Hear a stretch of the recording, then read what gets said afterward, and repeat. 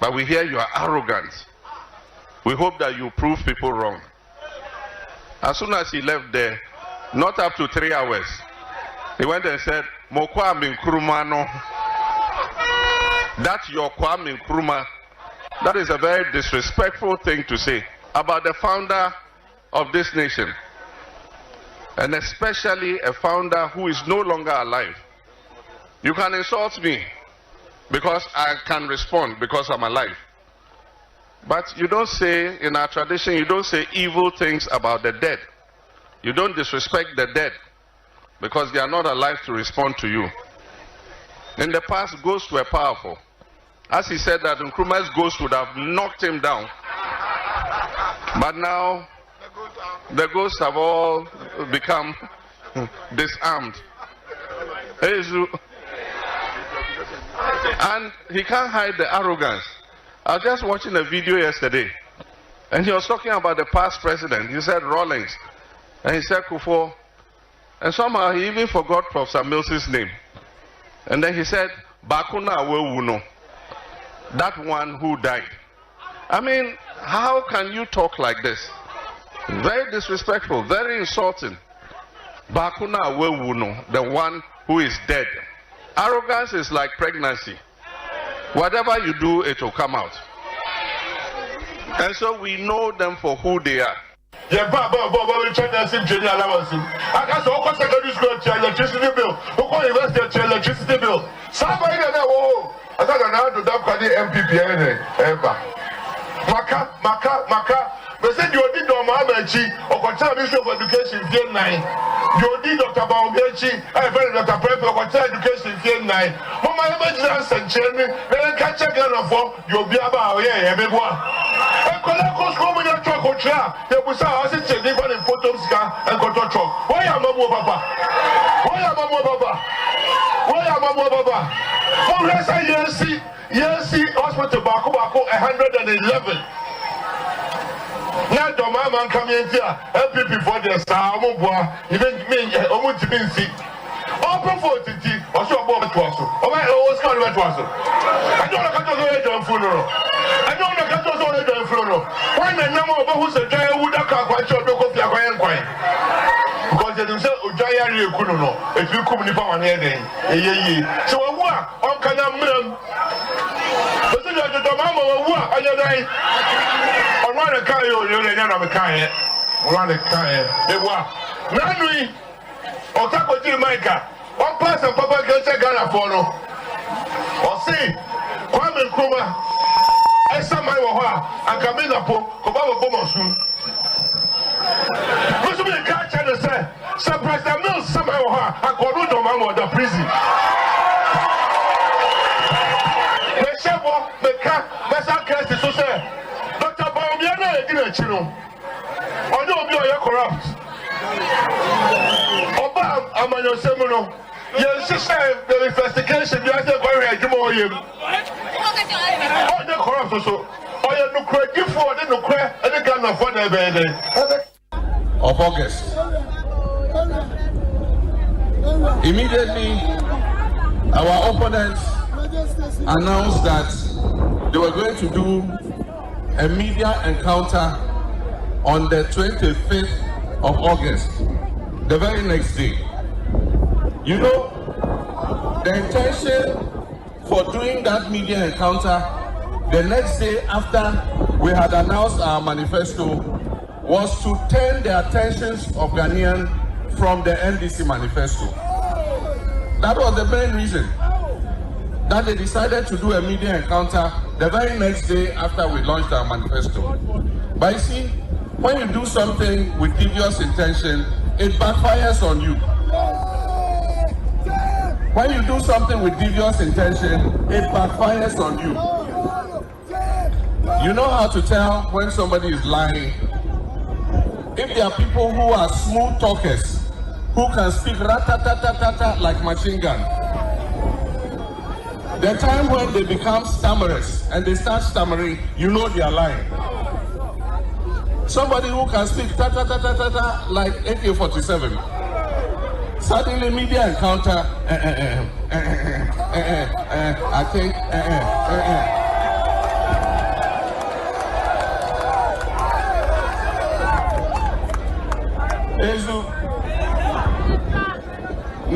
Moniji, money here is etolele yawo. Ezu, the person started stammering, and you can't tell the head or tail. The fundamentals are weak, and then he went logoligi. Ezu. And so you must do things with truthful intention. And the basic principle of leadership is truth and honesty. If you want to be a good leader, you must be truthful and honest to your people. I am looking forward to a debate with John Mahama on the economy, on the country, on the governance. But I'm afraid that he's running away from a debate, isn't it? His people say he doesn't want to debate, but he doesn't want to debate because he knows I'll expose the emptiness of his policies. He says he has a 24-hour economy that he cannot explain. It's as empty as an empty barrel.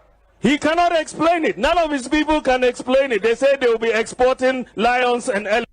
Aban penny phones so IB. Air chief of staff. The ministers in penny for be so about. And it's true. That's something wow. Ghana and Maya, the attitude of my HSA. Ghana Nibia before Kuna Kessianoa, which we found in Premier no. Now, Ubreswa, as he said.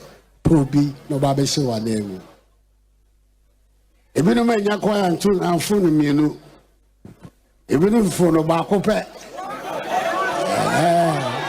na era so ye won ya ye prepare no na Yakobon shami ama me kwa efro mienu na bre no fie what you know e ba na wie ye JPP for Sukono, Akua yi the Oba Beshema name.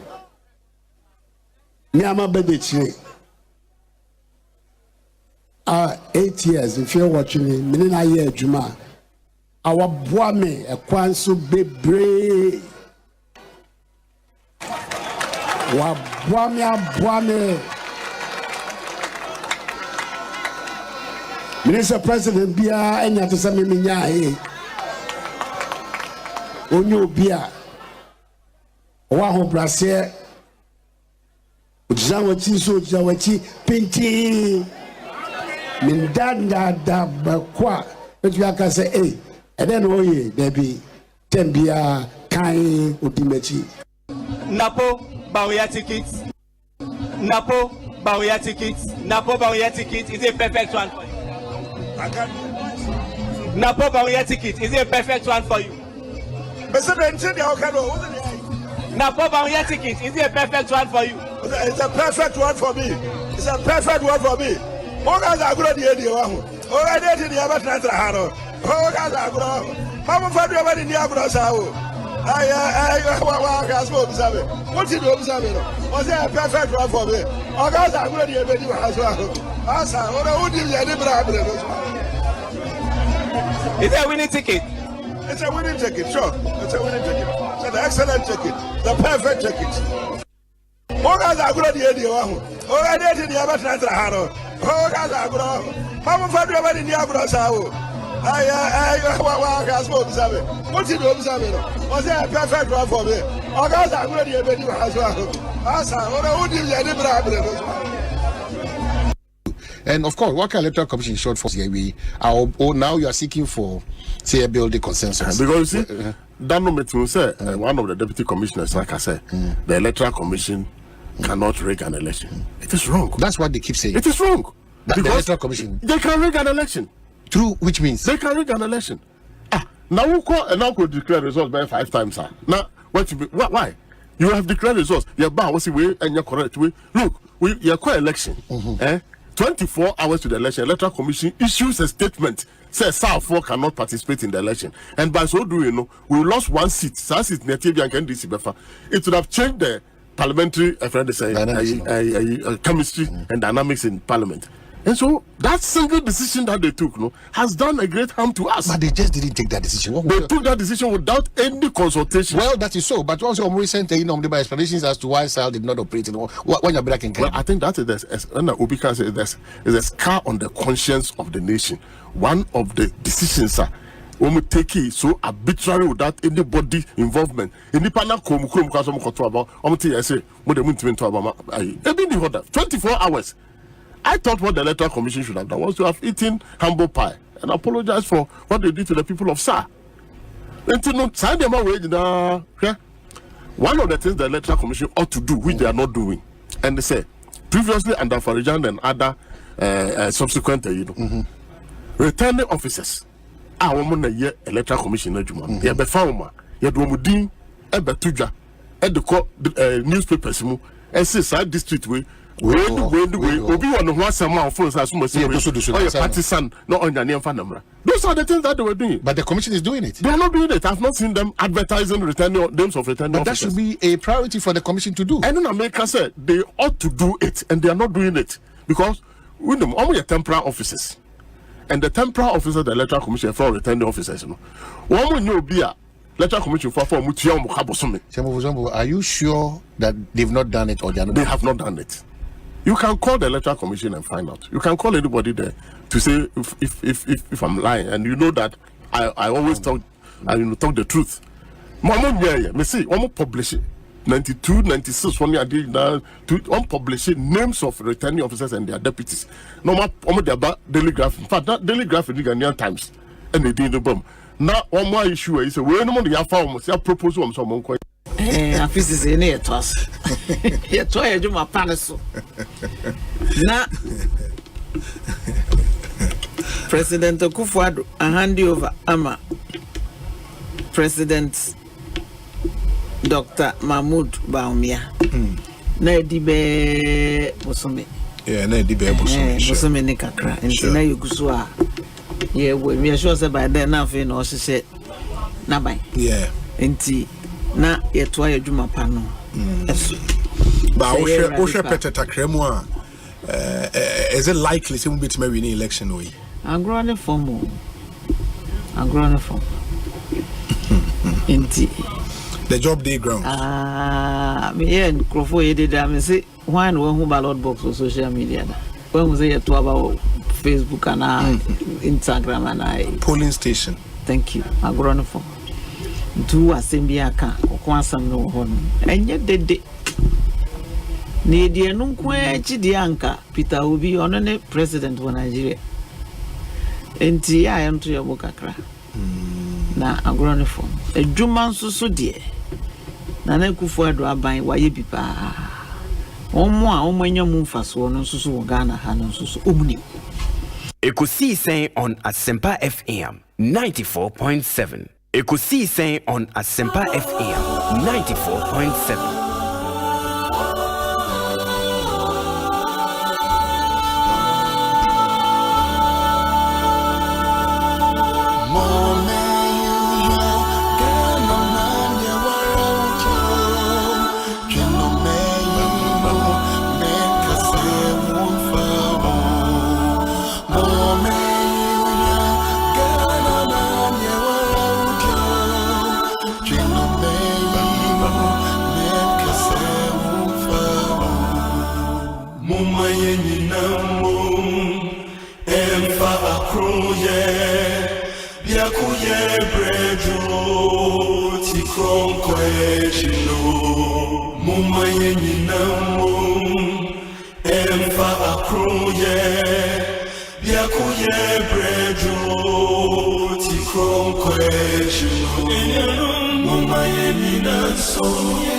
Ekosiisen On Asempa FM 94.7. Inti mumayeni naso obiane naso kana bitumpono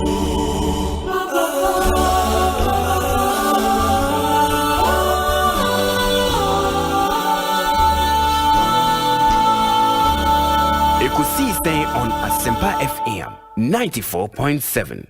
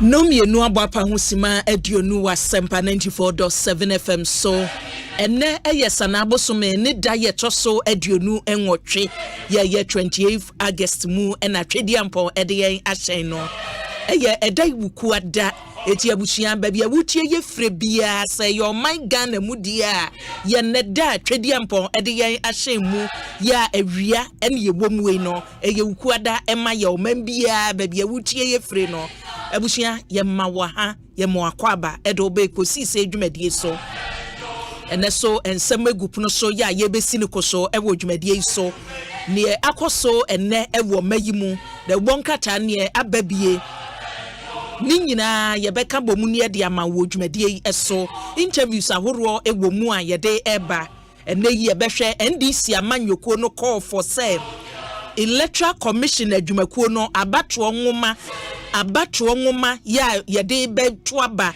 afimpinu ene aduonu na ya yebomwe no se wohwe nyenne ena NDC amanyoko no wo hyase ya boche se eniema bi enkoso yie eniema bi enne yie ewo abatro nwoma ya yede beto aba afimu NDC amanyoko nie omode atwodwa ne sa fe kura de ebeya forensic audit ne yenye yenhyedanye forensic audit na se parliament entu aginatukuo bi no wanya nhwehwemu na yenhu se abato no aye beto no abato nwoma register na yede beto aba no eye korogen yede to aba no yeyie because chesa allegations e ba de doso NDC amanyoko ni chesa okofra mantam kura no a wonu organizer kura ni dinim ena ade no so to nkyenya bra na nke wo se ye de register no emma omo NDC amanyoko na nsana exhibition no kura ekoso no ahyase na wonu matumi de wani ade akira hwe bi no bra na nke wo se ye de mabo yamfa mabo chese kwa adu a wo bode doso na se no be ye adwuma se enya adwuma no abusia enne sansem no ye bekom ewe Ekosiise adwumadie so ensio to wonkran ewiemu na nse won se ne weda no asia ye wonkran sei wa hwe ye abeka se eja abrochire ene yewe omo wa abrochire kura se huhura ba wo ba ade awono ni nsuo no ewomu ana eja agumba wokọ ba bi te se the northern region ene wo ba bunu efemu kakra kwosoro kakra no this year mabob na fa ensuo mo chese anto ne brebra na wo se ensuo to no ensuo antumi anto e wo ho no mo enti anhwe ye be ma kompa kombra ne ene be yi ni ti e wo mayi mu ene soafo ye ohwe mayi ekua yonsem so wode nani akire mu chese mpadimfo na mu a kwanye betumi afa so se ye dika bokokose ya hwe wie mu sakraye no na ye hu se anhwe ye a ekom betumi asibo mayi mu a preparations ben ene wo se ye Ministry of Agric mpadimfo enhyehyɛ ya wo mu de agu akwanmu no abusuande edapono so a ye behwe ewo Ekosiise dwumadie eso se ye kase ye pese nuane etena omayi mu a the proper decision anasa ne ye betumi aye ne se ye bekase o ene ye mfa buro emfiri wo mayi mu nkwa me no ne ye part of the solution anasa no ne the solution to say ye di besia no se kom emma omayi mu ye meka se poultry farmers wo nya buro Ghana ye nya buro ye ho akere yen enhyehyɛ ebe na mpanimfo eye NDC MPP amanyoko no so nim se campaign no mo na mu dendenden ye ne nda bi e bobi mawutie wo mo efre chese debate dendenden wo bi so wonye debate chese ya yire no a wo si debate no wonye NDC amanyoko no ene MPP se ja omu gina platform so a omu opening remarks na ye say debate no bra me enye NDC for so omu nye debate da bia mo so mo call for debate abusia NDC MPP campaign omu na mu dendendendende they say brenu a akanisha eti multimedia adwumakwe ye say eda fiada 100 days aka na yede ko abatro no emu no eniema yede group no so 100 days o asene mada 4 years no ye to about 2020 mu wie ye asena 4 years no emada 4 years no ye didi mu a ye si 2024 yisu mu na chese omu a ebe kwa akoyi mpanimfo ebedi amanyoku anim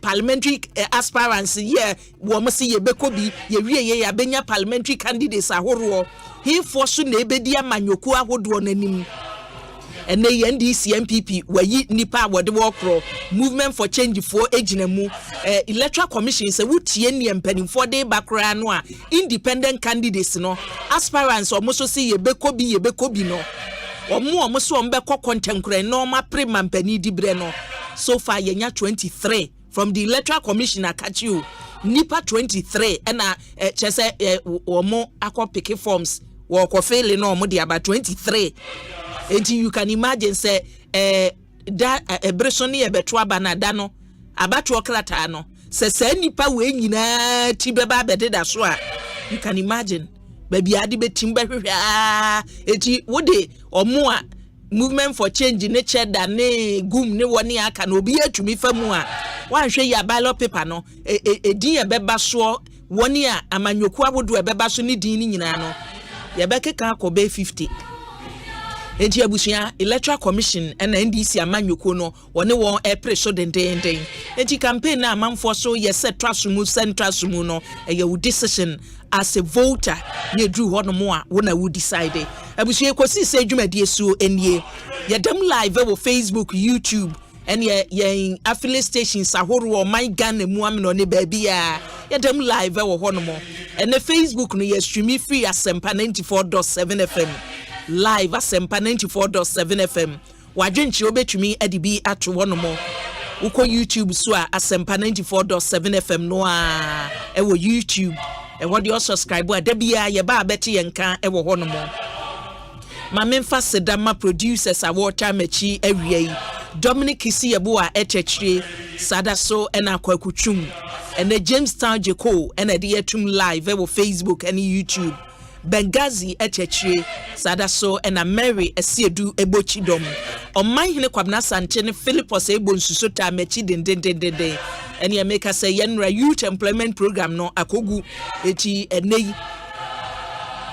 kakran obedu ebusia mi din e de akua Boakyewaa Yiadom ofra mi ABY a mejo so ye de asedama enwuma ebo ye chidom ene so ye beko CDD mpanimfo akache CDD mpanimfo nhwehwemu a waye wonim se ye wo mpesa woduo bi wo magimo ye wo mansin ahodo bi e wo mayimu a ye tu nsase mu sade e wo honomo ye mining no wo honomo na mining no ye wie a emfaso ben e na efiri mu eba masa districts ahoro no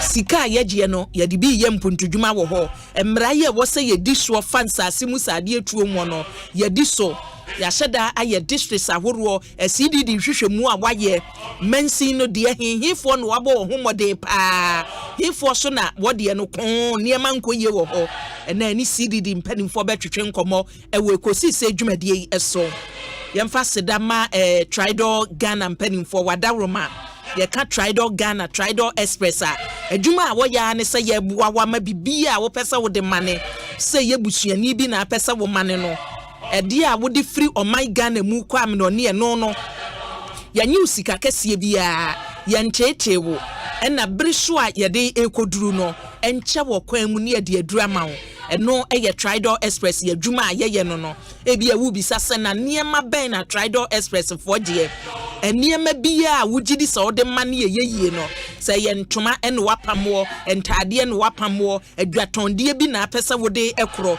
because etoda bi mu ho no mo packaging no wo de kɔ wo de mabusuani bi a operate African market wo amnone a eniema no ye betumi de akɔ ama wo ena se ye busuani bi so niema aduane kakra ene wa packaging na apesa wo de kɔ a un Tridor Express a ebo ne da fam ena briso a ye di du no maka ache wo no eye 3 to 5 working days 3 to 5 working days near the drama wo ya de niema no kwa asembia ni ho ye nkonko yera no metomra de bia emma wo Ghana ha wutumi de bi mane yen wo say ye USA amno ne ba bia wo bia wo pese wo mane ye so no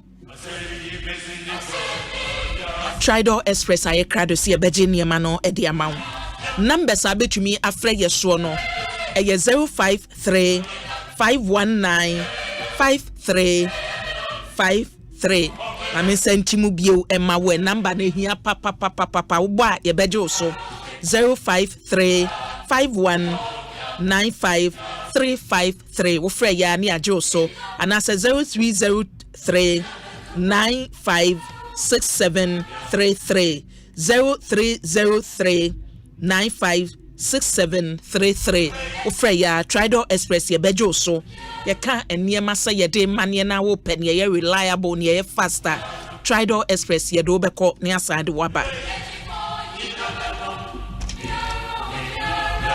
My life insurance adawroma enensi achiba ye wo man Ghana mu no se ye ka my way insurance a ekwan da ho no mo se wo a wo wadwe so be ye nsi achiba wo ye dwadini wo ye carpenter ni adwuma bia wo ye ya wo pese wo ye insurance no abushia ye frefre wo se nye my way akase no way my way insurance na se ba ya die mu wo yare da ho mu na se wo hia mo a abushia ti ma 16,000 and over 16,000 Ghana cedis asem na making ye de be ma wa mo apomuden no watumi adi ahwe ye insurance a wo ho kire wo a afei na chese ye be dada wo a ye ntumi emwa wo senye my way akase no way my way insurance gina ne na so se ye boa ama eba se wo ye nsi achi ba ye be boa wo da achi a yen ene agina mu yen ena Ghana for age ya tumu se senye my way a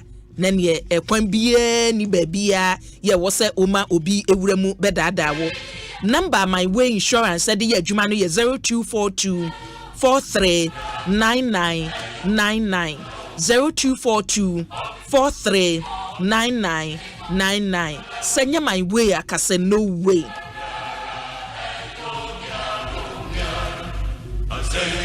ye ka door masters a enye ne asem door masters adwuma wa ya somo man Ghana enye na asem efri tete ena ye ka epono pa se Ghana ha sei wo topono wasi dan awie wo se wo se misisi pono wo dan no ano se ye door pa na wuhia wodin ene wo honam se ye ka door masters a apono nyina no apono nyina se wuhia door pa de door masters na eboa wo na won dosa wode abadwa so no apono a wode abadwa so no wo munko na Ghana ha sei wo door a ye se bulletproof bulletproof o say ye tutuo kura e na afemu a entumi mfem bulletproof doors e door masters na dey aba na bushia ya hyase promotion ni gina mu den door masters promotion ni gina mu den promotion na enne hyehye so no your friend buy one get one free woto ade no wage ade to ade na jade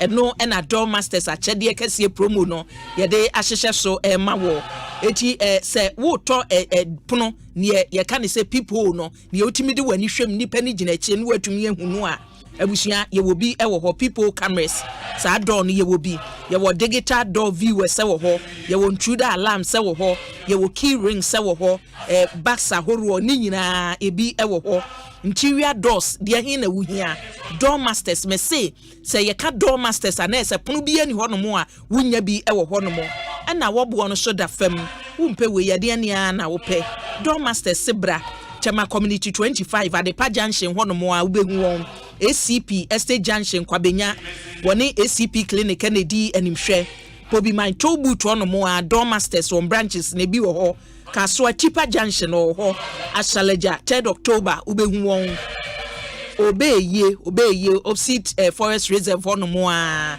door masters enie nsawam asafoje ubehu wachi kwan wo ho sada so na nsawam overhead ho no ma Kumasi station ho Suhum Fianko Oba Islamic Girls Senior High ho Kumasi ahinsan opposite China Mall ho so door masters wo ho number wo frɛ wo so no so ye 054 2754 222 054 2745 and that's 050 58 92 268 ofre ya door master sebejo so na apono bi ya wuhia no emu nkomotwetwe afa ni wasi dan na wi a kona kwajo de Ekoban Ghana nkoa ni sika korabia enne Ghana ha esa aseboda wo ho na wote brase onmunim esebre aye wo muani eti ene wodi emergency number ba nka emergency number de o mayu beti ayesu na fire service na police na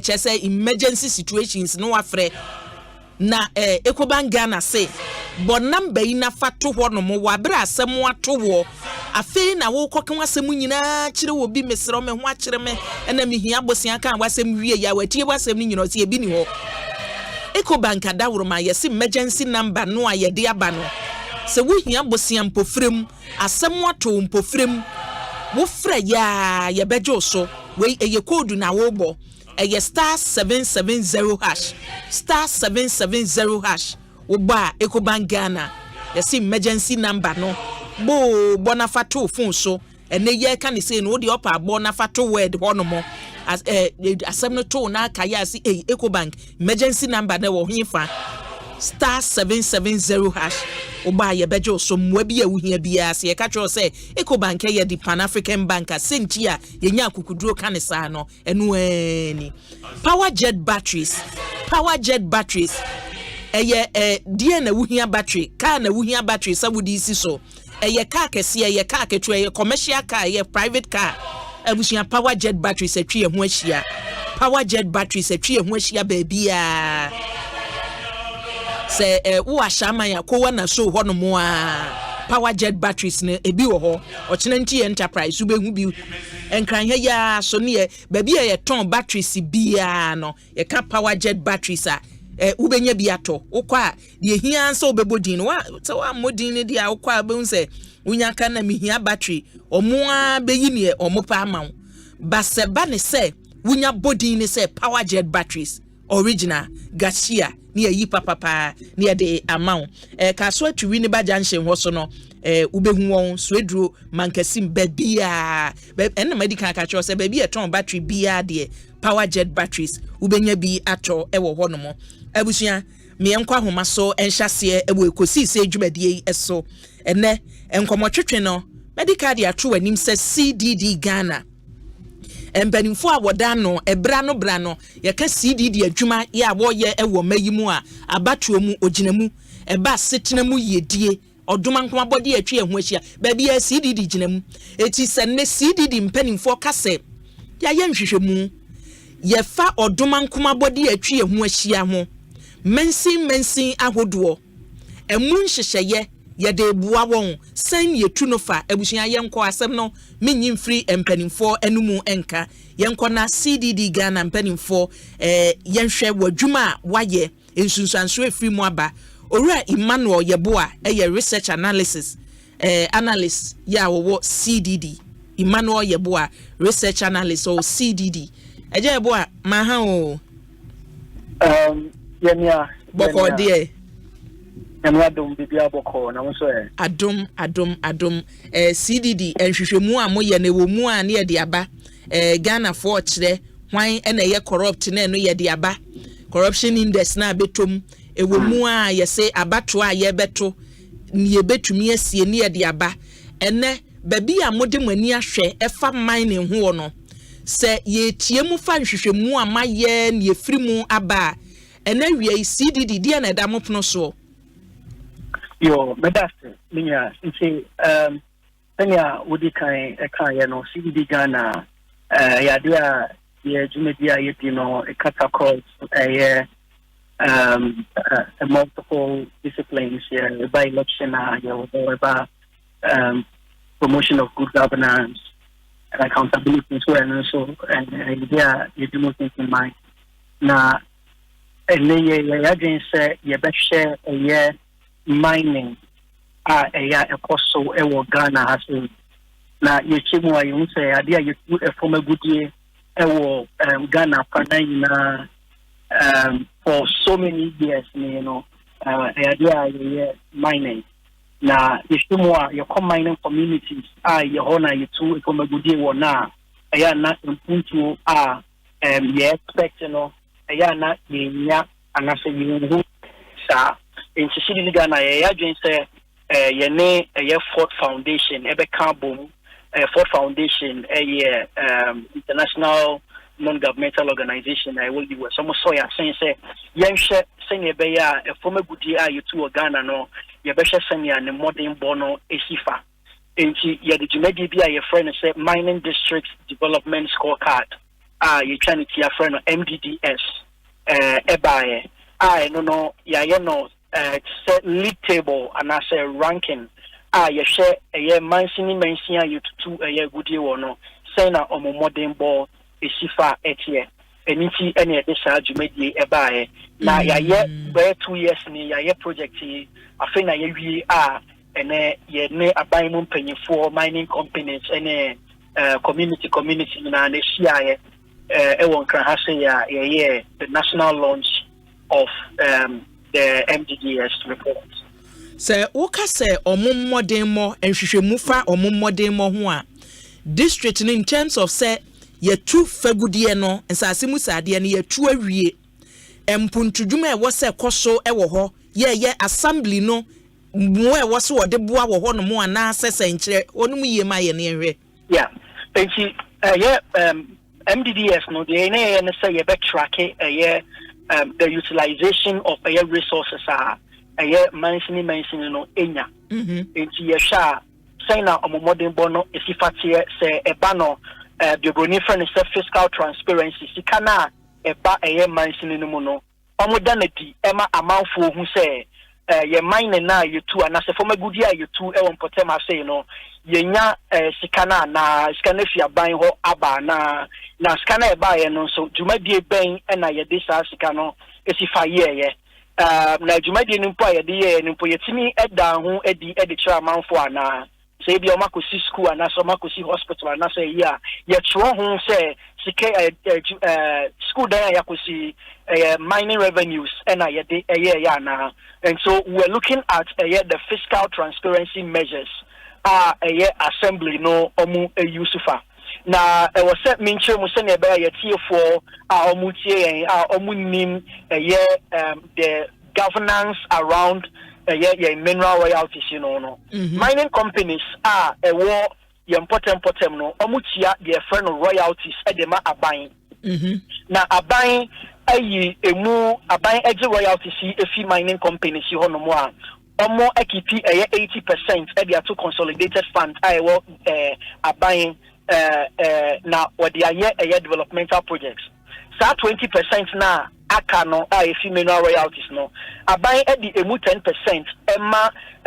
jumeko ye friend no say MDF and as a Minerals Development Fund Secretariat na secretariat no edi sikani bi edi ama communities no dey from say local management committees no aban asset up important yetu egudie wo ebiemo so sa 10% na aka no MDS secretariat edi sa 10% no emma administrator of stool lands na stool lands edi sa 10% na aba no ode emuchefani bi ama ahemfo ebi so eko district assemblies no eho enti de na ne say ye behwe sika na eko assembly no any sika na eko local management committee aban asset up ne say na omujumedie efa sika na aba ye bo hu de ro atra amanfo ene say sika na kasa de ye no no anana ye hwe na efficiency and as a utilization of mineral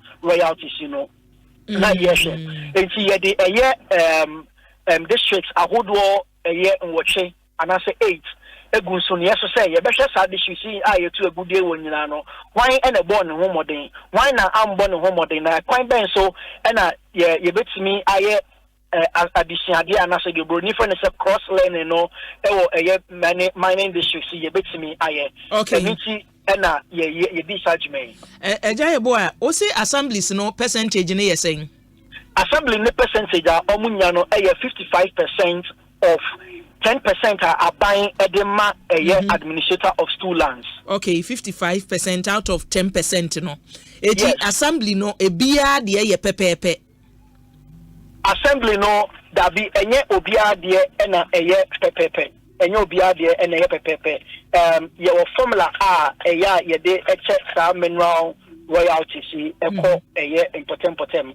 Na ushemu a ye hu se enye obia de na ye pepepe de momu but assemblies no sika na so omunya no ade a obia enya ni sika ade a obia enya ni sika senya etie enti sanya wo kan formula no a ye de eche no because say it depends on say ha no e bi afagudie dodo a ye tuaye ye tu no honomo royalties no ne ye tuaye ene ye hwe ho de percentage no akọ anase because who say mo ye table yi no sa league table ya mode aba machire we ye the first we ya to so say we ya koni say etie bia obi sika wonya ye dɔɔso obetimi dia ye bibi ya chen district bia enu nti na mpese mi hu say dia so ne yegina ka say we ne mu benyani afo ne mu benyani enti sa message mu a sika na ye royalties a mining companies no etia edeko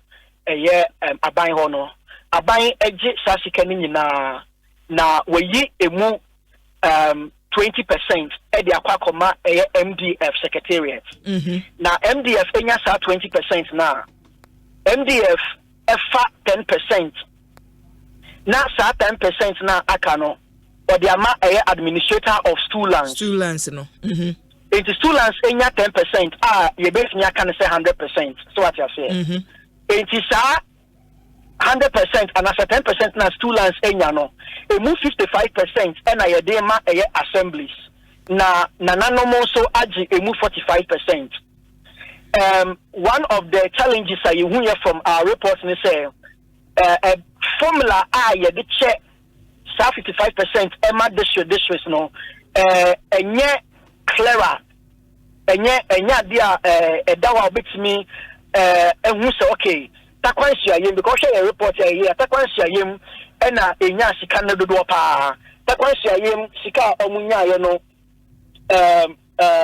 sorry a certificate north ena enya sika na dodo pa a certificate north enya sika no 5.9 million in the year 2020 ye fast data omunya sika no 5.9 million takwansia yem ena to so mienu omunya sika no 4.9 million in the social more a certificate north enya sika no dodo chain yet yem but the nana ye say bia na because of the concession and I say former goodie and I say baby you two a goodie one no district omunya royalties ni be and I say omwa omasase no omo concession me who say make no you but omo meba omo a yemfa ne say ensase mu sade a yetuo no say ye gold a ye tu dodo wo ho no mo ye betumi aka ne sa yes okay because Oshek Ghana high say baby ye two gold ne dodo pa no eye specific north Kenya say na eye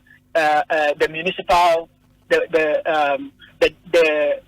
district capital right just a Newmont to the no Newmont okay okay you really saying assemblies ahoro no unse ye ka assemblies a ye wo mayimu a enye baabi a na ye tu sansase mu sade ni bi wo ho no mo eti districts dodo sen ene ya identify say hey ene ye tu no a ye timi yes a table no ehye ye rank ye say ha na di kan ha na to so say district dodo sen na mu use ye enti o she Ghana ha say ya baabi a ye tu former goodia any omo yetia royalties ema omo ne ye hwe no omo districts a yetia royalties ema omo na ye hwe mo ye 21 districts a yetia royalties ema omo na ye project you know ye the Boniface say piloting ya dia ye dia ba foforo enti no ne ye hwe ye for districts makomako 8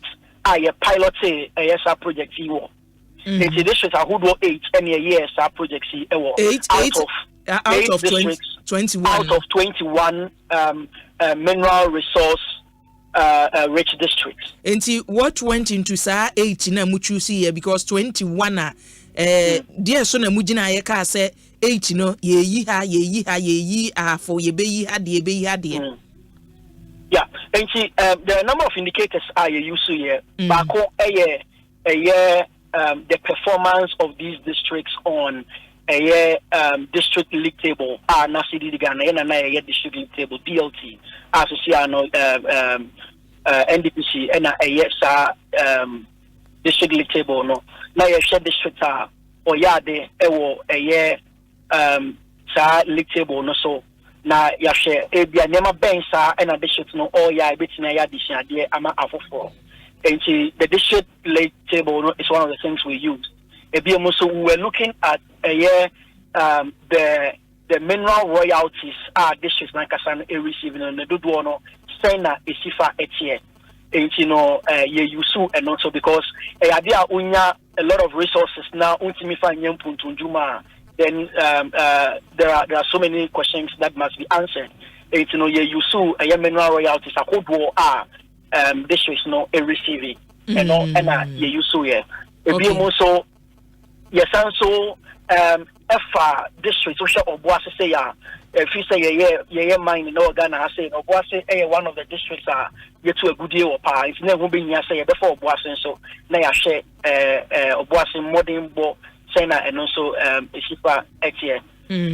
These are some of the parameters you use here. Okay, into you bet me I can say Moshe mensia hodo a omusika foto yedi sika dodo ma won like munya sika enti die na sika no yetumi ede yeboa mo mo na muyi mu 8 ede yes a enhwehwe mu exactly okay enti yenhwe districts no 8 districts no ye hefa ne hefa enti 8 districts no ye watakwa nhyiayem western region ye wo if in north ye wo Pristia Bunibali ye wo very north ye wo Upper Denchura west ye wo Obuasi municipal bibieni anya so bekwai Wasa East district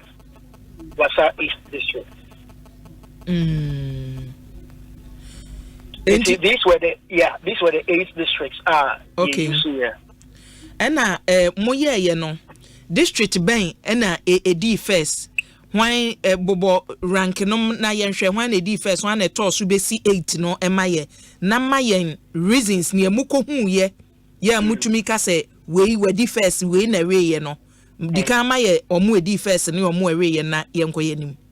Well, before you share omo ya de no there were 5 components you use at the ranking omo. Okay. Not you share one the friend say fiscal transparency. Districts na kasano kwan ben so na sika ne ba omoda na di editure amount for. And that was one of the components, and I said indicators I used to at the rank district. So yes, also share no citizen participation. Kasi kaneba a quite ben so and a faso na ye de engage amount for our what they should know. Kasi kanaba and yama ben sa and I was a yenfa sikano enye. And say the district's ability to engage its citizens. So yes, I share a local management committee effectiveness. Sanya midika eche mono a buying asset up what we call local management committees or districts. And so Takwa Insiayemwa, we are not assessing Takwa Insiayem Municipal Assembly alone. We are also assessing another stakeholder that receives the revenue, which is the local management committee. And see, almost only a local management committee are almost what they should do, sign now, almost utilization or mineral royalties, no Esipa. Yes, yes, and ABM, yes, also a share a MDF utilization efficiency.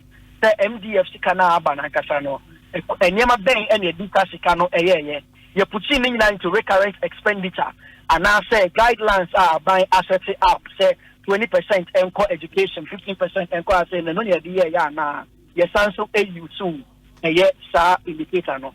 It's you say on average, a year national scores was around 38% on average. Your OD kind Litable Durham North District. North District. No crown or the 42.4% and a DD kind. 42.4%. The also a Takwan or the 41.9% and the doctor told me, Now, I say only Oba Akua school now, Obana Basse, Mama, the year exams, no men and decline. Now, Oche, the scores, no, a year 42%, and a climate, the decline our class. And Menyasho say, idea when Ibeji and the model. Yeah, 1 year, dear crowd from our analysis, was Christian Univali, and or the 33%. And this also and now, o shall see a casa so no car say in terms of or more, Yebeka saw musica non ke draw so no, a have for what dear no, and no district ben a boy. Yeah, I have for no a certificate no, a certificate North District. Yeah, also 7. Now, and no, and young one kakra because or more musica draw so no. Ye nhuni omodu omusika no ye hu physical development and I say ene ma bi ebeka so sika no dros nti yetimi dia ye we ho no the symptom be na mu ye challenges be na mu hu wo ho no mo de nti omusika dros no omuntimi ma animu because 7 de na omu wa chiro yeah nti ene ma ahodo bi mo ha no mo ye hu ye from a year particularly districts are anya there one a year challenges with regards to the fiscal transparency mechanism. Saying that we can share mono near share district no sikane ba ye bomu de ru extra amount for now. Na ye hu so enye adia economy sikane ba ye bomu de ru enfantre ye amount for. Assembly no ewo eye ne processes our did that edi or did that sikano edi amount for. Ebine eye town hall meetings aya omo ye budget resolutions are more no budget planning nina near ma ye omutimi edema enkofo ehu eye de omo eye anasika omonya ba assembly ho but the hu ye ne say oche enkata femu a eye assembly no anase documentary sources of data ye use ye na assembly no eye ade assembly no ebo ne homoden say wetimi adaskana di and sekaneba or engage citizens or the year project we say or the year say amount for how impactful and how relevant these projects are. O check kata femu a ni na assembly no extra. In fact, all the 8 districts ni na say omo yade. Then so o be share a year oko form now ne amount for ekodim komo say assembly ni say na waye na no kra na no utemu a say enya dia na eko enim. assembly ni so wa yes e wo krata fa mu die but do from now name man for ekodi nkomo a who say omoto chima enti these are some of the gaps you amma assembly no enti me ammo omhomode na eniema no mo ankasa so mokọ e mantimi amfa mo ani ehu bi because apart from say mo bekọ akobisa nipa no e wo ho no say assembly ne se o mayewe ni megidi sa niema ni bi wo ho no ma say school dan a mokọ a mo betimi ehu say school dan ni esi ho no mo na ebi a ye ntwe ho sa niema mpani dada adwene je kunkofo abre so ye si hipik dan ni atwere ho hipik project na wahu say we ye hipik dan ni we ye ebi ye identify ye mo amokọ ye so no mo hu say yesisi adan ya ye bibia ubetumi ehu se wei wo ha project wei wo ha eye sika no ne ede aye bi ni mu bibisa that is one of the major challenges ye wo anase ye hu ye ewo assemblies no okwa ometi na cho say diskana ye school adan ye diskana ye hospital ye diskana ye say but okwa eye you know who unhu eye ye omo aye certificate school down we know labeling no you can't find a correct labeling of some of these projects assembly hall and see amount for say the ticket na say royalties they abano say we say and that's one of the major challenges but only assembly for no edim komo they are able to tell you so this school down this market centers any other but obeko baby almost so much school down and say na school down can you see on more be anyone more extra set sasikeya mineral royalties and they ye na documentation so ye ni bibia wo ho no mo say bi assembly no because ye nim say assembly no wo the district assembly common fund wo ho no mo a eno so mo de esakro mo wo mpuntuduma wo do mo de ye omo ye wie a megidi sese blog ba ko no mo to cement en wo mo to a receipts ni bibi e wo ho ne ba bi a ye yi sika na free no ye betumi anya adanse bi e de a kire no so na bi ni wo yeah and see what assembly no sika omunya enokre omunya the should assembly common fund as one of their revenue receipts of course some more IGF internally generated funds and almost also a mineral development fund and as soon as you can assemblies no any assembly say we Ghana na ena enya mineral royalties no omo amutu agudi wo the projects no was assessing the utilization of mineral revenues yang share the should assembly common fund na omunya na share mineral royalties a omunya no yeah but Mr. Ebuane na me pese me hu ne se se wo de ye kokra na dan ni si ho school dan si ho ebi a clinic bi si ho no mo na ye ntwere ho a adanse se ya document bibi se ye sika boi ene ye yi se ne ye de ye so no mo enye no anya de a ye hu ye but the etie ne se okwa assembly for na kasa Electoral se dan ye ti ho yi mineral royalties ena ye de ye school dan ye si ho yi mineral royalties ena ye de ye but only amount for edin common say adan ya ye si in fact we cry enye nkofo a ye hu omo e wo krom kekeni ene o makasa da bi ye said that bisa nkofo a omo ye part of the assemblies processes assembly members omo ye part of the planning processes of the assembly ye ne presiding officers ye ne opinion leaders traditional authority edin komo but the tiene say nkofo timemufo na nkasa no enim say eniema we ya no mineral royalties any ye ye enti say mo ye musimo discano SC school dan mineral royalties ye the school dan and say ye hospital na amount for timemufo e wo kromo no omu nim say ye dan ye si hoyi mineral royalties any ye ya na omu betimi atere omu sa ache mu say ye mineral royalties no ye hu niam bia mo de ye nanso no na bia mo de si school mo de si hospital na so enam say yan tro hu say dan ya yesi anase infrastructure ya ye mineral royalties ya dia ye no certainly no enya dia citizens will rate you for efficiently using the mineral royalties because efficiency na ye can wasem no information sharing a major component of it Only cast went to school down, and that's why you say Abra Yentro who and I say and Kata Sambia anywho. And this is one of the major challenges in project identify. You say who identify problem now is part of the solution.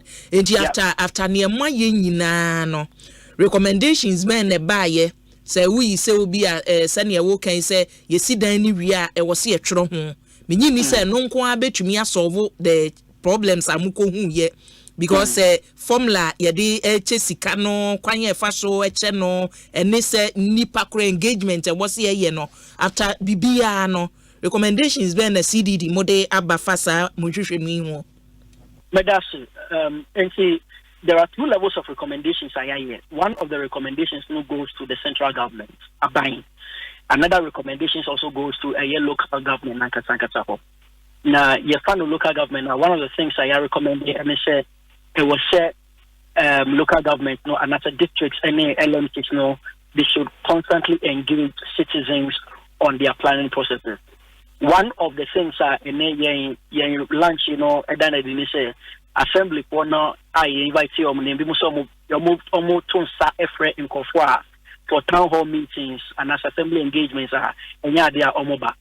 But oko important more ye what their friend of set information centers are a way important and no one of the things assembly no ebetimi ide adanadi actual amount for a nearma or more.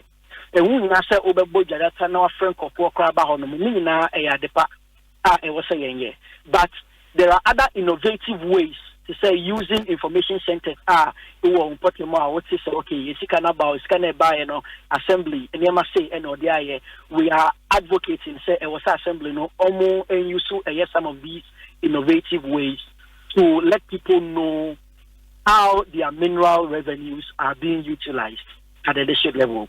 The BM also know share assembly for say omni local management committees no and kambom say ebeya omo projects am be well coordinated. Thing American can no LMT for no yesikani bi na assembly no so enya sikani bi. But in temp you know you say assembly for no kwa na ya de asodi no kobo but there is another LMC local management committee almost omo yesikani bi almost no ye best say sikane ba omo bo ehun de ru and say amount for Omoma amount for so any part. Semoka kwakusi school dying our community area. How relevant is the school dying na kwakusi no? E was say any amount for engaging you say. And yama say a kwakoye no. Idea a wuhia ye ntime mufo. Nyankwanko ye project and as dia a wuhia ama ye nkofo a ewo ye ntime ye communities no. Again, government, the central government levels and so on. One of the findings that you want from our project, you know, the shortfalls in mineral revenues. We say mineral revenues now, if you are buying ever call MDF, now MDF by this kind of administrator of school lands, and so this kind of assembly for no, any LMC for no. You say sky was all munyano ebedu on na eswate kra. One of the recommendations that you put out and say it was say abai share shortfalls and it's cuts in this mineral revenues dima kimemufo and as assembly no. One of the things again we recommended and say LMC sikana omunyana LMC committee na kasano it was omu use only 2% of Sikana aba omosem no omo their friend say administrative purposes. And to see about them who amount for yebebo data dia I invite amount for account yema you know. Meaning is just about 2%. Memo revelation for some of the districts no in Sikana be 500,000 LMCs no in Sikana be 500,000. 2% of 500,000 no and there was a omu yusu and from what they wrote no most fine yes administrative duty see idea is into your best way say a buying ever 2% obey raise a year local management committees no ebetini yes or betini the ISR administrative duty see. Maybe the last thing that messing I can fahono a year legal framework ebe guide this sikana abano and I was say you sikana abano and our report say we need a year a legal framework to guide the utilization. Okay. LMC no guidelines are LMC no committee be yenfa asumesi and into committee no so but abia guidelines no enye ni say sikana aba nankasa no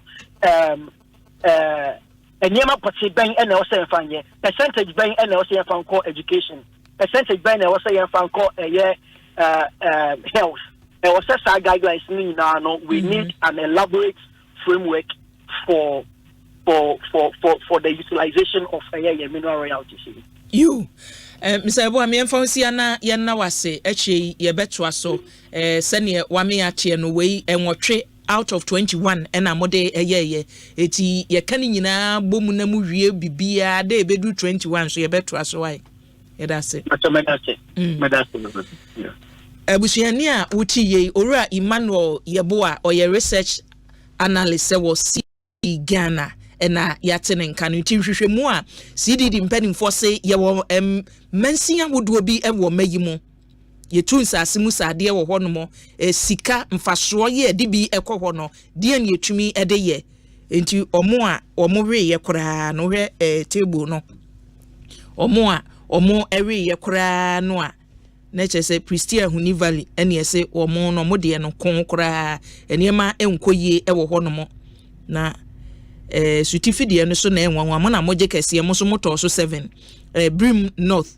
ena omo edi first nti abusua we Asem foforo ye bekom ebre papa emu yento aso na yenkoye nim ewe Ekosiise adwumadie so Asempa 94.7 FM ye sha asiemidi card to wanim se ene Electoral Commission penifo enwoma na wabie mu ato ho no mo se we ye Ghana ni e wo se wutumi kohwe sa abato nwoma no wudin ewom wudin womu a bibia ye krogen nyese wudin wom keke kwa bibia de dana kwam edu se ye beto aba na wonkogina wonom ye nyese o na nya midin na da bi oba din adane be medin ese obia nkonkohwe na ndisi amanyukuo no processor ekosue no omode ensem bi atudwa eni abato nwoma a ye de be ya adwuma afia abato no a ese days na aka no few days ni ekwa akoto aba no ebere no ese de aso a ne sa eti complaints ahoro bi ewo ho no mo a ebere bɛn na wɔsa wo ye no de na NDC amanyoko no eka ne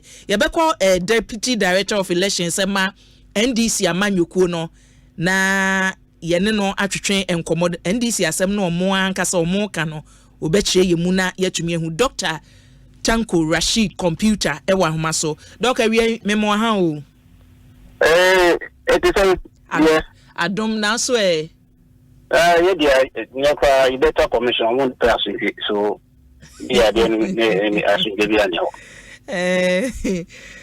previous conversations I mean no why nyina na say I complain there be me Dr. Rashid Bekasa na say complain wo ho deputy director mo na mo hwe abato so nti mo complaints bebrebe a maya no ya address bia de na ekoso time bia ye kasa na omonsi ye kasa dodo but we there a serious matter oh say register no the man Electoral Commission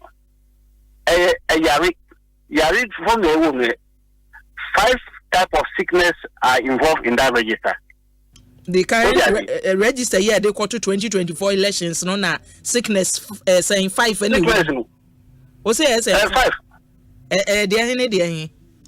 first one is omu nipa DPP ukita voter ID card kwa na odi ni ho. How come you voted 2020 who to about 2023 this assembly election? I see we there cause odi na won say odi ni ho. Then e ko so.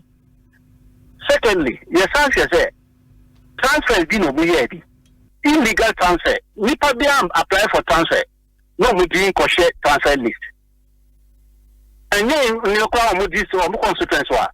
Omu transfer free omu constituency ko share different constituency. No for example, in Tamale Hono. Then we've seen that people who are qualified voters, know that they are dead, they are alive. No muko you mujin be pay for share exception list. Exception list no a list there containing dead people. Any nipa no mu challenge na challenge no upheld. Omudi exception list. So would you exception list there? Won't mean to about. How come you are now removing legal voters, people who are qualified, who are not challenged, and go and put their names in exception list? What do you think? When now a dosu, it cut across the whole country. And what Bonniema me and Sasso or more requested for maybe dog. Fourth one, fourth one should be woman. Fourth one near the fourth one. People who were challenged and the challenge were successful. Omudi are still in the main register. They refuse to remove them from that. Because when you are challenged and challenging is successful, you do no free register or share exception list. But how come they are still sitting in the main register? You mean the Electoral Commission refused to remove them? Then we have also seen that 2020 transfers no muyeno. Actually, transfers one almost no. They've added that one to the main 2020 transfers. No, Bruce. Why? Why are they trying to increase the numbers in the constituency? Dog transfer ne de no chiremu. Yeah, transfer 2020. And this year the no so ya de aka ho e wono chiremu kakra ma me. Wo pese o che saying. See when you transfer 2020 it goes straight and called SC register no. So that means that window is closed. So you need to go and clean that slate in your database. Now, I feel there. Now we don't have any new transfer. We are now starting a fresh transfer. So say yes, fresh transfer. NIPA says 500 no more transfer. But 2020, the same time, NIPA 500 is a transfer. This year they've added this year transfers plus the last year transfer. They could do 1,000 transfers. It's a wrong data, and you're correct. Moka the current transfer no mo ye no data o mo de ma mo no bo the 2020 de enum na mu hu say 2020 de na abeka ho. Yes sir. We've seen them plenty. That's why no na etua krata ma mo say omo ma en emptiness na you share register no. Apart from that, yes, as they say, there's a whole series of movement of people from one constituency to another. Without their knowledge. So to Aba, Asempa from Sewaka. Don't go show dear. Maybe December some call no more country or Saudi or Bolga is. Enti constituencies no say doc see cano broad they say constituencies we or my say ya. Mukita constituencies senya e honom no amanfo request for transfer ba ya transfer or more free baby or moto aba no constituencies saying e wo region ben. Yeah, it's across the 16 regions. Initially we thought it was limited to the northern regions. But this year, minimum 16 regions in a voter region or more data there. Yes, look, Bono is any Bono a dosu. Central region, South transferring people out of their policy without their knowledge. No money himself, not transfer. No money. Look, voter region, deputy regional secretary. Only need free register no kwa. Only need register no be. Or to about that from the early 90s now 2000 or so to about the last year assembly election or to about. I see we don't what is happening? Mejidi se nunti na mpanimfo ebie saa nwoma yi mu ato wo se obi ya nkwohwe wo awudin ni mu ebia wo so a chese niema ye nkoye se ye nchi ne ebie nwoma no mu ato wo se Ghanaian should go wo ye voter wo to abanko awudin wo abato nwoma no mu a kone ye ntumi nya saa corrections no enti omugu so ye ehu ne mahu ye ehu because anya nunti ne se obi ya nkonkwohwe se ne din wo mu ana ne din nim. Yeah, doc. Some of the issues are more than exhibition exercise matter. It borders on the integrity of the Electoral Commission. Why only the data no una okita data no? Put the data together. People have just registered. What the other is just put them together. Match the 2020, 2023, any 2024 limited register. Then you add them a mock-up. Simple and short. How come you have doing that one, Oko Yinipa from one constituency, or share different constituency. This one, what exhibition do you want to correct that? What exhibition? Because when they are, it borders on the integrity of the IT department of Electoral Commission or no. Because imagine you don't have time to go and read. I didn't even tell you the fifth one. Who will say the Omo was short code? Someone say Electoral Commission Omo was short code. Wait while you say short code to check. And yes, people have used Nipa Bebe Omo use short code now. Not a mom with different data from what is in the register itself.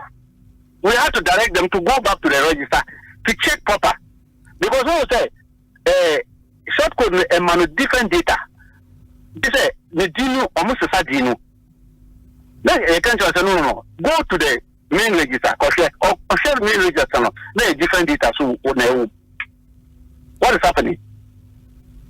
There's a short code, you know, or more use short code no na information you're wrong. But when you go to Babia, exhibition Lankasa exhibition, I won't say correct. You get the correct data. Okay. So if you rely on the short code, it will give you different information. It's better you go and check the register itself.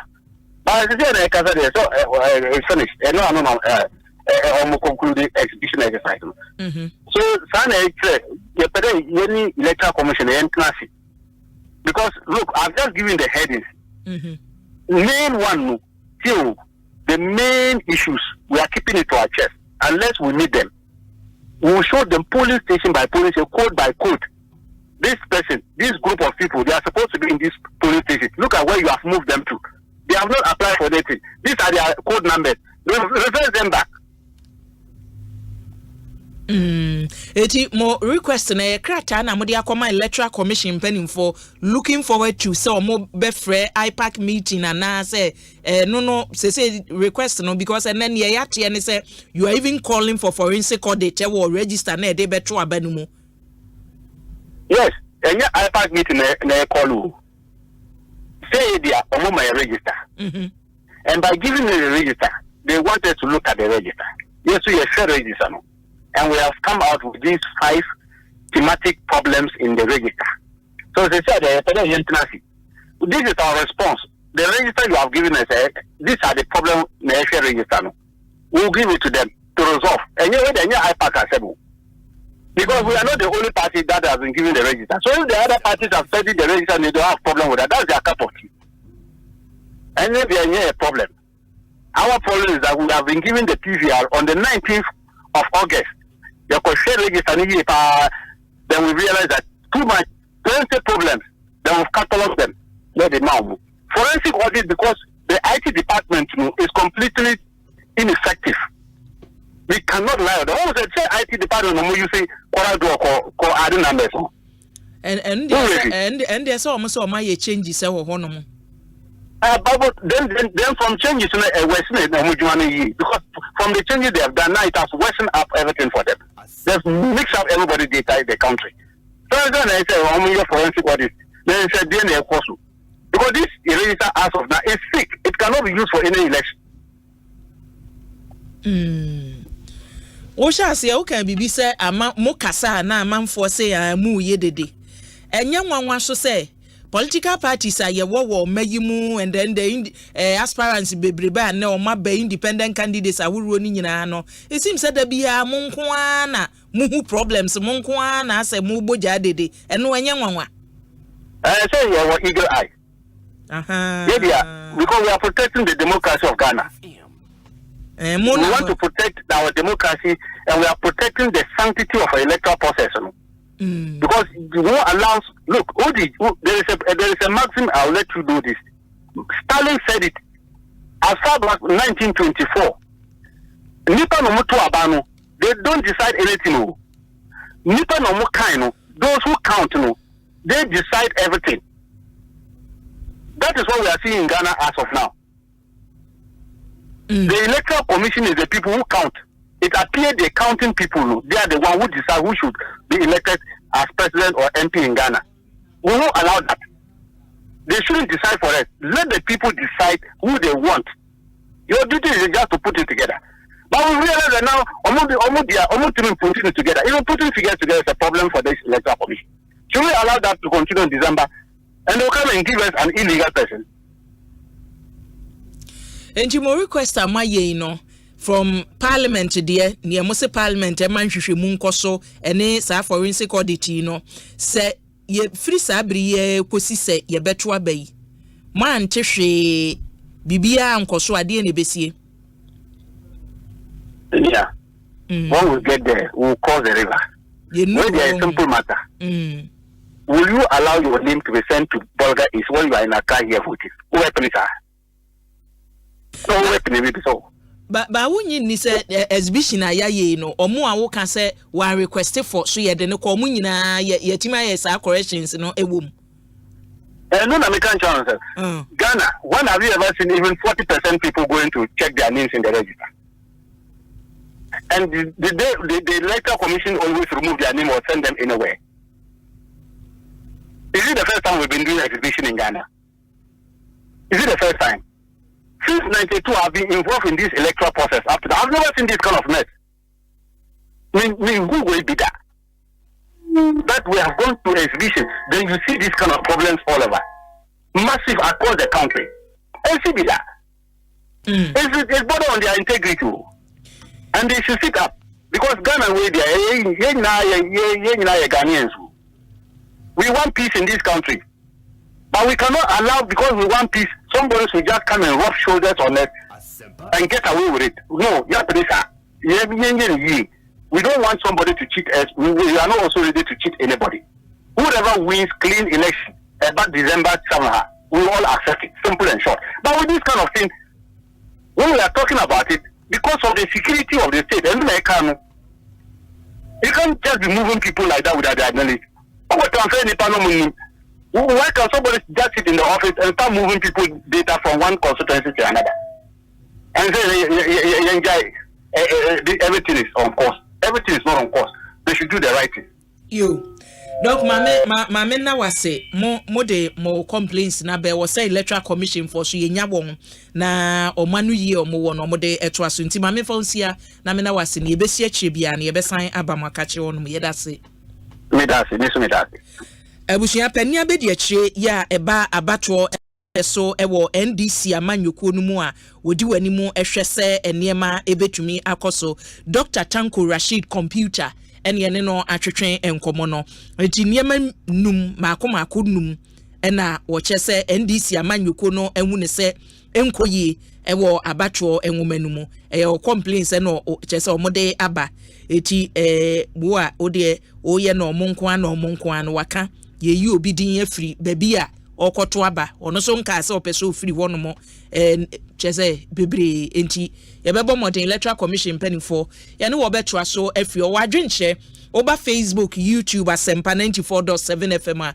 wodi bi eto ho a enche mekenkan bi amaw enche yebekenkan bi amaw electoral commission for so watena yebekọ ho no mo na yahwe ne ekoso na potato queen na dwenche yode aba wo say na yekase yebie nwoma mu ato ho no mo bia nko no nko hwe se ni din wo mu a ana ni din ni mu a yetumi ahwe asiesia enye mistake say ya na yede correct nti NDC forces saying potato queen de yode aba no hey for that bayo wo say ehwe NDC amanyoko no mo cha se ye complain say ya ade ba ko pe na di akire wo mu lusu a no eti wo mu lusu no ma sha se na ye wo mu complain about bibia ye be complain about bibia e be wi ase no ma we na elder Kwame Yeboa wo say agreement NDC fo ase wo niema bi hu chese da bia wo mo wo hawo mo a bibia wo mo wo hawo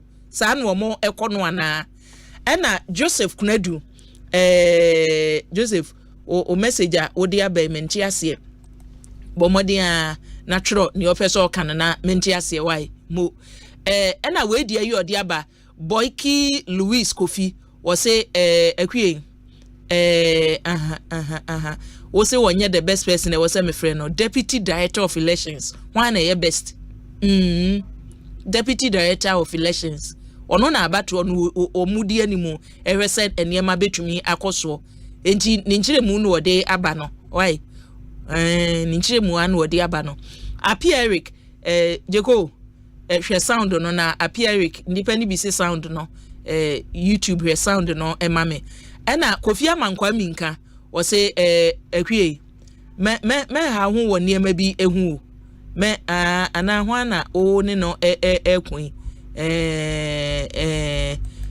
ni o se me kasa yi se kasa ntina mtea de mba se me kasa ya mfama ma na ye pese ye kan anu tumu ase ne nka imama me ye de mbetina ha ye kasa ntini ye de mba wai ha ho Emmanuel Nixon Shran de yode abose bi wai me hwe mu free tema na Greater Accra Regional Minister Honorable Daniel ni kwate titles Glover ene na woda Mr. Okasha ni se nyankopon onhira no na onye ne kese pa ba bia wo bia Honorable Greater Accra Regional Minister Honorable Daniel ni kwate titles Glover nyame onka ho onye okese papa ne kosi sen team ni nyina ye ma wafishia pa nyame ennom na oma kese yo no ebi emeka ho na Paul ko so de ya wode aba na Paul nyame adom me ho ye papa o message no na bi aka ase no ni nyina ebedu a ni nyina apia na ye de atwa so afi wono mo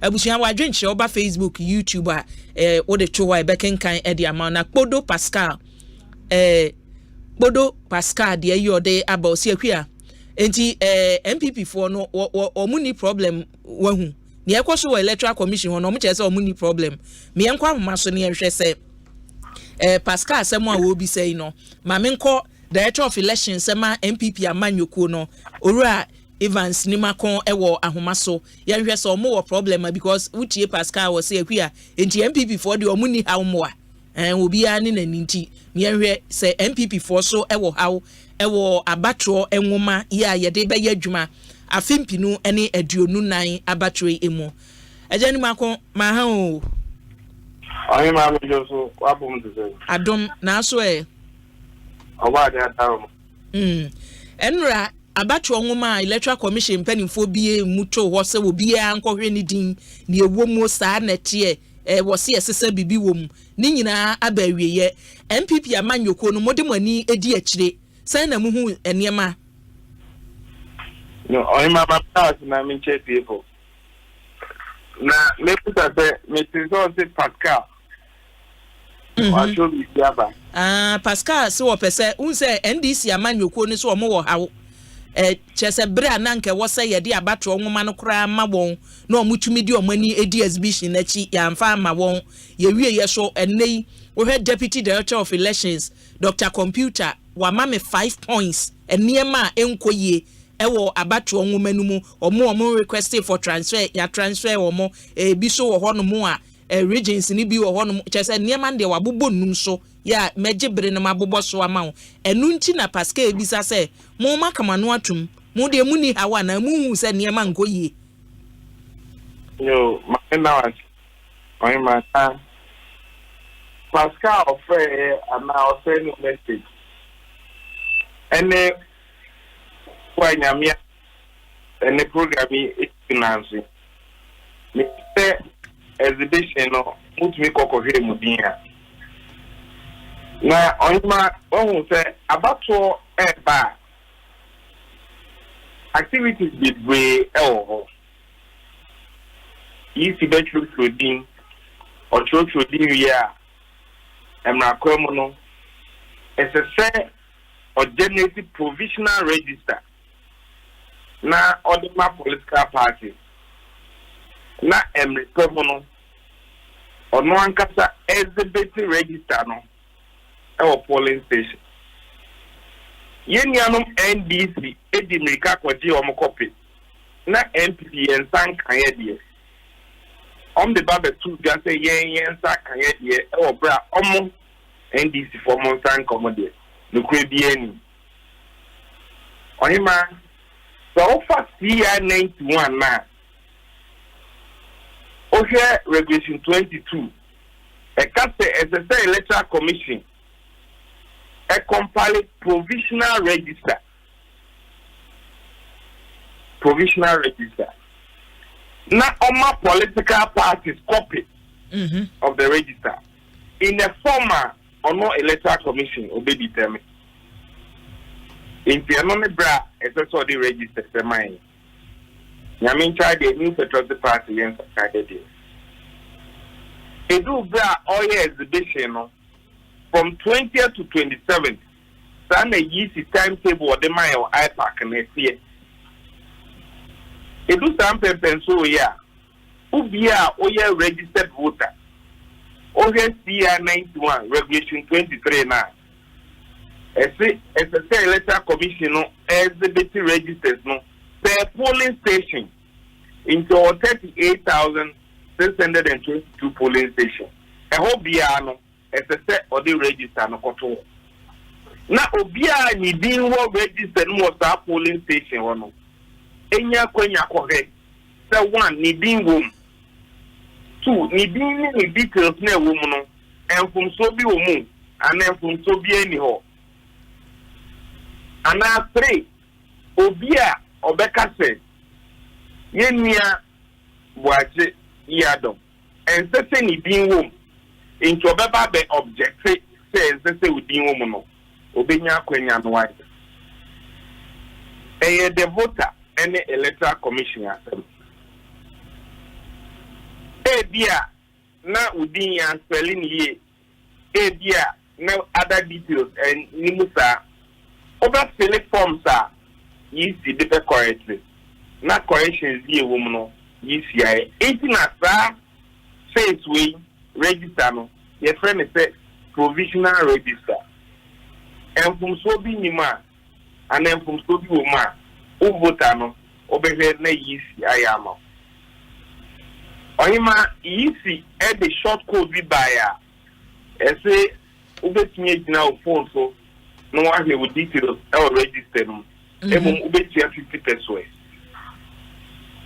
New patriotic party, the presidential candidate, the campaign office, the Omoye and say ye generate short code. Ubet media says with details are Omoka. That is new patriotic party.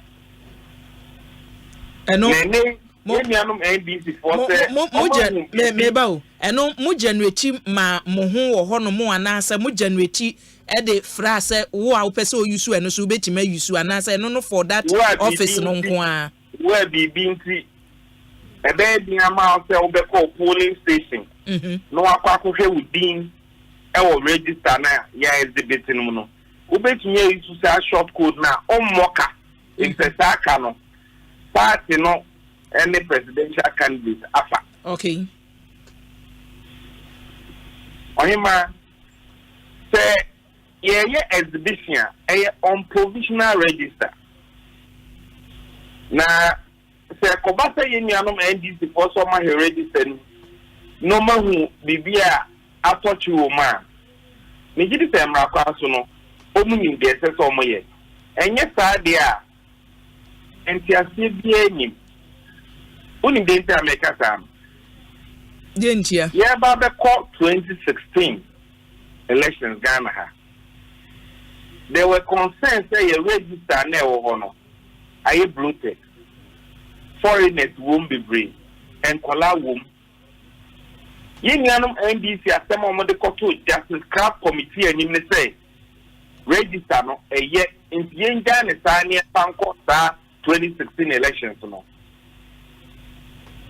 Can say nipa beye over 580,000 a woman and say womb. Name electoral commission and for council. Non-stakeholders and discuss it. Share the obligation cleaning the register. That was just a crafts committee. And this is for buying. Also register na yen Ghana. Yeah, but 2020 election.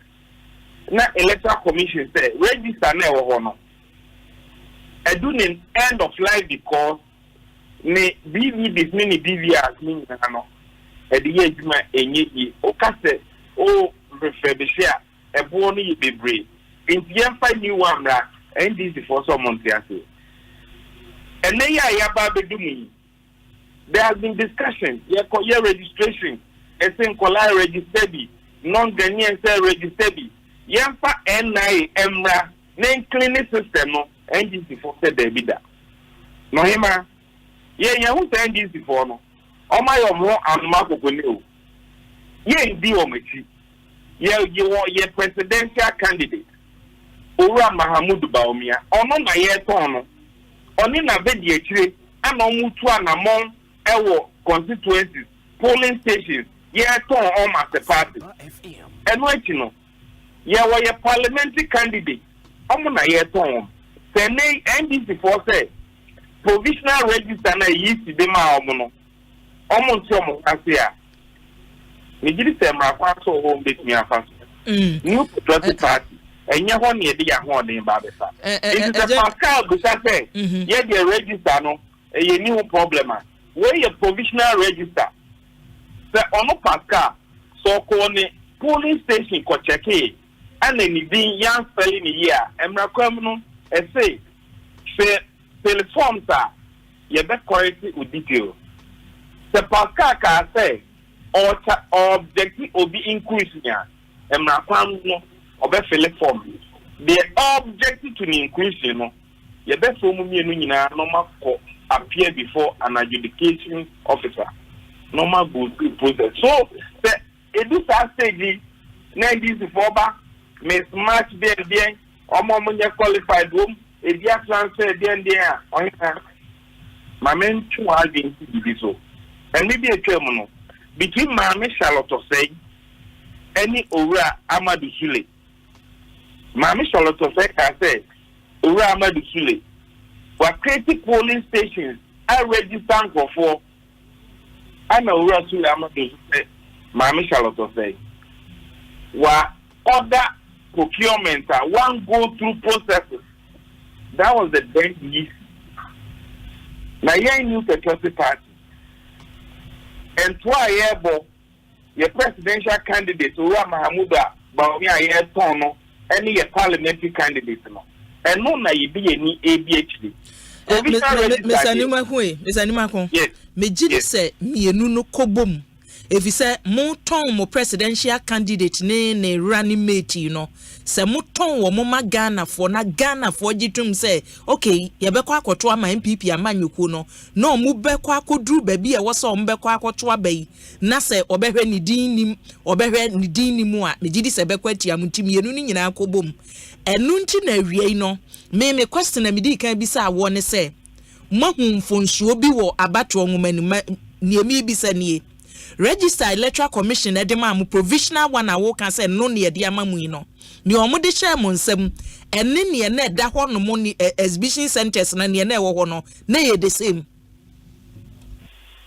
the mechanic say a general secretary ura Justin Kodia lawyer papa Emma your polling station executive share one say register na easy exhibit no yemfa ye ni the only here Omofanko constituency office constituency they are courageous one also they are me no can say enra unnecessary bury come New Patriotic Party ye put a report on the exhibition every national executive committee Emma Directive necessary general secretary the betuga ye the betuga na the need to say Ura Mahamudu Baumia ni tono say December 7 2024 nasa oba de maya Ghana for do now machu medino ebe kwa aba ama Ura Mahamudu Baumia na do na atwama ye parliamentary candidate no mako emrashibi no mabua government business na Ghana etumpon Omo kase akola ni twenu mo no yemfa ye mu nko mponko hwe emribi twem omo nsema na omo keke niema na omo fe so omo ye no sa na suso madaye se ekoso oyema na fe Electoral Commission oye exhibition a wo betunye gina ofun so no way you short code now they are free maybe be saying you and digital era utumi dina ofoso no about star 920 star 550 hash na u details e wo register no about phone so na this before face ubetumi akotna baby no a creative polling station no a kwakodina baby no what sa amount for polling station enye ene enti almost something there on the Electoral Commission action, ye new patriotic party, provisional register na ensakayam, ye de ye juma, ye gidi se soba biya maya, Ghana for the dona beto aba, apurua mahamu baumia. Mr. Animako exercise no mu no sa short code yi ho asem a wo ka se o atumi aboa mokra de mampani abedi akire office mutumi ye bi ma ebi kura akoye ni free no. Man chesa manfo complain say omu use short code na ebia data edemma wono so omu call center so no mo a different omunya wrong data from the short code bibi sa amante oyima nyamencha de code mabachiro bo na he de be ba na kacha mansan oh say we enyima semia no manti complaints bia Mr. Mekan me say easy exhibition all the 38,622 polling stations offer afie bia ye to aba exhibition time no nipa dodo na ntimi nkohe ni gidi se me ne o kaze wan katakra wantimi ni gidi sa yam fa no ntonche the party yes say ye beboa ye nuanoma ebia bibi nsi omuntimi nkom polling station no him away there a exhibition of provisional register when you final register yenim say edin a ye choye 2020 2023 and 2024 ni nyina no ekoma ye be 18.6 million in the adults ni obia ne betimi akọ the polling station na esan se nipa na eyenti enfom so betimi aba si ana provide say where enfom so aba no ekwan ya betimi afa so eni no ima na we me betena tia kikem me gidi se ebinum pese ebia NDC omo presidential candidate no ogu so omo ye eduma me gidi se sa keke enye sa de asembie ne tinacha say mo de forensic audit to parliament investigation so mo hwe hokora the forensic audit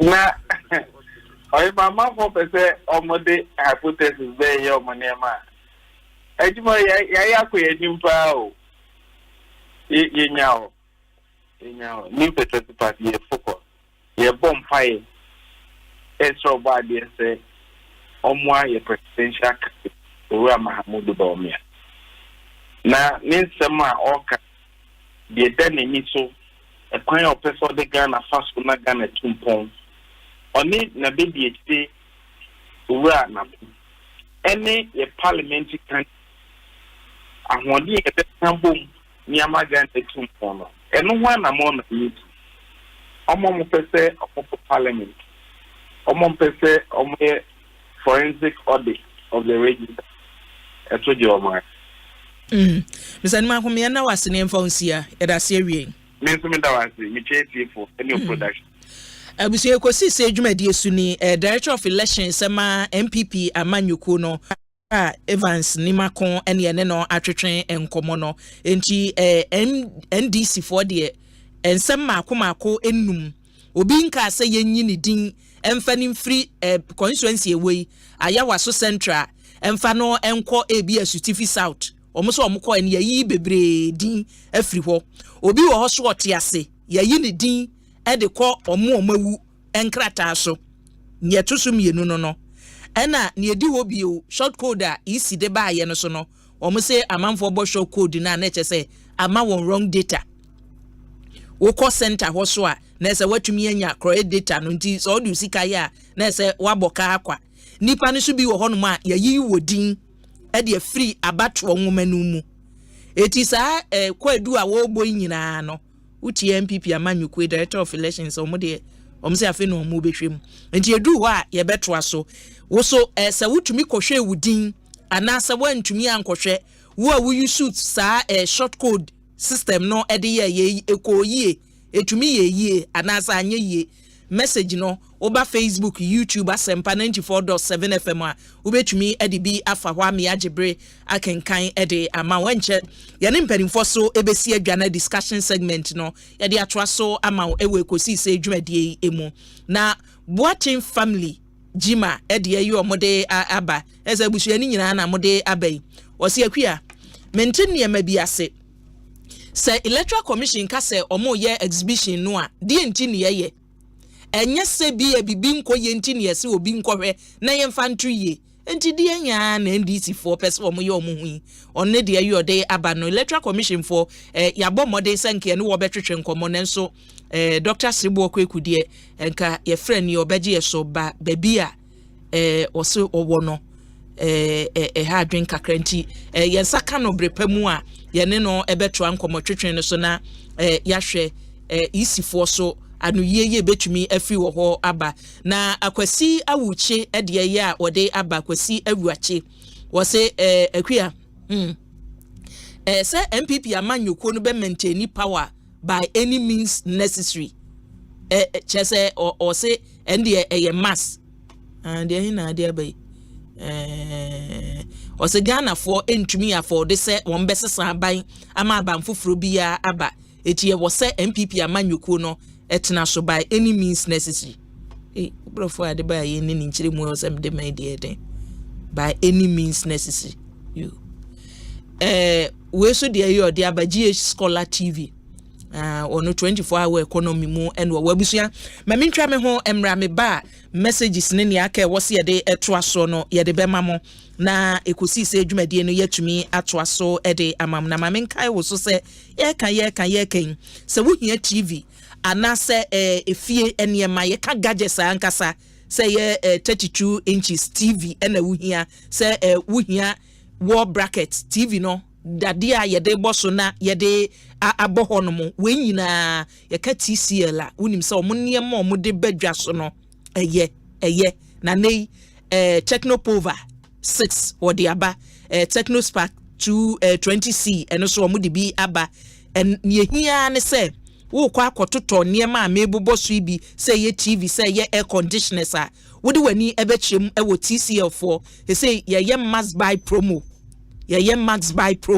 on promo so de ye ya yetumi te so pa de maun discount a ye de maun no eso eti enei say obeto kettle so obeto air fryer bia so obeto microwave so obeto fridge enewu say ye blenders bia ba ye de yetumi de ewo fufu enkwa de enwo ye de blende ni nyina akọ TCL a obetumi anya bi ewo honomo eti eniema pa se efie niema de ebusua enenya bibia na ye de ensa ye na wo ha ho a TCL must buy promo no ye de ahyehye so sabri na wo so kototo sa niema ni nyina na bo no eba fam de mawo number abetumi afre so na mwa bi awuhia obi honomo se mpese me place order na ye de breme for 054 40 19 552 05440195552 ofre ya ene ohia bia no ye de bebrew 10 so ama wo ha bia wo fie no eto atumi atwa ma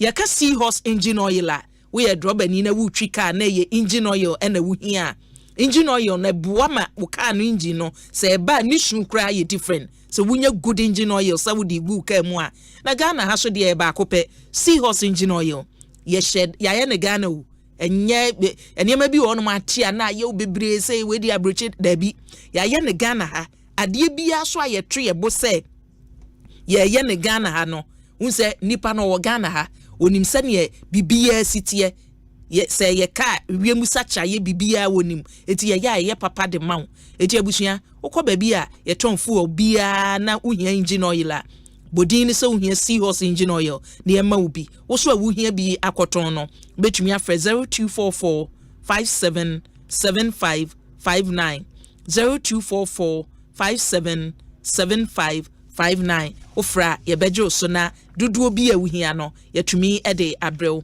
na Franco Trading Enterprise efrimre santen adwuma no Papa Franco ehya na ye mobile phones na ode ba ye Ghana fo hu se chese ye ka mobile phones ni ebeka cho se enye original kra no omo de no eye papa kane na nka amanfo ba bremi phone eto atwa Franco Trading Enterprise ubedru Ghana ha ko na koto difference bi ani ba bia eno papa ne de ma ho ena na CCTV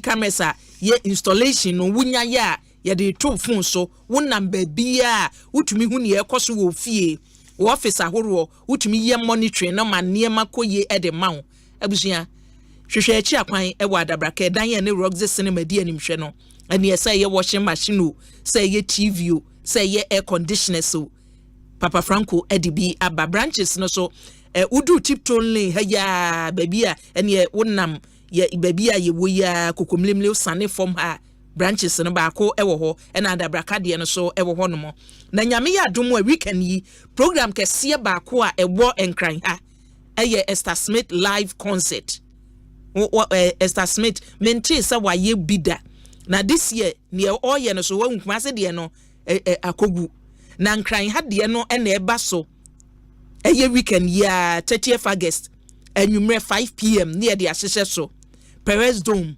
ena chese adwomtofo akukudam makani mwienchi nana ya wasare Becky Bonnie Dinah Hammond kwakutei madroa baby Morris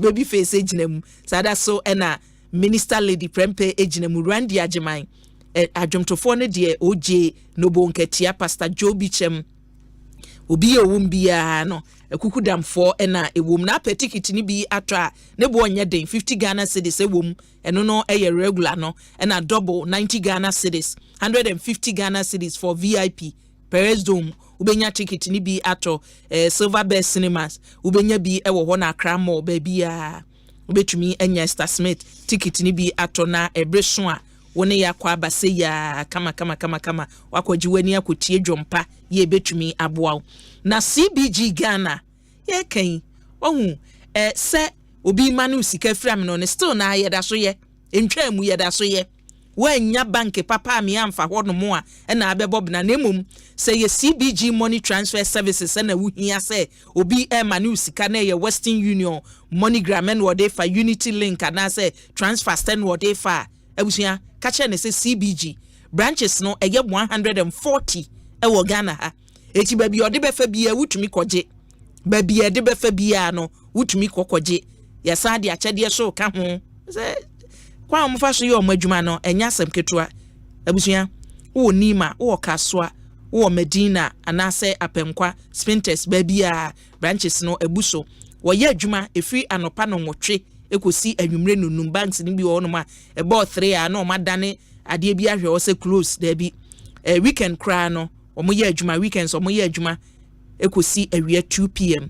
eti CBG de ene ye ka banka omo services no eye good a CBG Ghana wojina mu dendenden Asanska University College of Design and Technology oba awie SS na ewo so oto asoko university a fa ne ko university a wo wie a enye se wakodua po no watworo nsohwe no waba na okita certificate no onam mawia so saa osimi nya dwuma nye Asanska University College of Design and Technology ye kire oba no nimdie a se wo wie school no se meye me ankasa madwuma mesa ya ban adwuma obetumi a combine two ni nyina because of courses a omorane ewo honomo fashion design and technology and a product design and entrepreneurship or ye bi wo ho digital media and communication eti wahu we no se wo hwie na usi abonche a de na wuntumi nye enye maka miguso kan se ne yenye adwuma ba ko nka se mikita buku ne pen nko a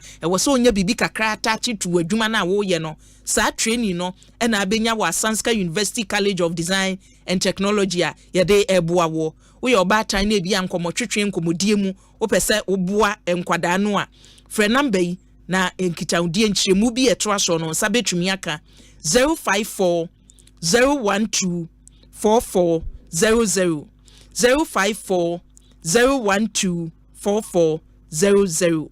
Asanska University College of Design and Technology, or see design and build a nation. There's a major ye no eson. Ye triamwa babusia ye ba discussion segment no ye de betwa so ama we Ekosiise dwumadi esuni Asempa 94.7 FM medin Akua Boakyewaa Yiadom mo frɛ me ABY a mejo so ye ba sisia na ya ba abetwa dwumadi no eso.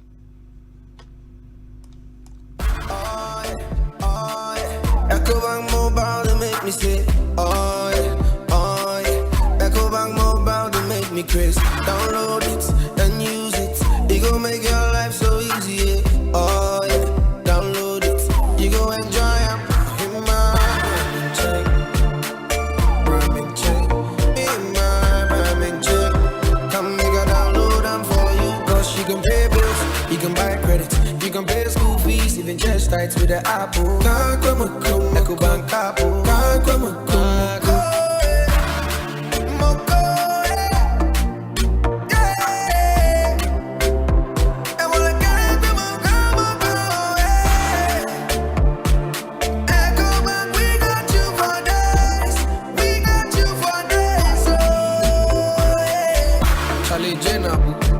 Life is easy with the Ecobank mobile app. You can pay your bills, transfer to and from mobile wallet, virtual card creation, transfer to other banks, express account opening, scan and pay, express cash, all at your fingertips with the Ecobank mobile app. You know it's 5-star life with Ecobank. Kim promise. In life, choice is good, but choice plus safety is way better. Your safety and comfort is paramount. Under the cylinder recirculation model, you can buy LPG in a safe environment. All cylinders are inspected and maintained to the best safety standards, so your safety is assured. Just take your empty cylinder to the nearest exchange point and swap it for a filled cylinder. Different cylinder sizes will be available to meet your pocket size. Imagine cooking in a smoke-free environment. This will improve the health and well-being of you and your family. Choose LPG in a safer model of distribution. Cylinder recirculation model, securing your safety, creating more jobs. A message from the National Petroleum Authority under the patronage. What's it? My show is my Oba Patofum. Never so being here, scan. Now, yes, come here. Oma Mrs. Yen, I come to Musa. My way so far, so I never know. A woman she say mono, which me the Bushenia only 74 years. Ebeka home. Said the bear Asempa said Asempa me ya. We need to account with them. Sikefia Michano Busu Biano, a sofa so no. Before my pet, you know mobile memoir, and it's so be about my bassy. Maybe dinner, and faso. Mr. Wakai said, Ora Boatin, so I'm funny papa and share my way insurance no more. And come for to do when you are. I said, I bring beer my way insurance no. What do boost your name up tobacco ever sheso? Everything I owe yere, Ukunu, Uma me, O papa, Unia, and now ba, Nipper beer dinner back on, send you pan one tiashi. File phone, net dial is *165 hash. I will empty and so sincere. Send you my way, cause say no way. Minia, sis, in your money, someone found come at Chibane Wabutrino. 2 weeks in a fay and then your man Aqua could. Dear Yamia Cran said, in no woman in dying cabin. Oh, so what should she come? Make your shipping companies a pa. Yami say no. Not anyone used to Tridol Express. I mean, see, I'm on Kayo. Tridol Express, dear. What do you near my money? Acha, 3 to 5 days now could do. Someone did near my money woman. That's 7 days and go through with the essay could do. Office or Kodusika, one more the Sir Tridol, one more faster, papa, one more upper, which made the monitor who be your near money drew. Ejimako, near crank, you now percent near my quaman on near. Tridol, I need the fa. Sarah, you bet me a Joe near my fiaman on near Abril. For Tridol was 0535 195 353. WhatsApp 0535 195 354. The luckiest star 712 hash. Luck is everywhere. For everyone, yeah. Here's To the friends who dialed *712# and found no regrets. To the investors who struck gold. To the health workers who diagnosed luck with precision. To the tough guy who couldn't hold back his tears. To the passionate fan who couldn't contain his joy. To the seamstress who turned her hard-earned stitches into a bundle of happiness. And now, here's to you. Your next big win is right here.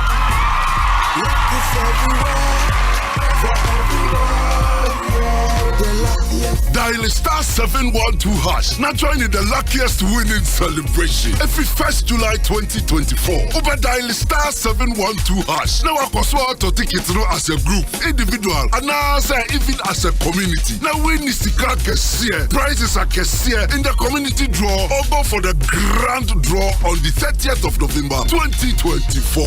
Unlock your luck with *712#. Now join in the winning streak now.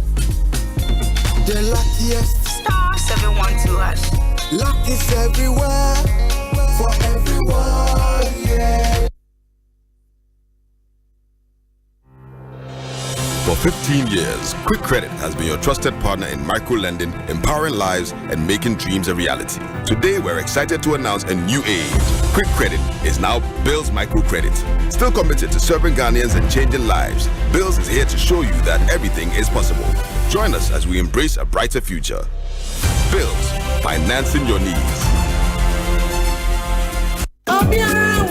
Sidia Cassia Gana for your power jet battery on a Yanoquari. And Fissa Mekai, Massa battery by any of discover power jet battery. What? Mekanya Missy Kwamubi. Many battery issue to Quanta by you. And it says many power jet battery ambassador. Me Momona Profoca Quasmame John Pomodi. Namaka for power jet battery. Momo who say battery Mugwa power jet car battery. The Rocks Inventors Nako Faba. Omo Shalom Sport Runabout. War Community 18 Sprinters Road. Frelmo 0208090789 and 0242-314-774. Obenya Biswa Shama, Kuwanaso, Occidenti Enterprise, Afi, Battery Shop will be a Wabusoka, Kumasi, Kwame Choba Enterprise, Pampaso, and a battery shop will be a Waswame Mazi, Amakom, Macro Junction, every Caswako Winneba Junction, Swadro, Magazine, Takra, the Jasper Bia, Power Jet Battery Day, Power Jet Car Batteries, oh, put that day. 1xBet ye ni jaba obia ojebia enya kwenya edi kunima kesia 1xBet casino so unso betimi akọ 1xBet.com.gh and the promo code GH casino akwenya 24,000 cedis and 150 free spins 1xBet emma o top slots agra egg any bonuses speed Chishachedia win some nina e 1xBet casino baby anwunya de e chewo gambling we true inti twa no hwe yim enya ma wa won di mfie du watch gaming commission agenkrato yatum.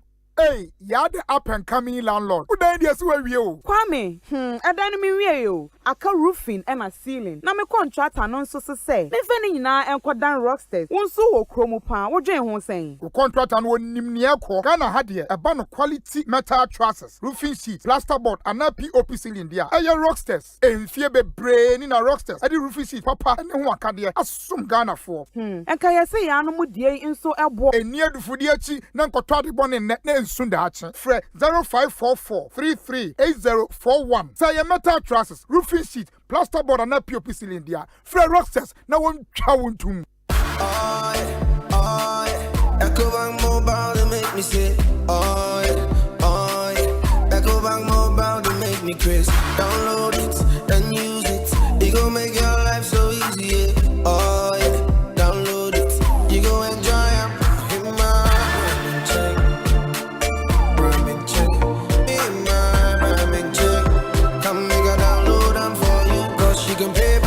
You can buy credit, you can pay school fees, even chest tights with the Apple. Ecobank Apple.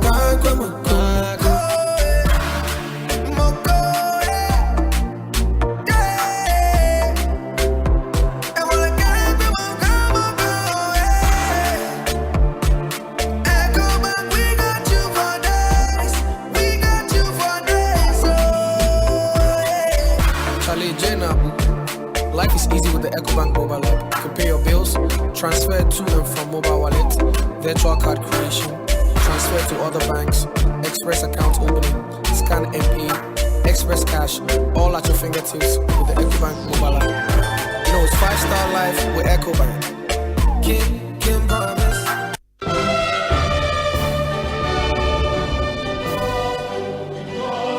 Attention, all new Jobbing Senior High School alumni. The Indwasco Homecoming is coming back this October 18th to 20th October 2024. Get ready to celebrate with your school family and reminisce about the cherished memories and reconnect with old friends. Calling all old students of Indwasco. Come and let's reunite with classmates and teachers, network with fellow alumni, and give back to your alma mater. For sponsorship and inquiries, contact Mavis on 0243 913834. Event partners: Joy Industries Limited, Joy News, Joy Prime, Afima FM, Bright FM, Sweet FM, Eastern FM, Taps Emporium, Shield Online, Ghana Bass TV, Dasabremba, yeah this year. Dasabremba, yeah this year. See you soon.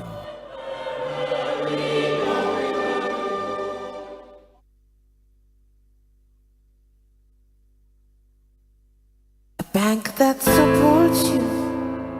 A bank that cares for you. Hand in hand, we stand with you. So lift your head up, big dreams are waiting.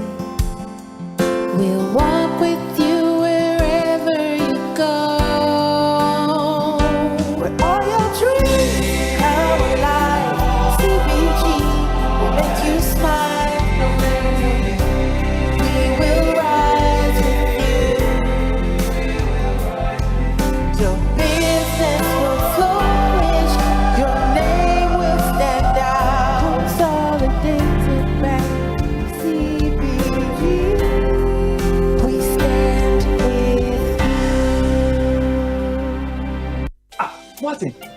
March with my Omba. Papa tofu. Never so being here scan. Now only scan here. Mama Miss Susie and I come to Musa. My way so far so never know. Sikefia Michani Busumi Biano, as so far so no. Before my pet, you know mobile memoir, and it's so be about my basu. Baby dinner, a year and for so. I say, I bring me away my way insurance no. What do boost your name up Pabako ever sheso? Mistress of free Munkwadia, ever call more. Now one now we hear my way insurance no dear. Yebe call more abra oko ya dear crown crow. Ya dear ananko share ebubu agua, we yo share enye.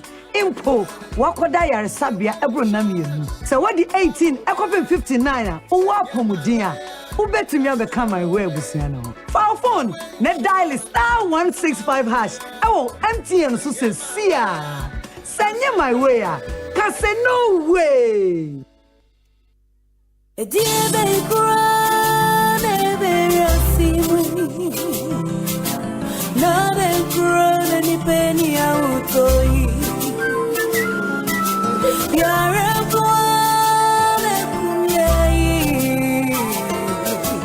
not a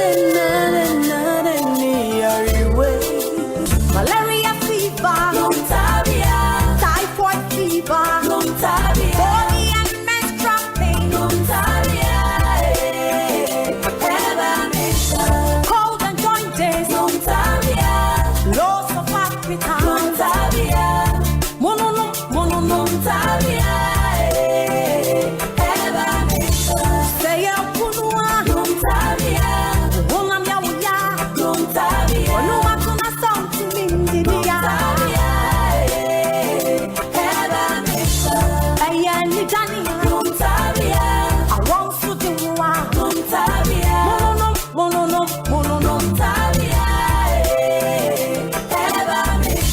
The luckiest star 712#. Luck is everywhere for everyone, yeah. Welcome and now for a dialing *712# and found no regrets. A side comma investors are a striking goal. A comma health workers are a diagnosing luck with precision. A side comma that tough guy who couldn't hold back his tears. They say a comma passionate farmer on also entering containing a joy. After to the stressor or turning the hard-earned stitches into a bundle of happiness. And now, a comma if you say your next big win is right here.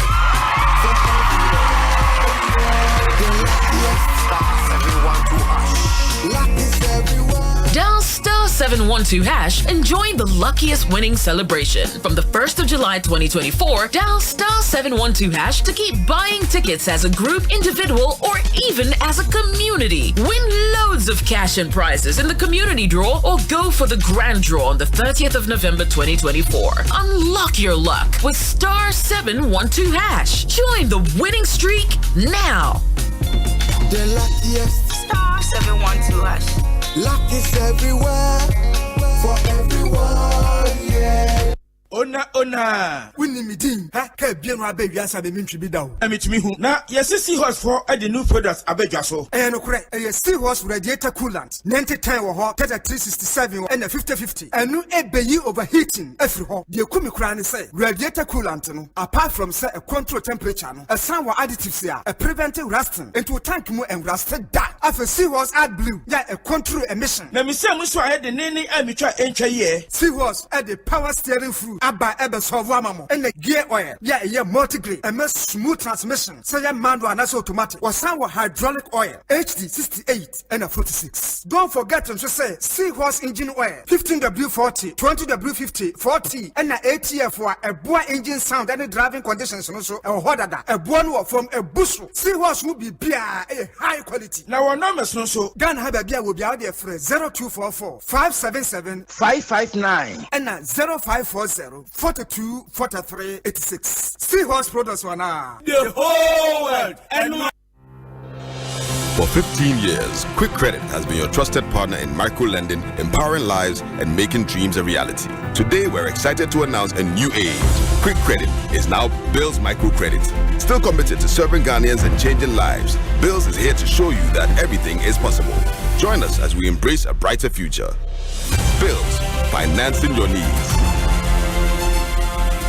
Drew Biamo, Drum Master, Apuna Papa in Fee, a Chadiakasia promo no. Time as so. We a Fira, real estate developer, contractor, foreman, and a Afena who sue dine. A brainy. Drum Master say, better take exterior doors. Na Amumuha, ye better bathroom doors and not interior door. A free. So economy doors. Nanya a Chadiabiti say, people cameras, digital door viewers, intruder alarms, key rings, bags, any Chadiapi. Yes, to economy doors, net 10. Nayancho interior door free. Adansi for mope Germany, China, Turkey, any Israel doors. Door master. Ubehu door master. Watema Community 25 at the Pa Junction. ACP Estate Junction, Kwabenya. Adjacent ACP Clinic. Pobi Manto Boot. Kaswati Pa Junction. Ashalaja 3rd October. Obeye opposite the Forest Reserve. In Sawam Asafweji. In Sawam overhead behind Kumasi Station. Suhumfianko near Islamic Girls SHS. Kumasi Ahensain. Opposite the China Mall. Freyen 0548 402640. And that's 0505 892268. Don't master Achadi Kesia promo. A dancing for good DNA. Goye.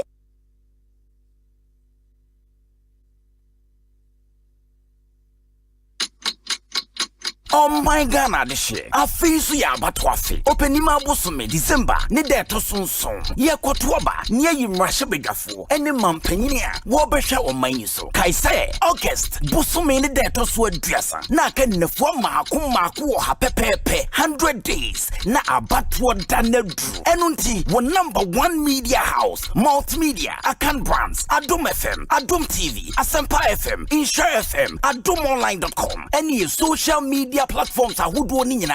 At the 100 days to election launch, bro. Hashtag 100 days to election 2024. Kaya wen ye dwumadia who do ye difa batwo. Die guso ye ene die ahihye gu apono so a ye de bro. Ansa na abatwo adru. Ene abatwo achi. Ni nyina ye bone boa. Ne de amaw. Ewo hashtag 100 days to election dwumadia so. Ye dwumadia ho ntama. August ni de to so aduasa. Ewo ye platforms are who do ni nyina so. Adom FM, Adom TV, Asempa FM, Insura FM, AdomOnline.com, any social media platforms. 100 days to election 2024. Kokomoti Power, your election headquarters.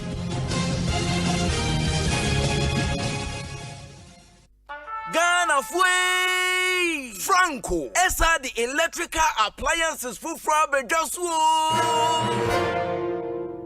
washing machines, Asian women, CCTV cameras, any dog clear.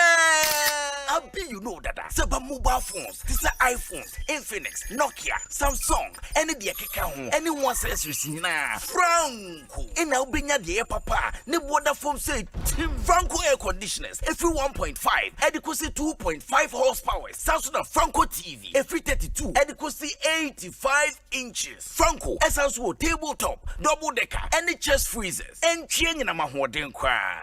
Franco, Kwabata be a benwo, name of head office, a water braka, one in Roxy Cinema, Nadian, friend 0246 422 338, and a 055 5939 311. Franco, electrical appliances, papa, if he.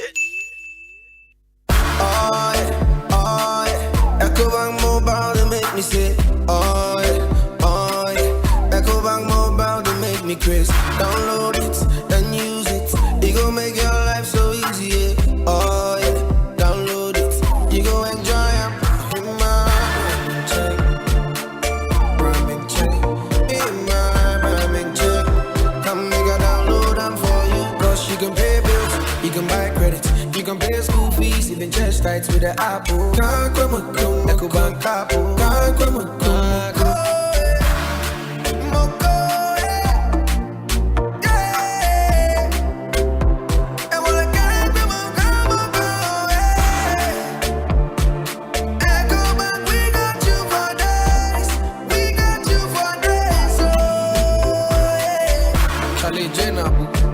Life is easy with the Ecobank mobile app. You can pay your bills, transfer to and from mobile wallet, virtual card creation, transfer to other banks, express account opening, scan and pay, express cash, all at your fingertips with the Ecobank mobile app. You know, it's 5-star life with Ecobank. Kim promise. In life, choice is good, but choice plus safety is way better. Your safety and comfort is paramount. Under the cylinder recirculation model, you can buy LPG in a safe environment.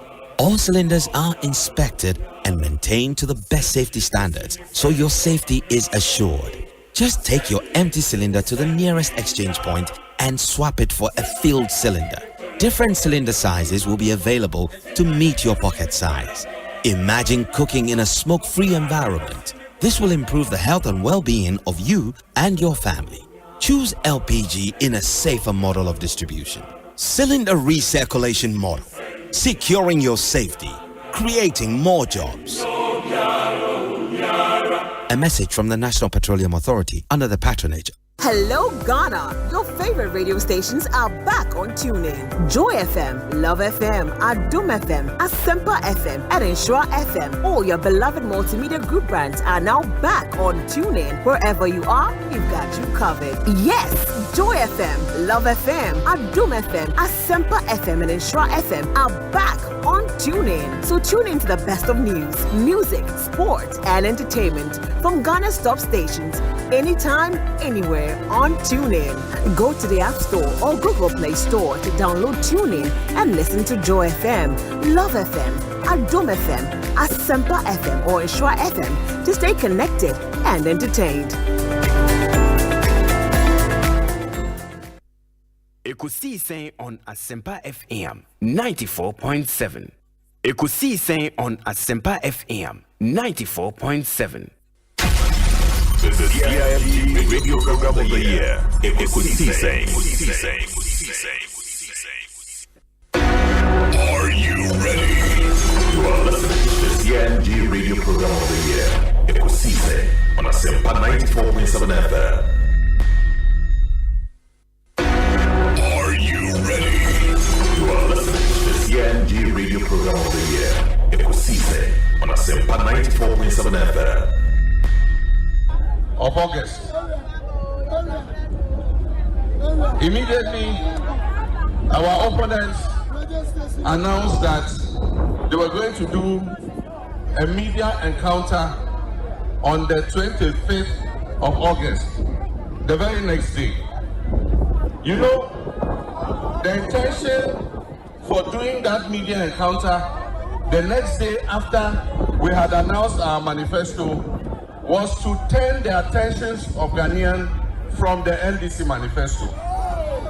That was the main reason that they decided to do a media encounter the very next day after we launched our manifesto. But you see, when you do something with devious intention, it backfires on you. When you do something with devious intention, it backfires on you. You know how to tell when somebody is lying. If there are people who are smooth talkers, who can speak rat-ta-ta-ta-ta-ta like machine gun, the time when they become stammerers and they start stammering, you know they are lying. Somebody who can speak ta-ta-ta-ta-ta-ta like AK-47, suddenly media encounter, I think,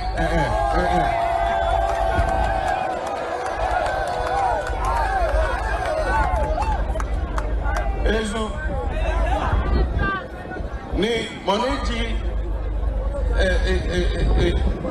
money here is a tolene yawo. Ezu, the person started stammering, and you can't tell the head or tail. The fundamentals are weak, and then it went logoligi.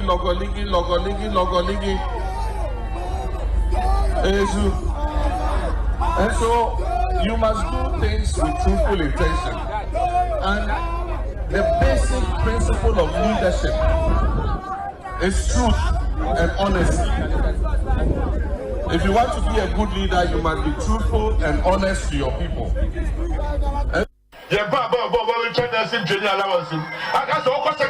Electricity bill. Somebody know. I thought I had to dump the MPPN ever. Maka. They said you did Domachi or Ministry of Education in 9. You did Dr. Baumbechi, I heard Dr. Prepo or Education in 9. Mama Emergence and Chen, then catch a gun of you'll be about everyone. I collect woman at Trocotra. There was a different in Potomska and Cotocho. Why am I Papa? Why am I Baba? For rest I yes, hospital Bako 111. Now the man come in here, LPP for the Samoa, even me, almost to be open for TT, or so about Twasso. Oh, my own scar went to us. I don't know how to funeral. I don't know how to do a funeral. When the number of who's a giant would have come quite short, because they are quiet. Because they say, Ujaya Kuno, if you come in for one day. So, what? On Kanam. But the Mama, what are you doing? I want a car, you're a car. Run a car. They were. Nanui, Otako Jamaica. One person, Papa gets a Ghana for no.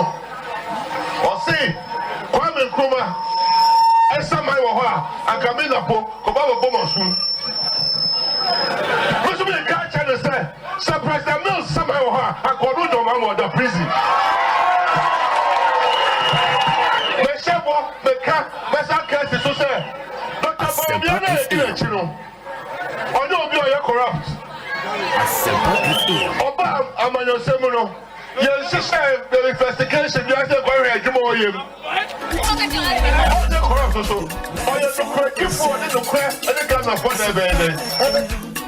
Oh, yeah, don't papa. Asempa FM, everywhere you are. Asempa FM, everywhere you go. Asempa, hey, all talk all day. Asempa 94.7 FM Ekosiise dwumadie na busua wasugu so a utie ede efri ha no wo hwe live so a Facebook YouTube Yiadom live wo ho no mo na enne wo se ye ton asase kakra wo se ye ma wasase ba bia wo bia no ye kire wo kwan a betumi afa so na wato asase wo Ghana ye to da sika no kra no wo mani mesi busuani bia nsam Obeto asase no wa bra se on pese obi abenwu a kude ba bia da so eye eti make say ya bom modern the rise up real estate in penning for abafie ha wo be kire yen se obeto asase a because Accra se wo to asase a na wani na ho no mo a asase no utimi to free nipa nan ho nyesa wo to free nipa nan ya ka o mabomo utua wo bia ka foforo nti ye kire wo kwampa no kwan be na abetumi afa so anya asase e wa akra ha na wasi dan na mansu bia ni ho abusu ampanimfo no aba mamema wakwa aba na yemfa nkomotwetwen no enhyase ne ewie a ene discussion segment no ye de atoa so mini amema mamo akwa aba o ye nua boko de Nyankopon adom ye ho ye pa ye da mase se ye to nsa frɛ mo maba na ye ka rise up real estate ekuo benya monsa aseda he okay awie de mayenda ase ne akwanya ode amaye se rise up real estate na no pay ena wie so yemra na yemebo yadwuma no ho da ubo ewa ha na rise up real estate yadwumako a yen yedi ensase hudwa yeton ensase papa manso eniso na eye kama pa ana yeton na rise up real estate ye wasase ewo Shy Hills ya enwotema Akosomo Road no eso just 10 minutes drive from the Palm University na wadru ya asase no eso na asase no one plot 70 by 100 one plot 70 by 100 na price of the plot 25,000 Ghana cedis 25,000 Ghana cedis kanititis kano 250 million na se wa hoden na obetimi di 250 million ni na aba rise up real estate ye besom na yaje ni etwa wasase ama na afi wa hye wadwuma ase na emom sa hoden ni hosa na pese wutua no kakran so a rise up real estate de obeya ne se with the initial deposit of 8,000 ebeba beto ase ni etwa asase ne de ama wo yetwa asase ne edema wi a wo ahoden a wo akwanya sa wo hye ase se wo ya asase ne so adwuma na afi yama wo afe na wo de atua de aka no enkakra enu ti rise up real estate de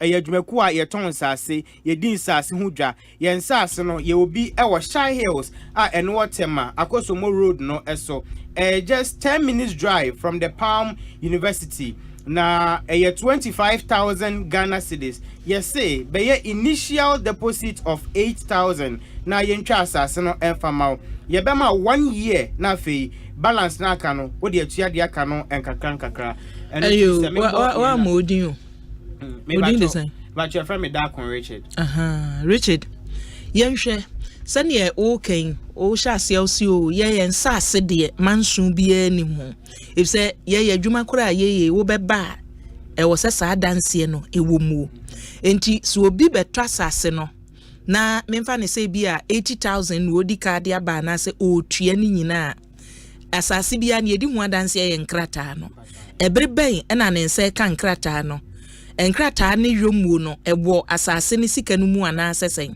okay mebacho medase rise up real estate yempenifo nim se ensuo eto nanso efomu eden enunti no se wo beto asase na price of the plot no 25,000 Ghana cedis mbacho 25,000 Ghana cedis no any documentation na eka ho na se de ye ni se unya nini na emetua na se obetua 8,000 Ghana cedis na yema wakwenya se hyase na ya asase ne so adwuma na afi yama wafe na de atua no de wo de atua de aka no enkakra enu ti se Nyankopon ya adom na se wutua de aka nini na awia na afi ya process o document no within 2 weeks to 1 month no na afi o document are ready na onse to me aka etunya tua 80,000 de a wutumi sha 8,000 okay 8,000 na setete no anka say 80 million aha wunya 8 million wunya tua nunu wi a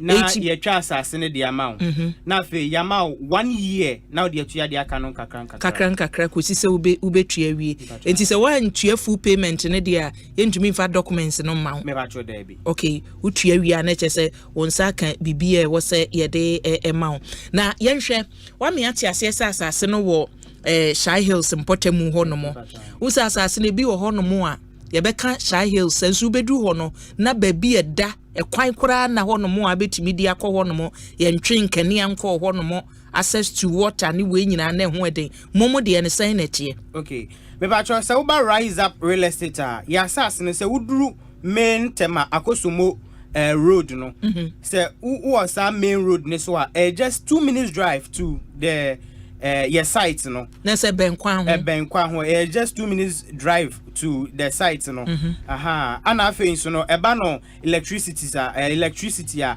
ye bibia kama nkane a ewo so ana afei government Ghana water enso omale government water nini na Ghana pipes no enso ho no ma bibia eye kama pa ti say animanimu ya obi to asase no kra na opese okọ tena ho animanimu ya sa niema ni nyina wo ho betimi a tena ho enkrofo crash ase atutobia ebi mu apeja edan kakra wo ho no mo good na we no say obi pese oba mo office a mo wo office bi obi betimi anante aba apart from numbers amode betudwa no ana numbers no nko a me pacho your office location no ewo Ashaiman roundabout ye ni timber market anedi animhwe Ashaiman roundabout ye ni timber market anedi animhwe wo beduru Ashaiman roundabout a UMB bank ne nche ho no mo a ana your office ewo enti se me pese me ne mo twetwe nkomo so a eno so me friend number be so okay me pacho se wo pese one rise up real estate edi ensa wo so a ye number sa ye de adwuma no eye mienu me pacho de edi kan no eye 0531 511 383 0531 511 383 and afe 0531 532 669 0531 532 669 na on a rise up real estate and so edins our so na che se enkomotwetwen no akoso kama na obi wa me no ne no pese oto masase no ebia eno enhyehyɛ ebe na wo ho okay me pa cho so wa manone na so pese oto asase e wo rise up real estate in Kenya me pa cho de dikan no ye call site visitation every Saturday ye den krofo kohwe ya asase no na eye free de hia ne se obeba yen office yankasa ye woka wo ho no mo a ye de obeko eno ye Saturday no but se obeba any other day apart from Saturday dia ye betimi de wako na eno no una obetua transportation but oba Saturday dia eye free me come we outside Ghana enti pacho wo outside Ghana ube de dikan no be pe obi na waba behwe woni yen akọ site no akwa hwe asase no me sure say okwa obe video calls ni ade ni na wahu say the asase no etie it no obedru onum say na so behwe na se wani je ho a me pa cho say o trust nipa no na pese wo ye bibia fa nipa no so a akwanya no ewo ho say pese uni yen so edele director ye wo ye bank account numbers ewo ho no mo a ye de ebema na sika semni bibia no wetimi e de afa so na de nti a more times no se wa manone a aya ye pese ye no daily true bank no se wo send sika true bank se wo send sika ema ye bank account a u benya details e wo honum sa na ye nso ye benya details e wo hanum abusuanti meka cho se ye chewo asase baby a u benya bi ato Adaroma rise up real estate mpanimfo na wameye hu no Shy Hills de na se ho weda no eti se ukọ aburiso honum no ho weda no ewiemu dwo kama sa areas no se kwaye no ye nwiri nwie ye na ase ho no wo beposo kakra wote Shy Hills a beposo kakra eti environment bibia ye kama ukọ a enchemu na yenua be mai ede aba no baby ensuo wo enkania wo na kwan so damu de na se kase ye to asase wo ho no mo a eye etimi nua be ma me na wase na masemu a etwa to se eja usudin bacho efrem Richard Jito Jito yes sir yeah asase no say unya to 8,000 na but must start bibi e wo so 8,000 no 8,000 initial deposit no ti unya to ya na but must start foundation e wo so na at the end of every month no which one kakra na say 1 year no cry no it's not like you betwen wo na wo di sika no boom you can be paying that installment kakra ya wo de bebe bia mo beje so 1 year no good now 1 year every okay masem etwa to na yemfancy okay me bacho ye sorry so no ye be send the numbers no atwedwa biem na obi opese one ye din sa wo so na timi ene ye din sa wo so me bacho ye numbers ni biem no eye 0531 511 383 0531 511 383 and afe 0531 532 669 0531 532 669 na one Rise Up Real Estate and sweat me edin sa so yo ma me na mase minua me ma me da mase papa eti ne ebesie bia na ebesan hia okay ebesan hia bi e da mase yan se da se ebusuani a woti ye we eye ene adwumaku a ye fe won se Rise Up Estate wo mo de ne se ensase ne ehudwo ene wo moton ensase a ehudwo enti number no mo de atudwa no wame ate ase so wo Ghana wuni Ghana obetumi ene won adinkita ho na nhye bie wo ho no omo ne wo aye ama ene matumi akoyi ede ama etu frɛ woni a information bia aka no emperimfo no ebetumi ede ama Ekosiise adwumadi esu ni Asempa 94.7 FM enche na mpani etna se ame edi discussion segment no atwa so ama ene minu abema doctor kwabna bomfe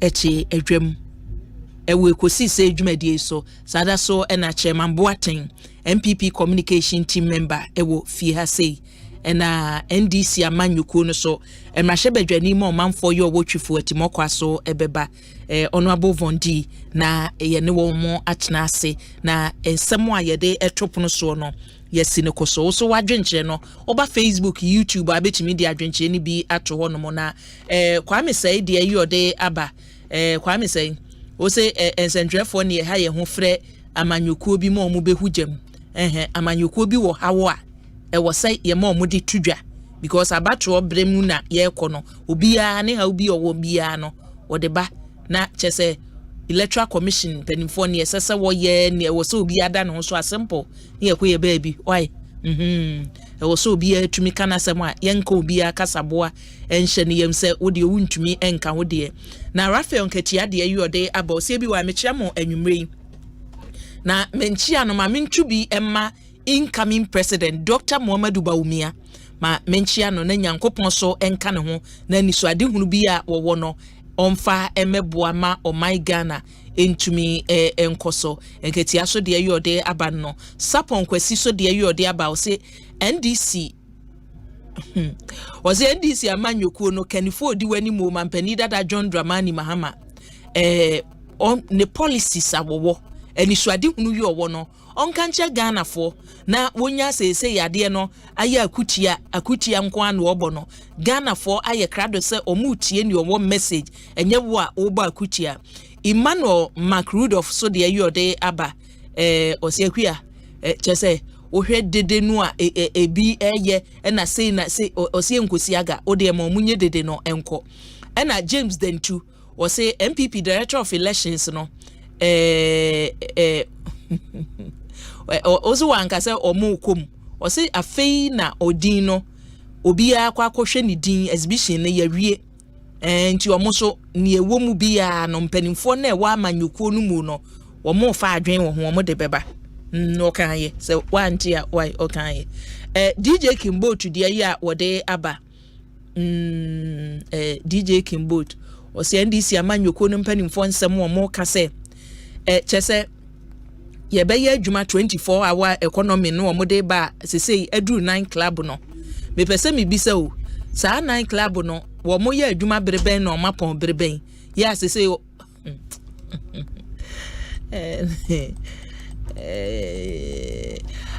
kwasi de ayi ode aba kwasi eje de ayi ode aba o se kwia mehwe patatakremu amampani dada John Dramani Mahama ne third defeat na eba no sane Ghana fo asia ye krado se omutie message se eba na omagina so afa adwen ene wo hwe lamentations a mampani dada de eba no a eno no nya ne Ghana for hwehwe eti sane etie bia no NDC amanyuku no wei ebeye omote defeat for mampani da John Dramani Mahama ana Shaddai amwache de ya wode aba no Shaddai mankasa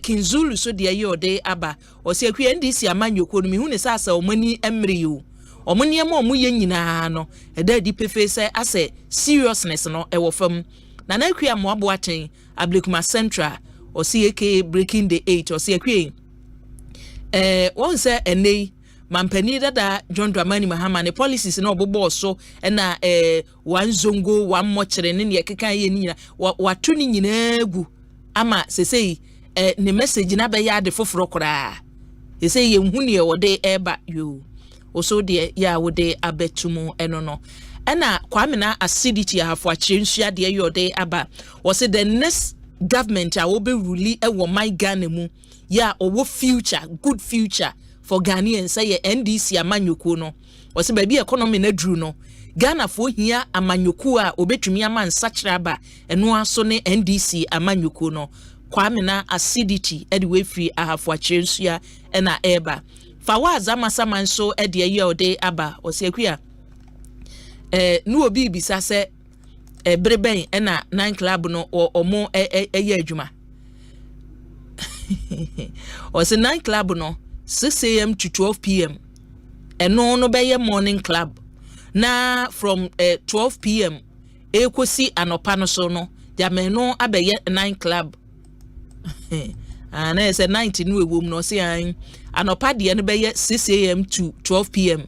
na no ya friend morning club na every 12 p.m. ekosi 6 p.m. so no eno so ya friend say eno na ye de day club hey also the terms about Andrew Skumson or say bi wa mamenchia mo awie na NDC for attitude or mu show no eyeme nwanwa suban o moda na di no eyeme nwanwa pa because se wote se ka exhibition na wote ase a enka wo nko ma meka se wokọ ye wakohu mfonso nti yenye forensic auditing ye kan ye se kọ na kohwese mfonso wo mu a na che se ne wo soma wo se kohwe no waye open for some mistakes bi wo mu a ombe correct eti se wo ba na abeka se wunhu bi da Andrew Skumsen say NDC for eho eye no nwanwa onso ne message a wode aba no Lord G so e de ye ode aba Lord G me o tro ne ye atem dia mintumi nkan wo de message na wo de ba no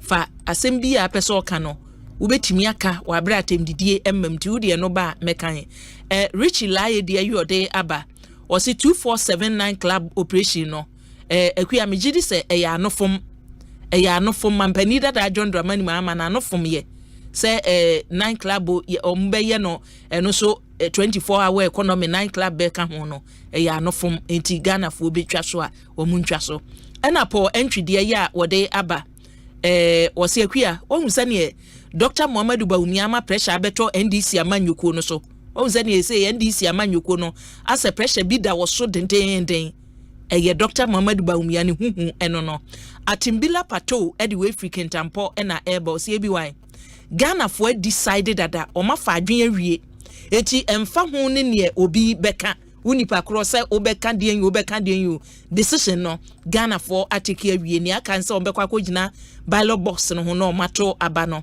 master plan Virginia kentampo o se bi wan enema nyina da di pefe se Dr. Muhammadu Bawumia breaking the 8 no wa break awie wo hwe ne ekoso nyina breaking the 8 no esia anesa Leonard Asante de yode aba o se bi wa mechia mo awie na mamenchia o panelist so enka ho na miwia incoming president Dr. Muhammadu Bawumia mamento enkrani bi emfa emma no Eric Ofori o se ebi wa mechia Dr. Muhammadu Bawumia won say omunamu ewo kwawu na possible bibia ye possible se MPP amanyuko no ebeba abetena so onso ne de yode aba eno no efo so ka omo kono ho ahu na de yode aba me se wo de no aye ntokwa ya atemdidie bia no eno menkan akwasi adujamfi o se metie mo odumase ena mewo na Dr. Muhammadu Bawumia yeka leadership say obikita leadership qualities are his one ne niema wadika ye ewo mayimu eni ni suban a wada na di nyina a kire se wode akane dibre emano a obetumi ahodi on ama oman no atumi akonanim Moro Bukari osi ebi wa mechia mo awie na you ene Asempa WhatsApp no eniha nti ni opese osendi bia no obetumi ede afaha seye message apese ye kayana ode afaha Isaac afade yode aba wose won se NDC amanyoko no ene de ompese omoche se jama omoye magicians afei de ombetumi ama mabuna adwuma biribi atwemu NDC amanyoko no ana omoka che Ghana for se omonye magicians yo ombetumi ama obi adwuma ye ene so wohwe omo manifesto ni omo nsam omo kana ni omo ka kosie ni se ombe provide jobs for the youth enti se say de omo ye magicians ana Kwame Ben de ya wode aba Kwame Ben ye platform isu ye ni atemo ha why Kwasi Edu Jamfi ma kan ode Hassan Ben Abdallah wo say mama fa wo hese ne eniema esi ekode a mampani dada John Dramani Mahama enkunimdie no wadi abatro no yentroye eso wadi nkunim no dada and Ghana for nim se ne ebekwa no Thomas Doche de ayode aba osi ebiwai JDM ono a no okọ emfa hu ni obi beka ye to abani wi a na abehu masem a make say JDM ono ene bewe ni edi omai Ghana ni baby aduru no Ghana fo hia no so obema omai na twumi agina ne na so kwabna boaje awuku wo say Ghana fo hia upgrade enye resetting enti omo edo oma no omo de resetting no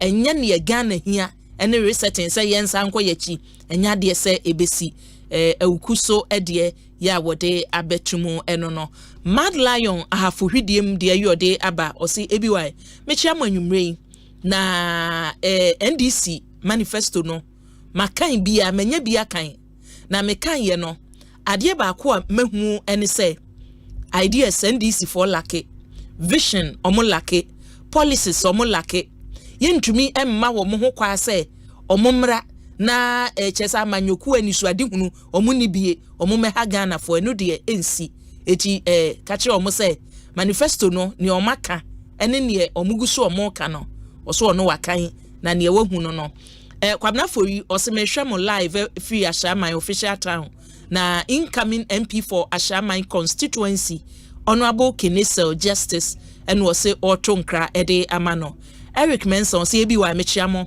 na Eric di ewe he Eric di Eric Mensa was say Dr. Muhammadu Bawumia ena metronkra ede amano he's the best so Ghana 4% o mine kwa animu dia and you're the best person Ghana for etro abanama na beboa Dr. Muhammadu Bawumia ena Maxi P was say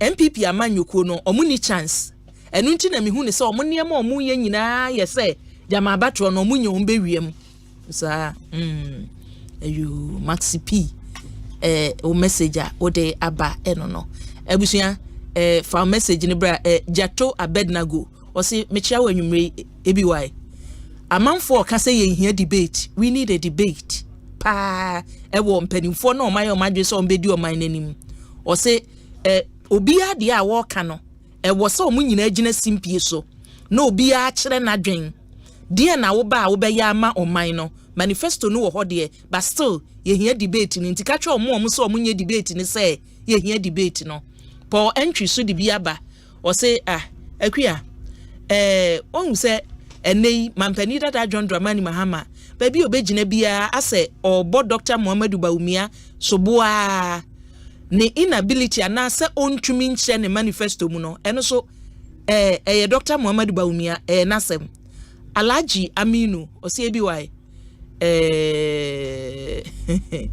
o se men ko de men ko to products na me ankasa men ko ton dear product you fa o message ni bra yi na menkenkan emfa ma abusuya braso ya the discussion segment no e sha se make saying ene minua bema ne wutimi ade no wutimi sua na kokodru doc na na chese wutimi se adwen no eye adwuma enti Dr. Kwabena Bonfe e wo fi ha sei ene ono sese enya manyuko bia asem okasa de ma oman Ghana ena doc uni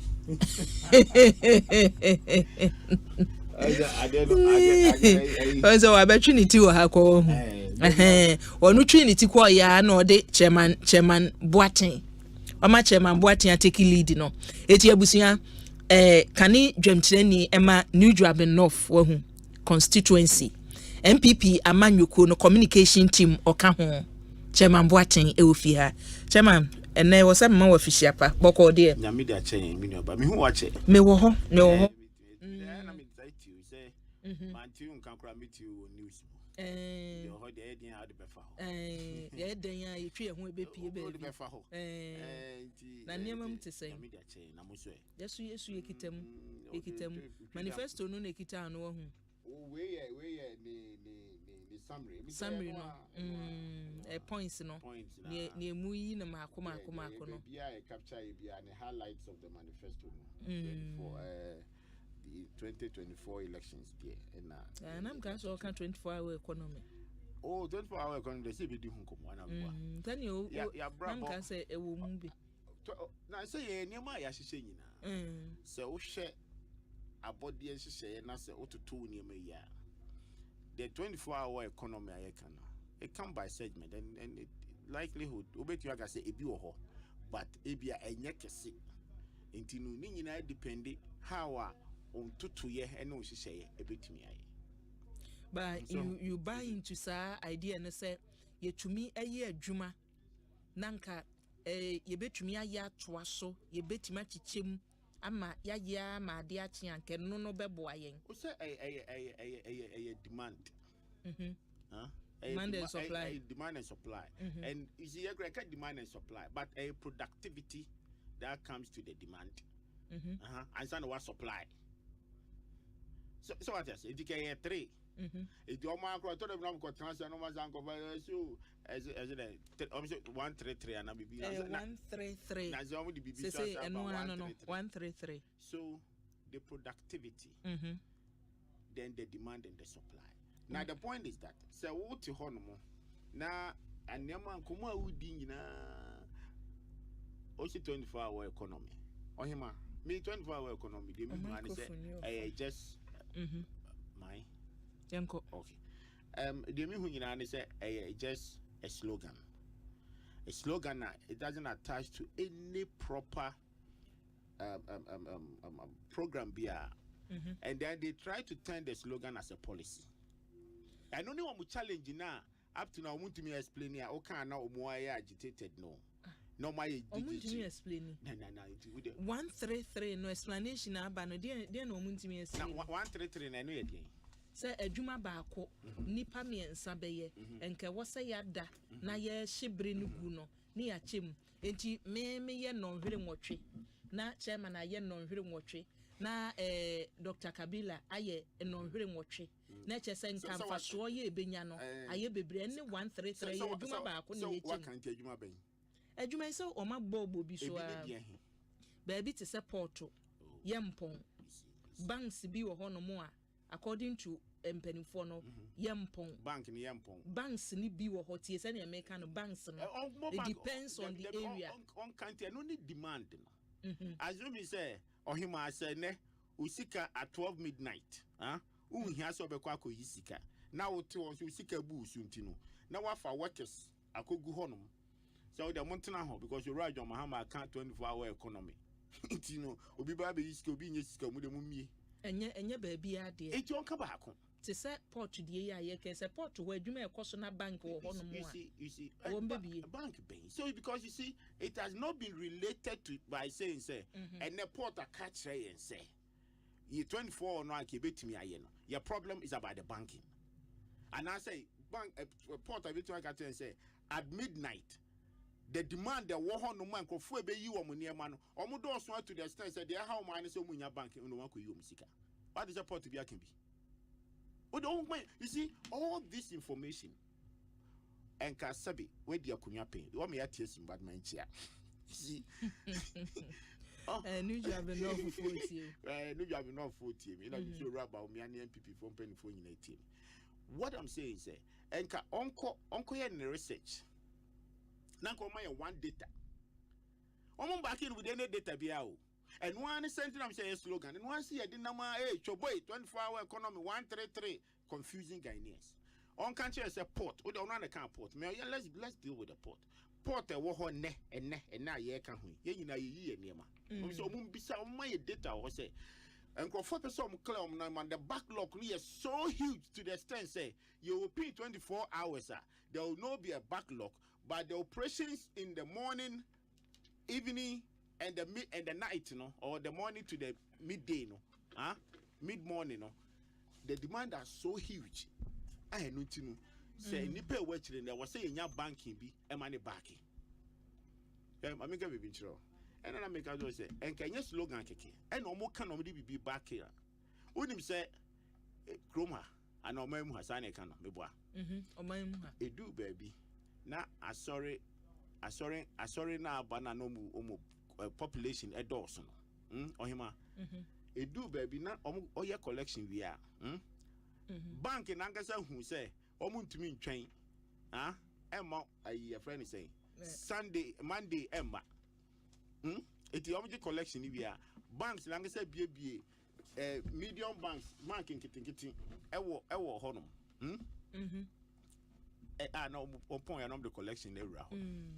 Because banking who say, you call her sound no ewo YouTube ni Facebook no emame sound no emame. Why? She sound no emame. Chairman to Asumame. Inti ono dia be 24 hour ni dia ohima. Se no na ye dia odi adi chia dia me dem didi se bibia ni ba dia be substantive discussion. Yes some no egu so. We say the Ghana for nyina hu se enya ade a omo bibia to offer the country. Ayo. Mame nkodo ko no.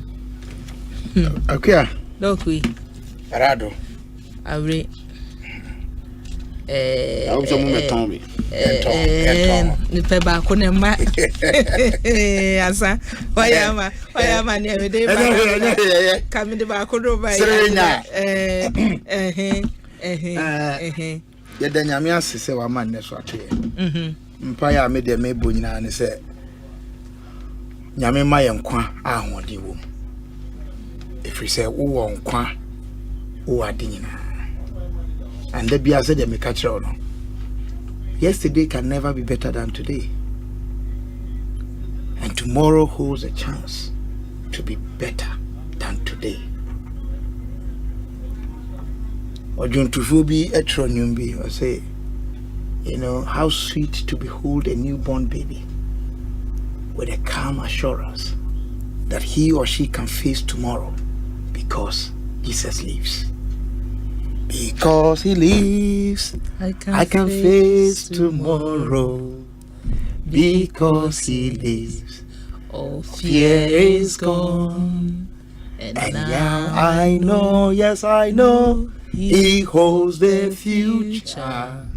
And life is worth a living just because he lives. And I can tell you, the good old days is only for often nostalgic purposes. And the lifespan of this country, people live longer than they lived even in 1990s. And now we have a better health system than we had in the early 2000s. And then there's affordable health care than we had in the 1950s, 1960s, 70s, 80s, and 90s, and early 2000s. And then we have more than any time in the history of our country, more people in school at all levels. And you tell me I cannot be happy? Media, many sweating when they say, as a saying, Kemwa. And no, you're sweating, and no, yet pet. But as a mini wabao, and I wish to sue, dear. You, we need to sue. Now, so break and your idea.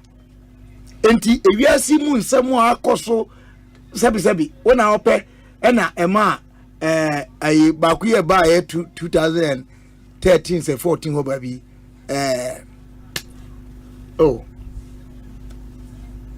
no buchi for no ya na omodom ye boaye ana ni patu muje Ebola yani yakofa bae covid death way obi na sheda yakofa bae sabi abodanse ma me amadafu puti hokoye no Ukraine na ama wiase nyina dani. The entire world is in a new order. A man for getting how to even overthrow the United States dollar. In so many economic discussions, global issues no near there. And yes, you were yet chef from whom say yes, say yeah. But said trust them no can walk. Brasosem enwome dikan eti dumie nu chichemu aduasam yenu 1 Chronicles 12 verse 32 or say and the sons of Issachar knew the times and advised the sons of Israel accordingly. Yenwu bra ye wom nu ne yentu yehofo yamfa ho anto nyame so a na yanya niema eye atentene ne eniema etene niema de kroye ba niema de nkabomu ba ne yenhu ye ho mobo ne efiso ba kofo bi nko betumi aye na ye nyina ye tiachiawa etugye ya dwen so ne se ye ka ma na sei ama say mu no na ye obi be pagya ya wati. You are never going to rise because you are pulling somebody down. In the end, collectively, we are going to go down. Now, the American Akua, we leadership ade bi wo no ma e di tintima pa ye friend teamwork. One will be a friend who same boat no. Nimrika we tu ne record o ye eye record a enye ne nkwa no 2 year one dodo ne 2 year. His record in the 100-meter race. Okay, ne records are why ye nyina ne best record or ye ne nkwa ne 2 year no and say 9.36. Ne record or ye on dodo 2 year 4 by 100 no 9.21. Our best together will always outweigh our best alone.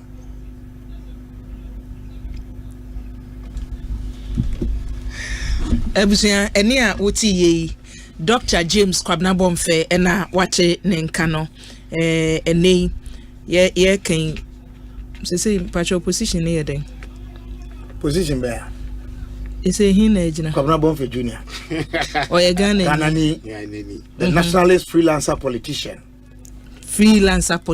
what is here eno na ede o de open titles so dia adwuma sem na ade o de mema me freelancer politician eno ya be mo na say enche pe foforo be kan na census chief executive for now they me Rights of Youth and Disability International executive director akwa na ni wakasa yi nti ma memfa wetwam nyame pa September 17 brother ye beye jumasumbi ewo na DD conference hall me de ho nkomodie ne beba disability conversations adem die nkomodie de di kan a Ghana nyina ye be hyase ne aye em say we are afana nyina ye nya bibisa we need the first aye initiative as a sequel to your findings aye say adem die sebi enya chiwade say de bi no aka say udi dem a untimi ni ade enya no kreda.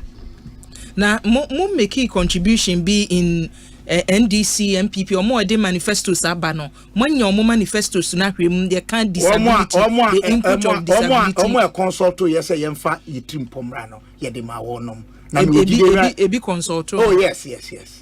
Yes, and me who say I reflect what the omo ayinu. Because me more be a this year, but Breno so na ye kasa to the issues are obetias. The most important thing is say yane no yegidie ni say ye focus na ye me de say nationally it is becoming a critical and integral part of our discussion de pa if you say akua o mai bia odwene ne manfo a wo mu adi dem ho wo mu asabi ye twa wo mu agya wo mu a ewo edonkuma mu a ye o mototwene no o man a okoso pa ana obinfo mu okunini me papa that means I say sir you know you can obi fumu sasabro sam emeritus professor your friend John Henry Clark when you be call or say the true measure of the civility of a nation is how well it cares for its aged and vulnerable, especially children and the disabled. That's how you measure the civility of a nation. No, cut to also say, Yanini Titia Bibremu, Ansana, Yabeko, a Kwasumu, and I say colonialism. Ye idea a friend say orphanage, and I say home for the aged. They said the Nemafo Wobino. Prisons, Granny and Nibi. If we said na or mine shishano, ye do be a can be, and to better Casabi say, Yan Trabrewa and Trini. Bisabrewa Babone, or ya chance say, Unibi. Sakasani na ma wu say, Yanini a new queen, a nipaho, and nipayon. Nanyamia dum so, and no, I didn't be free a harmo de qua. One more quiet domu if he's on when you have to change. Yeah. Na me de chayen enti yam pekwan ya be fa so ama ne ya ye da chi bi ama asari biribi atwem ko ene de ye ne ye disability act sen ye di sa emra no ye atwuma sen ye di hu komofa ye ne ku ekum wonom a se bi wo madi dem na etesen obi adi dem na chese ontumi anya ne chefa bi muo man na obi wote DVLA obi be renew the license okuta license more than 10 years obaye na wu say ni ti e wo so kakra wo se no obetuma drive who base o judgment on looks na nipa na otok afidie no mu a o drive ye chen ho ndi antu ye boase na ema ya ninku sankomodie ho se de medi kan kan ehu hia wo so de mini say o pass back no hu hia say ensantwefo ana ye di the disabled for no achi sabre ye ne or can kwe ezito can kwe knuins. That's right. Chese nipa bre wo ho a na sa disability act na say ye full implementation say be ye adwuma ya ye bi na ka bebre nti me de say mo be somu a say na ye wo kan say manifesto no because wo hwe ne ba mu say omo a omo disabled for mbeko university na school ne ye be boa wo ni we no a me bisa me say esi wo ho esi wo ho because omo challenges na doson bebre when you school no kra wo kopa adwuma no woni nipa 10 ne kwa ye be fa ne no ho den na dia sa nipa ni nyina wo ho no mo ni nyina ye the issues of perception and social misconceptions ayewo efa sa ne ma no any afin so empirically adansidie wo ho say o phobia wadi dem wadwuma mu a ehun ka no be kosoro achen obi a oni dem. That one is a fact that must be understood. But you also look at the overall social effect. Say sa nipa no oma oko abra onya adwuma so a what will be the effect on the state on the whole. That's a handy we are cost benefit analysis now ebe mo hu say enunti na bribi me papa amakwata cabinet akodi decide ade ye hwe kwan ye be fa so aye okogu to bus ma so ni say na identify na ema ne omo na tete to bus mu and you didn't consider where you were going to take them. Me kasa me eno de me papa no so me kasa no pa say I don't think it was well thought through sadie no but now ni na chi no me feel say generally and ye di sankomo yi akua enkan no be say mfie be say du ana say du miensa na aduonu bintemu ni a enko be fra ka say enkomo be na mudi no afide no so sa no and it's opened up disability law no yeah na hon so ebi eno no and now ko sorry them and I say public fora manifesto invest you munyina ye we won say TV so no be gina ho a or ye sign language ni ade ye manifesto a ye print bi kra wo braille mu and ade hanti ye kakaka ye kuranim and that is why you don't have to give up on yourself ayu ye kan mamenchia Yazid ene me yonko ba ko no ohun ade MPP communication team no Yazid yeah what the papa no is our taxi say na wochimi ha me ama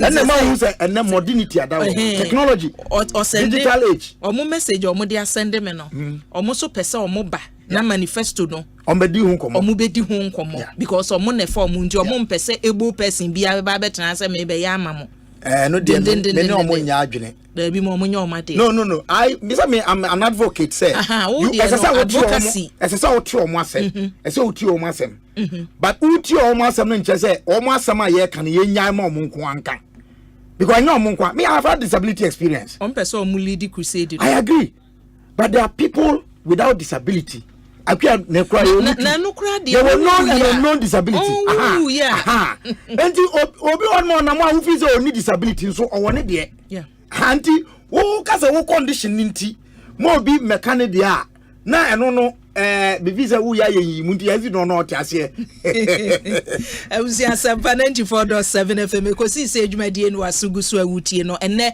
yensem edapono so afei na ye bekom NDC amanyoko no ene request ampadinfo de abase wo say ye forensic auditing wo Electoral Commission register you omode amano 2024 abatro enwoma ne yede kwoto aba no omche se niema ewom no enne wutie Deputy Director of Elections a wama 5 points enniema enye yo mahu sese ya anye bibi amfa ho a abatro nwoma ne yede to aba no kura enye yi ode ne de atudwa MPP for so ede wo de atudwa enne yebekom na yefri eno so emu a manifesto no yegusu a NDC for de wo de aba MPP for de wo de aba enra NDC amanyoko no mpanimfo wayi sese wo mu wie enye so mo awie kekewu ya sheda a sign obi adwuma de amano enra nipa miensa education health and security mpanimfo no nkasa mfa ho machem MPP for so ewie wo de omuso nipa ebekasa omo namu wo kama yate ase no abusuan ne wa namsi for ewo ha no so ho nkomotwetwe edebeba adama tese wo mie de eba chairman. Yes madam.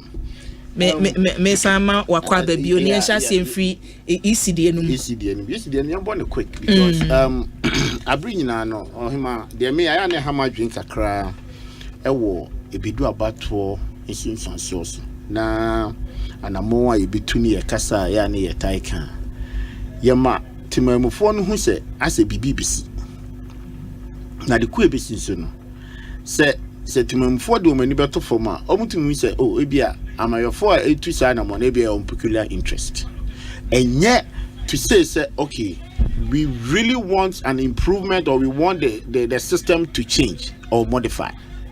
You see edisi for di isi hu komo since they lost 2016 elections.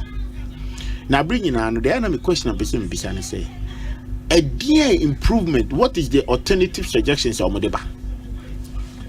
Either say be can't say and a more ye to neno obi pursue ye obi ankan bani ye ena sabi ya call ye yes ye be did okno so ma ye ni dokno ho eni man kitinki bia omu be di hu komo make it as if say something is happening.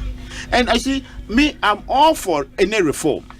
Said Dr. Bomfe Kawa has to say a catcher and say ye dream that dia and near more ye to nyina ye and near ma and a more ye to amana chuma am why a person is Sunday that me that is all I'm for it.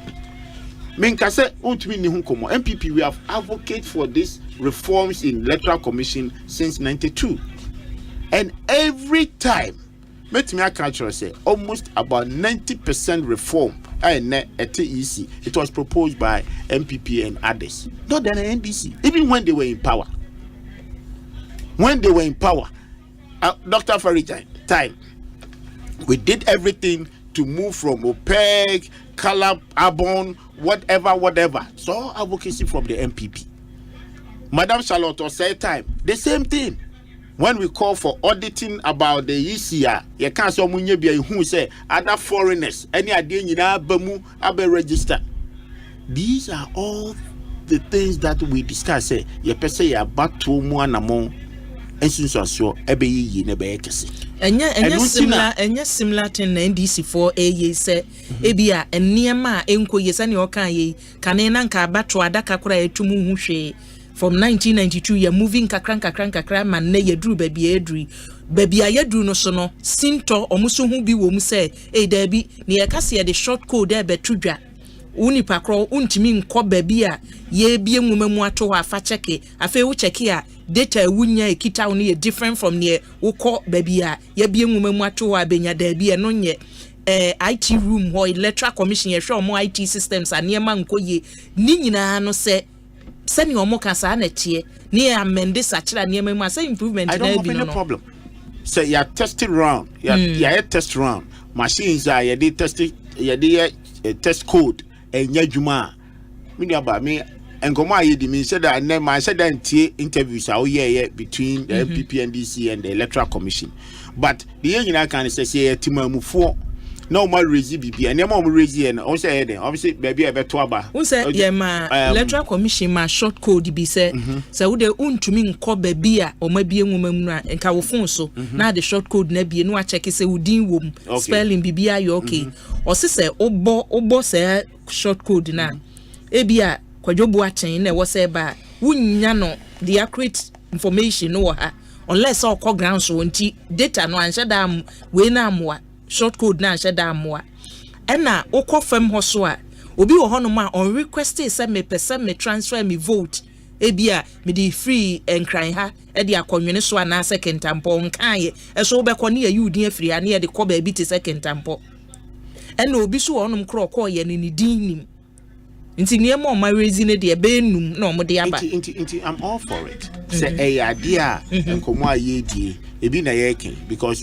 person be call electoral be a digital we register na akoto aba na obedu ho na udinim ne be ka to so aba wa transfer which enya na transfer system no and are corrupt and ISR.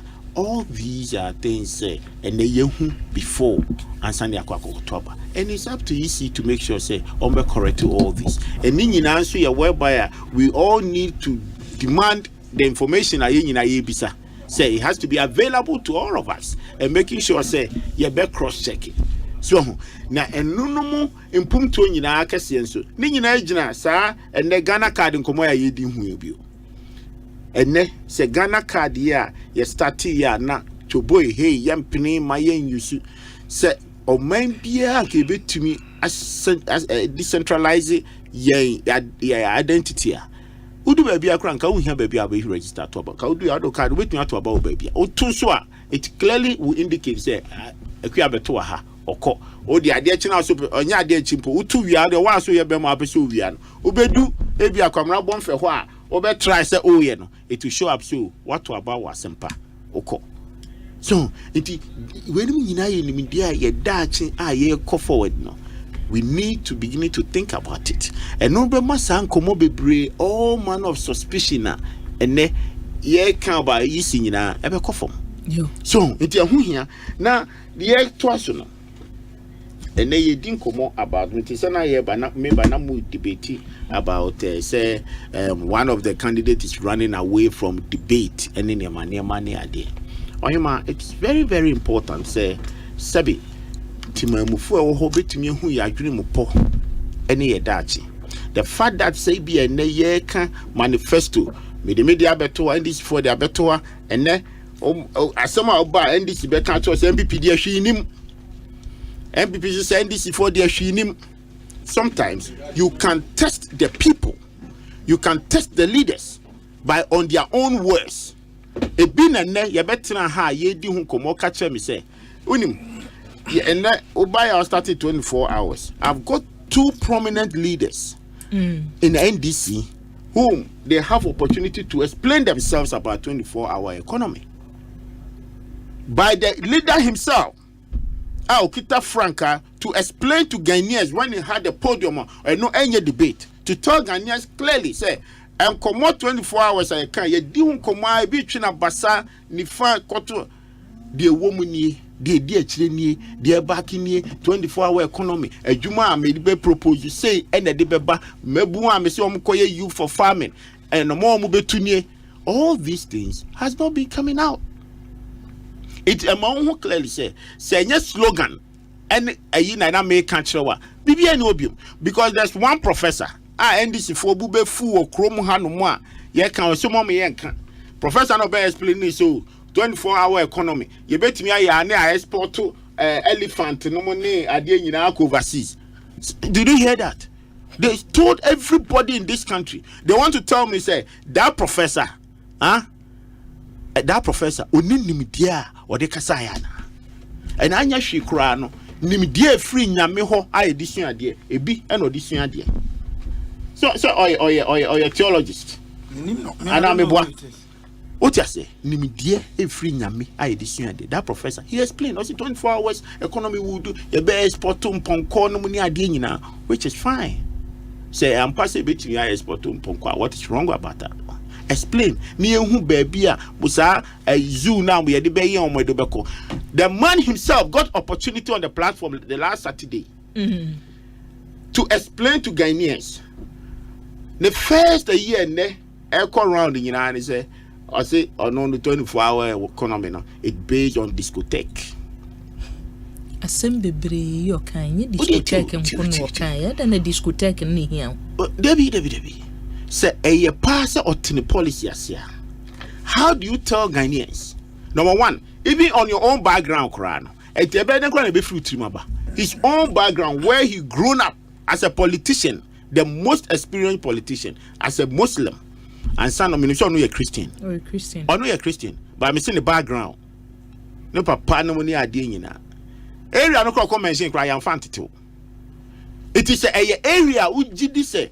Say anytime because a mere slogan and at a certain time you know how funny that it comes to you easily but to say disco now discotheque no cry no kind you know and your word I discotheque pen no country more he used about 3 to describe that particular entity 3 open about tape neti discotheque club tech and son of a say nightclubs.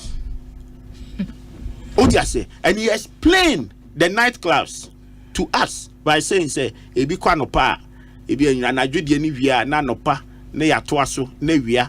But with him, I don't fault him. When him said titina, na yeshana ni yako secondary school no. Because ye ma unko nightclub unti. Unja ne afternoon jam bi. Him say kwa bra ko bi da. Afternoon jam na any my freak for there what area that's in money idea now we near the afternoon jams because you know quite my who free rant you to say students partner because so no there say wonti Debbie me na make sure say it that's what you say into the beba say kono de ba it is mama nko kabila chairman en komona yedi mama lande en komona yedi nyina it is about who is going to hold our future strong. Who is going to direct us? Now, no cancer unim. I have the hands of experience. Me, and then I'm more to my experience and no didn't come also will be children about me. Any day, my baby president pay me, baby, my namo me too, yeni experience. I mean, a juma me yeni. The man did not refer to one of his record. One. To by say, obey my catch or say.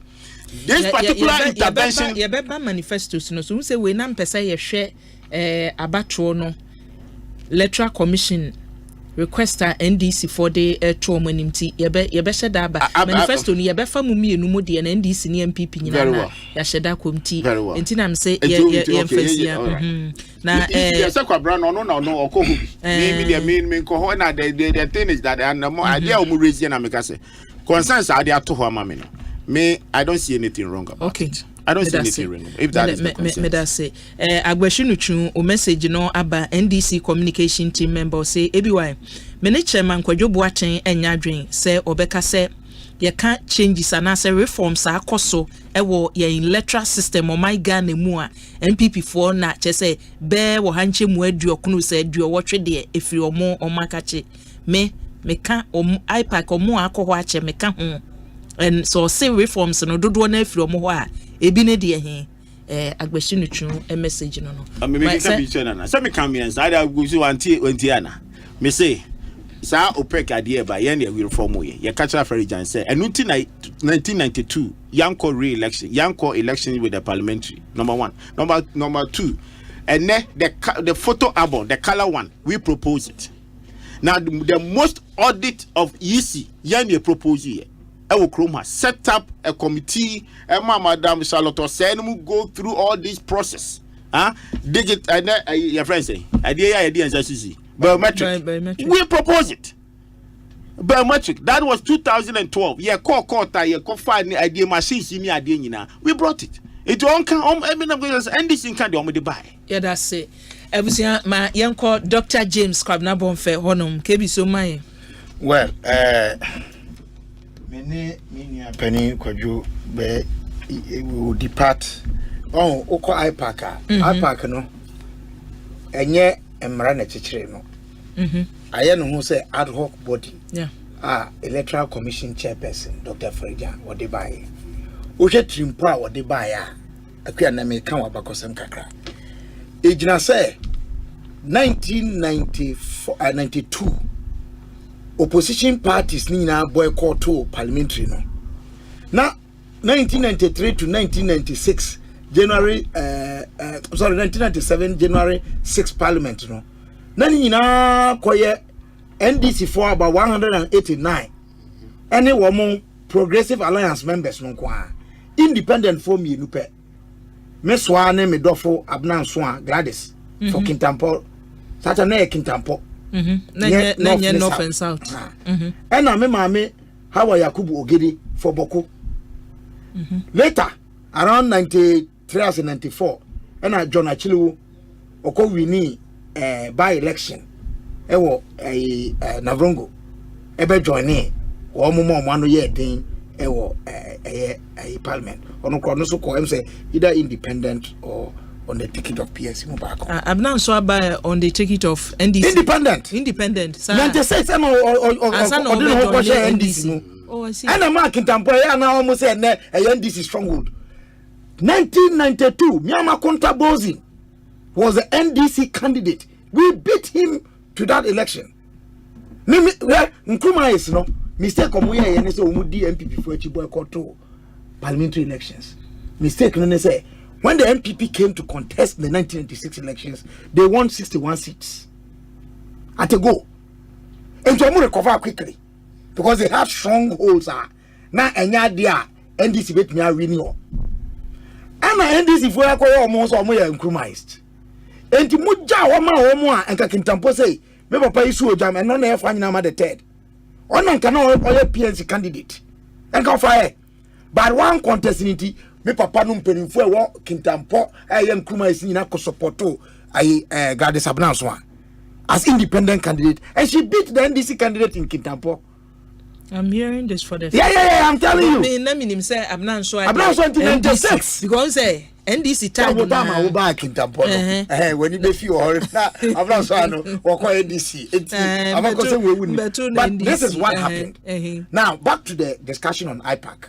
So 96 no na akoye opposition o na e minority no MPP 461 PCP 45 na 66 na sa opposition no I can tell you me say opposition sa minority group no me de enya say me ben omumu bintia the most formidable minority group that held a majority of 134 to the battle me papa SK Boafo na minority whip vintage JH Mensa minority leader Sabrano Asemba Parliament na omo ka minority spokesperson bi obesore correct kwashiga na sore akasa ewo aye friends agriculture kwana aduko for medicine health kunadu apraku economy and finance foreign affairs papai ofa Hakman uso ajman tise obi obesore obekasa bia no na majority fui omujadum Asempa FM. It was a solid minority group quality na me nyini say sa parliament no 97 to 2001 January 6 our president Kufuor beso afnanumu as president for the first time. Sa parliament 97 January 7 to January 6 2001 no Nkwemu kakra as a student of parliamentary practice me nyini say the quality of it no yanya parliament be what me match ade no enti sabre no other parties na aka ho no Omuko parliament no muko din komo a. Oma no ebetimi ayeden. Enso ba the numbers a ya twetia. And for device IPAC. In fact, starting from 93 now minority groups no any representation in parliament no. And I say to give them a voice in electoral matters, you create IPAC, electoral commission. And you show more where the member of Azedun Ketano catch up. Say, IPAC was created for minority groups. For minority groups to get their voices on electoral matters. And Osha say Yako IPAC over the years now. I can tell you that IPAC has been governed more by consensus. Enti etoda obeti yewie ye no ye be wie IPAC meeting na wedi nama eno ya bontin so kasa o. When we meet there most of the time consensus, but ade amene ne be ya adwene ne say most of the changes no have come at the resistance of NDC4. Even though Agwesi Nuchu cannot contest this, even though they buy in, they come to accept it. It been biometric. I shall say 2012. After 2008 elections, if I don't institute and a static campaign, no, say yanko biometric. That time no over kaya and check na Kenya. All my issues be, ama the whole world was discussing introducing technology as a way of improving elections. Energy too, but menka say yenina ye kan bi ena yetimi age sanemna too. And chairman, just to put a certain statement to the record, who is a parliament was special budget committee omuna omonhwe EC for budget. So special budget committee no minority majority representation also. Enti some begia too no, it takes both sides, and then also again consensus more. And me kasa say when you have to show say ye kambo mu more to say the Hussein Bolt ni nuanum tu mika onya best record na ye be ya de wo Ghana chen say won kwa ye me nhwe no. Wow. Fast forward Asempa FM Boshe wo mo e kasa enne umitie me mpese me yobia. Look, it is not enough to just hold a position in a party. It is about modern so benya institutional memory. And I can tell you for a fact, so when me wa fa se dun kitia na kasa ya mujashiwa minua computer na ode kasa wa no on kasa sa on tia sintia deputy director. I'm telling you, elections who my dear friend provisional register exhibition yes your friend say and no dey say enya ne your friend provisional register enya final one dey say your friend provisional say register no susu ye yesusu say na ebewie da bi yesusu say na ye tie asema wo ka kire ye no aye twen ye yesusu ye no betima aye mfom so e wo udin trom e bia mfia usi wadi se de udin kra isi tro no fa ebinu kra wo no a oye obema so yakde oba na akɔhye ho.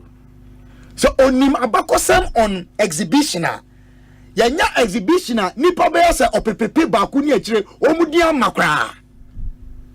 Their names didn't appear in the register. Now how do you accuse anybody for that? So the person or there didn't see her. They ain't in a din woman Emma was a kushim. Now me kasa say where they are boying na koko say. Me tisa na ubusa Evans say omunya issues there. Look, they will have issues, but they'll bring it to the right forum. IPAC. When you can auto two electoral commissioners here, akuya. Ya battle any kabi mamikabi and auto trust. The Electoral Commission, their credibility is intact. Intact, I'm telling you. Globally. Ghana, Opa, ask the political parties, they know. And I'm telling you, in this age and time, the Biameka, and what was only Gidia me want to say, technology never won, and you full proof same from so to me, my own. But at their technology, Yamia man, dear my and say, Sir Oko, yes, sir, old chinchin bibi wumua.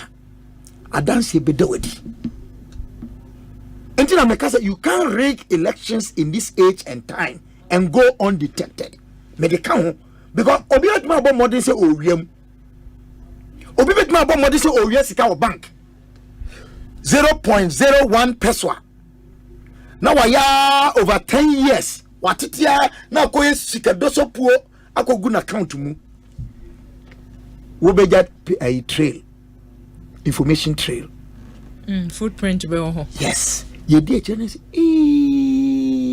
obi kwa ko retirement ahomije mu o disika na o enjoy no ora said the way you can the near expiry date ni akochina ba sana biometric net here and that's why some of us are for technology but from so beba ho na eba ho a de no nti ene ye provincial register say de ohi eno hu ya enye enom ne ade na me ka we ama wura na ate ase yi ye woni pa bi no mu a omo de omo course yen transfer wo mu omo ankasa in the time past ewie ya omo ye ade no wie ye no they went back to the same place and woman call you transfer wie no so mo kwakọ hwe omudin akoto aba wo ho.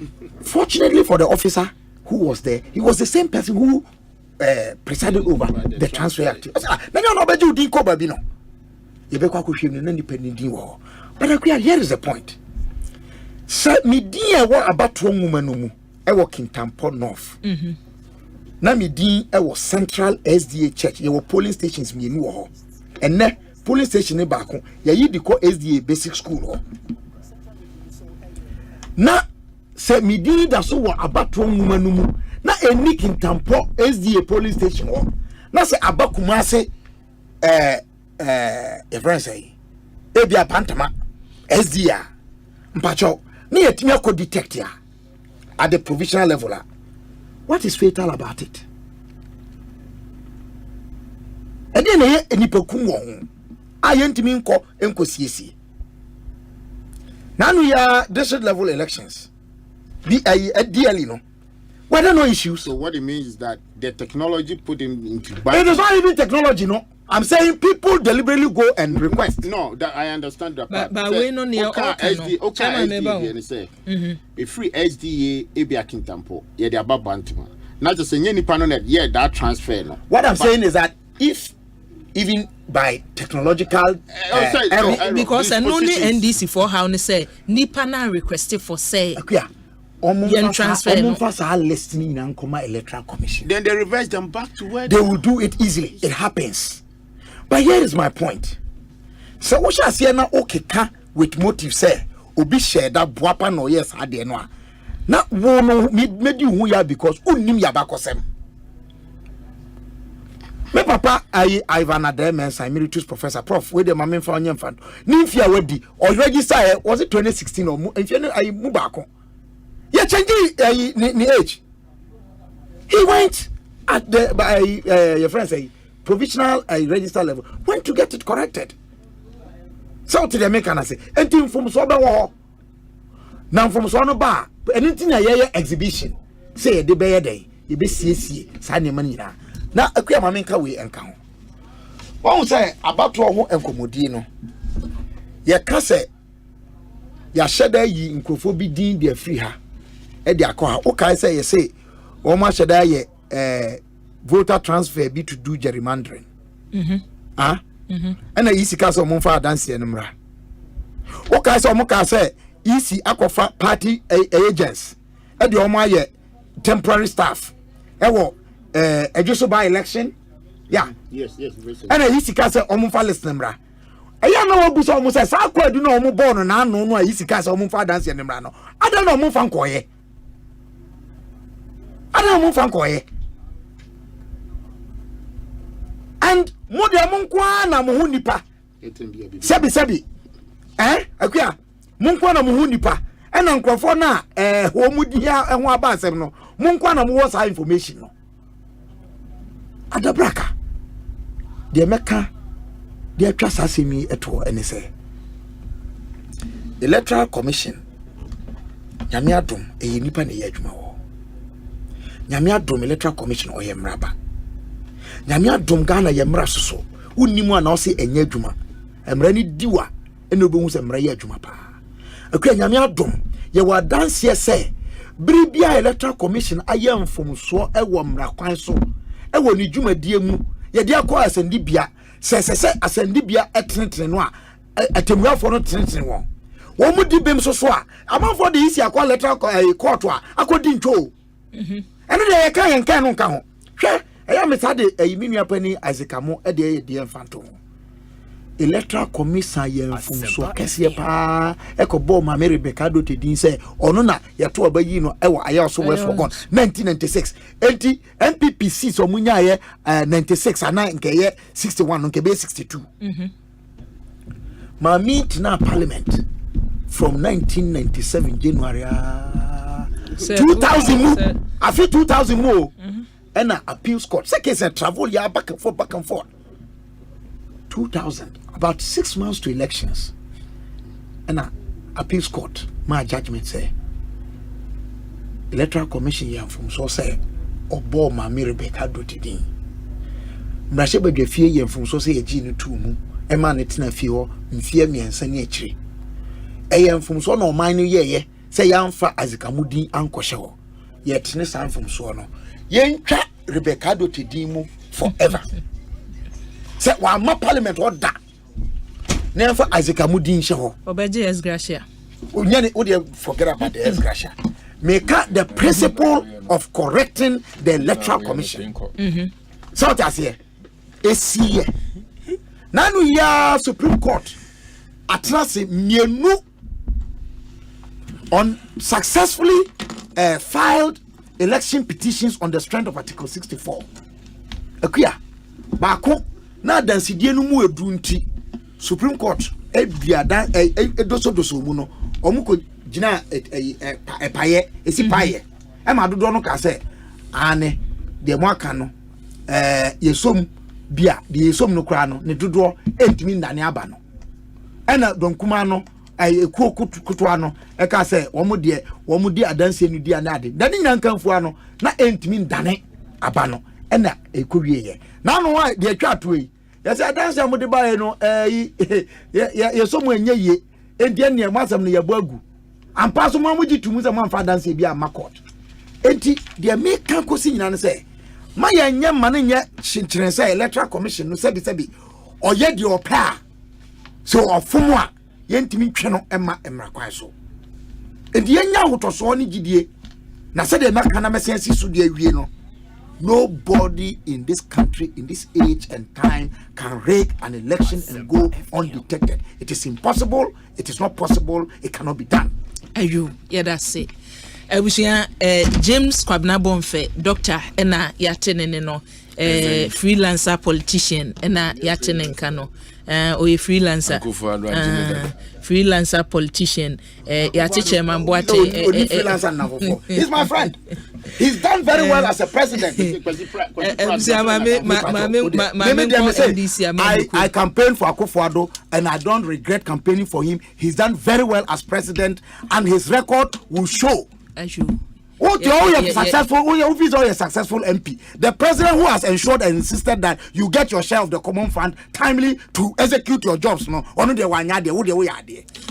Abusia ye ko Honorable David Vondi edufie ha twifo atimoko amrahye bedwani NDC amanyuko no mu ena owo ma menko no honomo na Honorable akwabo mejeso benu yaba otadi nyagoro because there is common fund Nibiana chairman mesrewo ye twam when we said that is canning na common fund chairman wa won me say mu bi di adware no for years and so beto mesrewo common fund and so why common fund and so there be Juma me ye wo constituency ho no common fund and Sunni Yompo.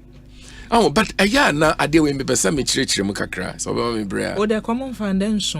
Oh, that obi ati. Meba.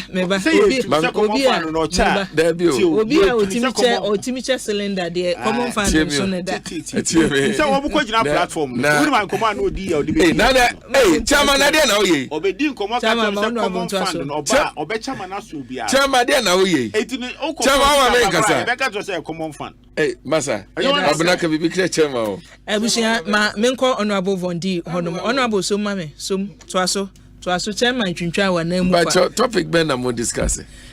Wa manyoko say musimo call for forensic auditing. Ma menchia o. Na menchia menu anom penifo mienu a menu o menchia wa ha chairman ene kwabna Akufo-Addo adamfo.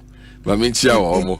Na Mincha Omo and Yabra at Yen. This is our Kasai, and say you know where you are looking at Tintino Kasani Shadanya neutral view. No problem. But that's fine. I mean, democracy is working, so you have the men called Kasabia. You can the same thing. We Chama Menkasa. Chama Menkasa. Chama Menkasa. The boys are no station bread. Chama Menkasa. Chama Menkasa. Chama Nede me. Honorable Twaso. Meda 7 Riaba. And intino, Mamincha one anya bra 8 year. Chama Hakima de what for Timokwa. Menokasa timid named in Yamenshirano. Madam Confidence, any woman can you 8 me. Minriaba. The woman is Electoral Commission. Omu wa sudi. Asudi omu wani se omere se pere yobeba. Abatwa ye kotrom. Wahu amanyo sema meye. Me mpai bo ane me modern bo ne se me wie medwuma asam bi ba ne ye ka ye be kan ye be bisa se fondi no sesan me pesa me ka no kura nko awa brabo a me bo amanyo se mu yi obetimi etie na obehu se ye no kure na momu wo ba bi ogina is not a problem. Electoral Commission omadwuma ne se ombehwana periperi yo ababa to omo hweso no mu na mfa oyene amagana ha na oho so owo akawda hu sunsuno a esese wudwane wenwane na chese sebio wenya ansa ye frana nyansa na chese woni bi na ye ne NDC fo eni amanyofo nyina eye yasedisi ye yesa aba ye koto no ye beboa yisi no aye na dwuma yie anya sa Atuguba Kasembi Justice Atuguba. I say, how many are you? You these politicians, how many are you in this country? Yen kume bi wa hwa ne ani ye no. E de how bebre abra Ghana fo a enye amanyosam fo per se. Look, e de na aba. The aba ne say ye brie krata mu say wani a atro din si e beto aba no. Womu kwese wo mu din wo babia ya twere aba no wo mu din ne ye pepepe saa na ti ana ane ye kohwe din no na north ho baabi no enkrofo kohwe wo mu din no oh minia me pacho me pacho not for him me pacho. In fact, I've forgotten about the exact because location. Maybe oh Jesus Christ. Maybe sir. You see, you don't want anybody to take this program and moderate for you. I hope you know. Oh, honorable. So moderate the program yourself. Maybe sir. Allow me to flow. Maybe sir was no so as you allow. Go ahead. Meet you. Me no deputy that so by unso you can be some said DNA ka. Me pa choko. Me no deputy director of elections se kasai na me share bisa ne say he fan na mwetimi identify say e bia ha say obi din nim ya transfer wo say enwo say ye o ma me Volta region o ma me some parts of Bono region ena o ma eastern some parts bi nti wo de na o say ye director of elections ama sa details we here then I will be some say hifa exactly the same thing I'm talking about. Oh, can northern region exactly hold on Volta region and the okay you know exactly the same thing America. So mami nkasa dia me chira on say what dia fa dia ya director of election aka say deputy eya na ha me kakra asem a abai nipa no a yayi ne din afri ade no ma ya man transfer no ah won nim say ya man transfer mpo no nobody knows so ya NDC ni anas so ya MPP ni so ya CPP ni wonim na emom no menu aba fa ne say nyame mpengu ye kwoto aba na mabunu be miensa enum enan edu akoduru bebi aye to aba wokohwe ya yi ni din every bebi ono atro din no obeto aba no e de yakoba bia wonim ho onko ho mpoda na mabunu ya sala ise beto na eduro sisi wudi enim ne ya transfer akoba bi wo hwe de ba sam ne besi sabre no sabato bre no aw ye ka mum ye nkan na one share ye Liberia was one of the most peaceful country in this in Africa. Oh, say yan she and me year obia pese periperi yoba abatoɔ no na Ghana fo nyina no abatoɔ ebetoɔ no resource ebeba no obia abegye atum na edi periperi yoba. But you see, amanyosam kasa ni bi owuka utie a emwa utie MPP youth organizer no wetimi gina simpie so Akwa kase we will not sacrifice winning this election for on the altar of peace. Meba. Why you opening your hand like that? Is it not true? Why you opening your hand like? Is it not true? Honorable Vondi, Honorable Vondi, sheme. And so be a microphone. Hey, Honorable Vondi, Nyabuche, Kebi, Mumubi and Nyabuche na team. Honorable Vondi, Unim say, Nyabuche na team.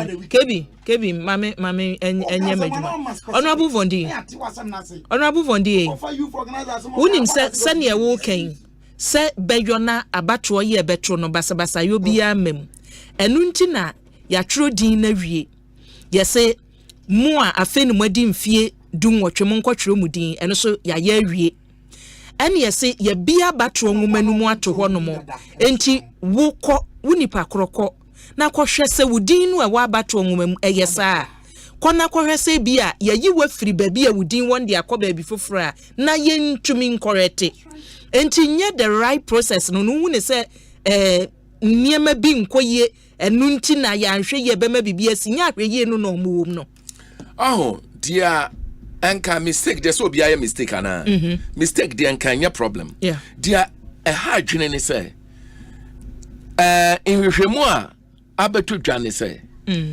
Abrantie bia wonu ni nam no agye nkrofo voter ID card information what do you say was traced to those kind of transfer na abano. Number two Abrantie ba number 2 adia na wo ye ya I don't like that. I don't. You got to be. You got to. No. You got to be. Abusia haya Asempa 94.7 FM. Ekosiise dwumadi so eni. Yebuso ya de ebremo. Honorable Kebi. Honorable.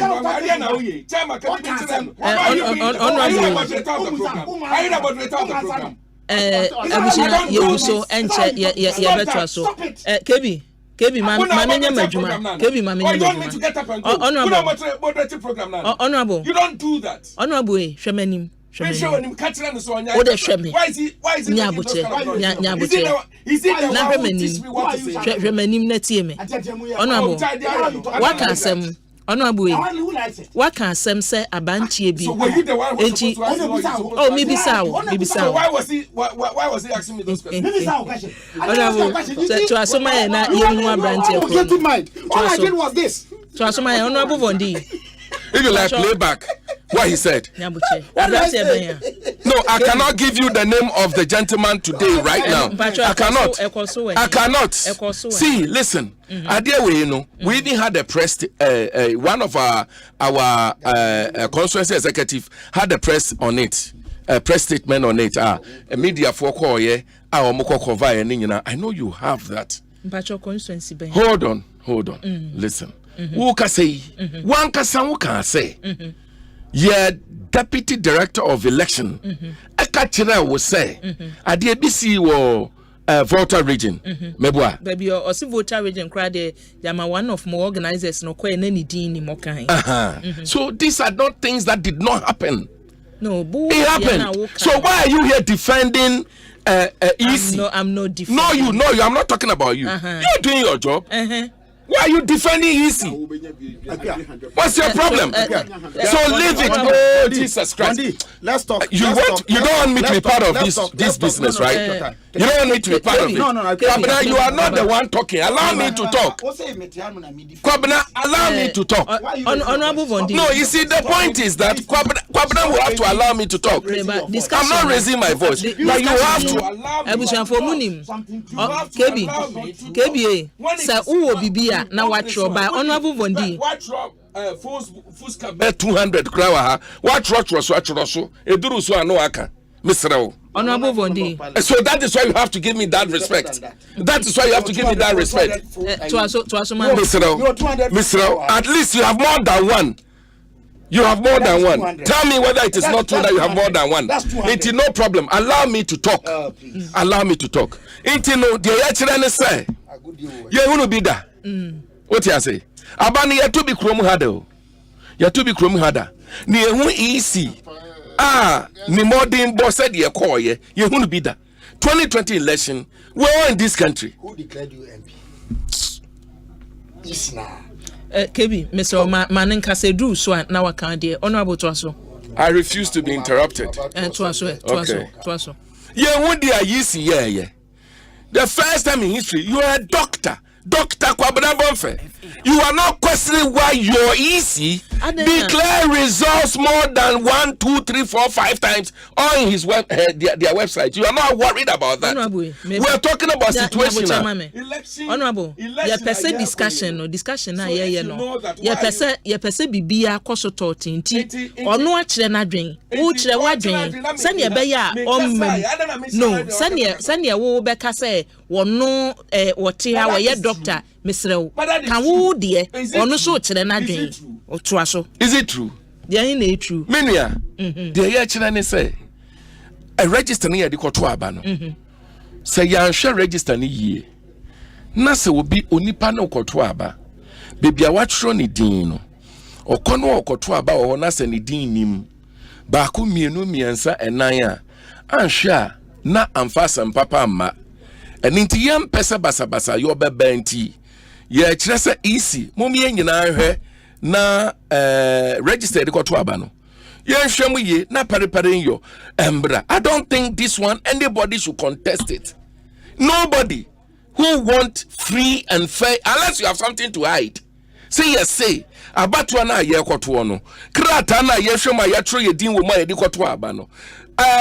Wo bu e krata mo si yan kwa say wo bi din wo mu na obi din wo mu. Wo be kwana ni din nim. Wo be kwana ya transfer na kwa baby a onye onu na ye transfer. That's criminal. Sanu amano wo mu eninti no register no ye nyina ye hwem ni empe kwa ye be fa ye be hwem forensic audit ni ye be whatever so that we can interrogate the register properly to have a document that is credible for an election that we expect to be free and fair. You are not being fair to the system. NDC really, I don't know where you're coming from. I don't know. Unless would he see a nintina 1% ye be about what the anka prong project and nintin say police station near Kotoaba. Say box the Kotoaba no. Ye masu de chire 1 year. Ejina ho be to aba no. Mo bi ehunu se bribi ani box na de kwati about no. Ye nya no nkukuem. Ye nya no fitiri bia there be ye pese bibia da ho ken eni na yisi nankasa po no we bie mu se obi ankohwe se ne din wo mu ana yakohwe asem a abani die ye hunu ni yisi me anya hwehwem wo register no mu. I think that every well-meaning Ghanaian knowing the history of election in this country obia se obia adi na adwene ba say look ade because see 2024 election you know look aye election bia Ghana for obia ni abre wo ho both party MPP NDC yenyina ni abro alankojo kire mantin woni anyame ado ma dwane afri MPP wo musuro edwane afri MPP mu wo nyina ni abre sade ebeya won betimi anya perepere o abato no mu. And so when we are calling for forensic audit to audit the register that we're going to use to vote December 7 2024, unless say wo baby a wo hide na waka se asema yakin won pese ye beka right, this is an election 2020 ye kwa election you know ye bon crofoti owu ye.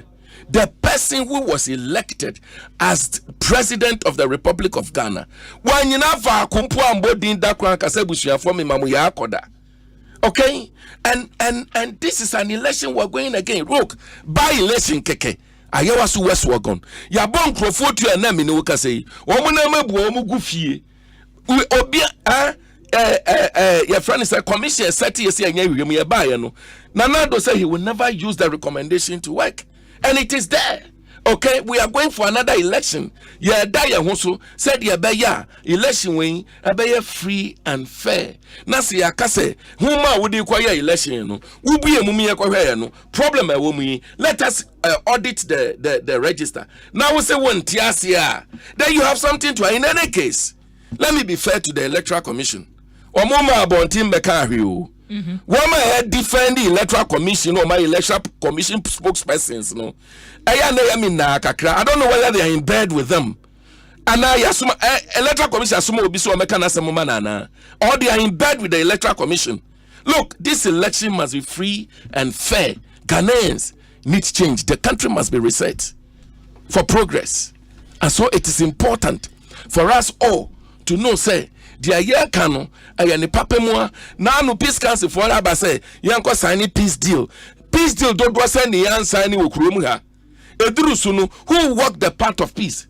Who walked the path of peace?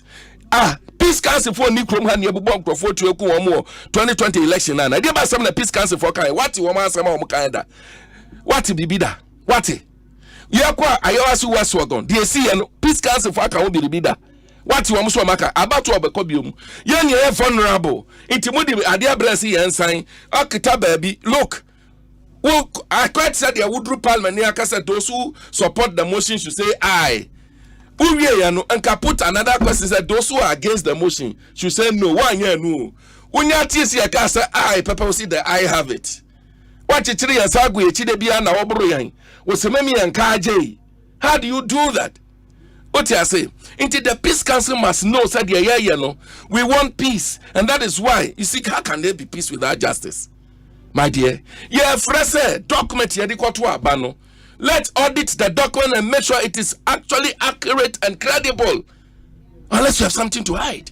Otherwise, Munyin say after say ye no fonso na ewom no Electoral Commission betumi asiesie je say ye forensic auditing na nsanam eno no mahu say bibia deda kwam.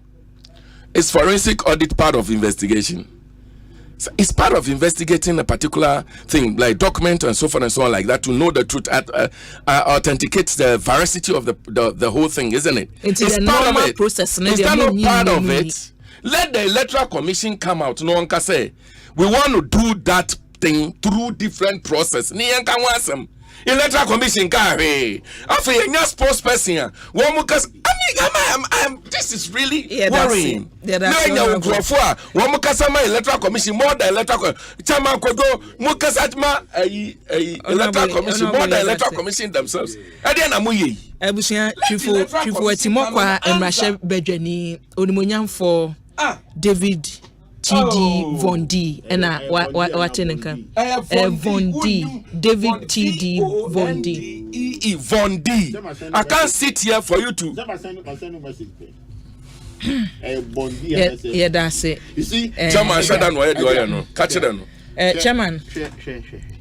Yeah, Shadan. I bring you now. You're the tiny dinkum. I mean, by Asempa Bisami, I ask you the same question. Say, Nkoma need by Electoral Commission. T and I'm a boy. But maybe say, Uchre Muslim and I'm a boy. And they are Uchre Munwai. One Chiremu to the extent that say ABA NDC ni deputy electoral officer. Need some more Becky Kaye about towards war. Any Nkoma only need.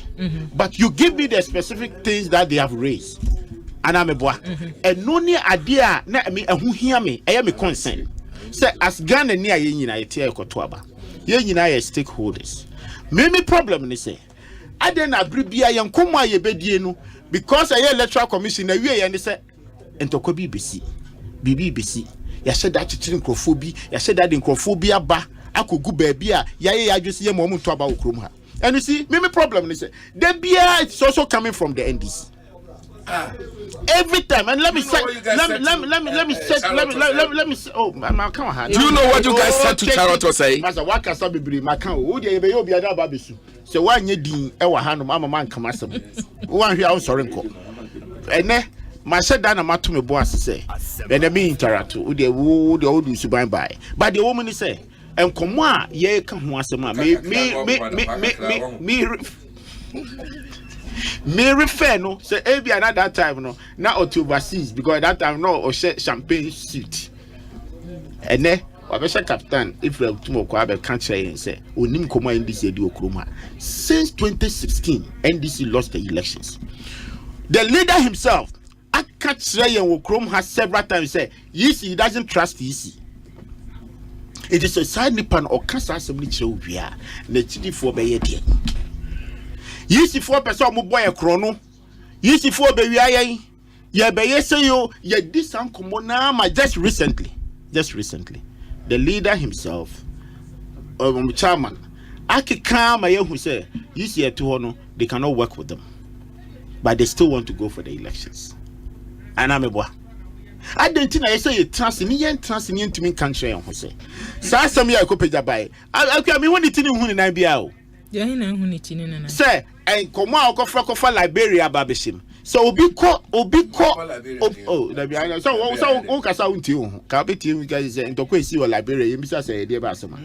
that's what you said. What you say? So minim baby aya no mu free ba. Now oma yama bato na koye to say, there is no way they can win these elections, but abani asese bigu baby a ebia yekopiama MPP for. That is it. But your record gives you clearly say abaya to hokra na woti akonwa so want to me ankan waba 2016 you were in power, you couldn't count. Of some people was the chairman of the election committee.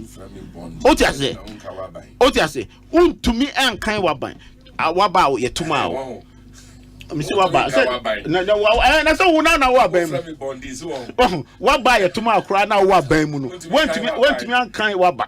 Otia say they are talking me, you know. In 2020 elections, muye bibia fa lawyer fu ewo krom ha. Chairman for some people was the chairman. We studio ha obetra ka chen say 2020 elections there. Bibia no one betimi asi because they have one lawyer, one constituency. And I'm a boy. Ekosiise. Now say these people, lawyers here are from learned people. Our mo krom ha. Where was your numbers? So what I say? I say yes, na ye to me din komo bi say no. You see, say yes ye to anamoa. Ye nya gidie o baabi a ye gina. Ene say kua kohwe ni din, na ye ni din ko bungurugu yoyo a. Yes, I am from so. Men ka say me gitum. I never said that. But for easy to identify crowd say kua odi wo bungurugu yoyo no crowd, say a plus. And I'm a boy. Assume say, you did register ne to ho. Now you babe check me din. Now you see me din him. Now there is no alternative say me din cry you ko bungru you see me din register. I can so can say. But if it is a mistake, I woman na say you to say I ko di bungru yo na yo na you ko ho no mo. Enti enti e na yentimi emfa ma back. Now nim o ma kuku tra o ma wi na na eso o ma dai. Time a ye transfer wo krom ha. Who dey see here? Omo se omo ntiase da. Say yi sika che yen say. Obia obey transfer no. E say oba office no obey transfer.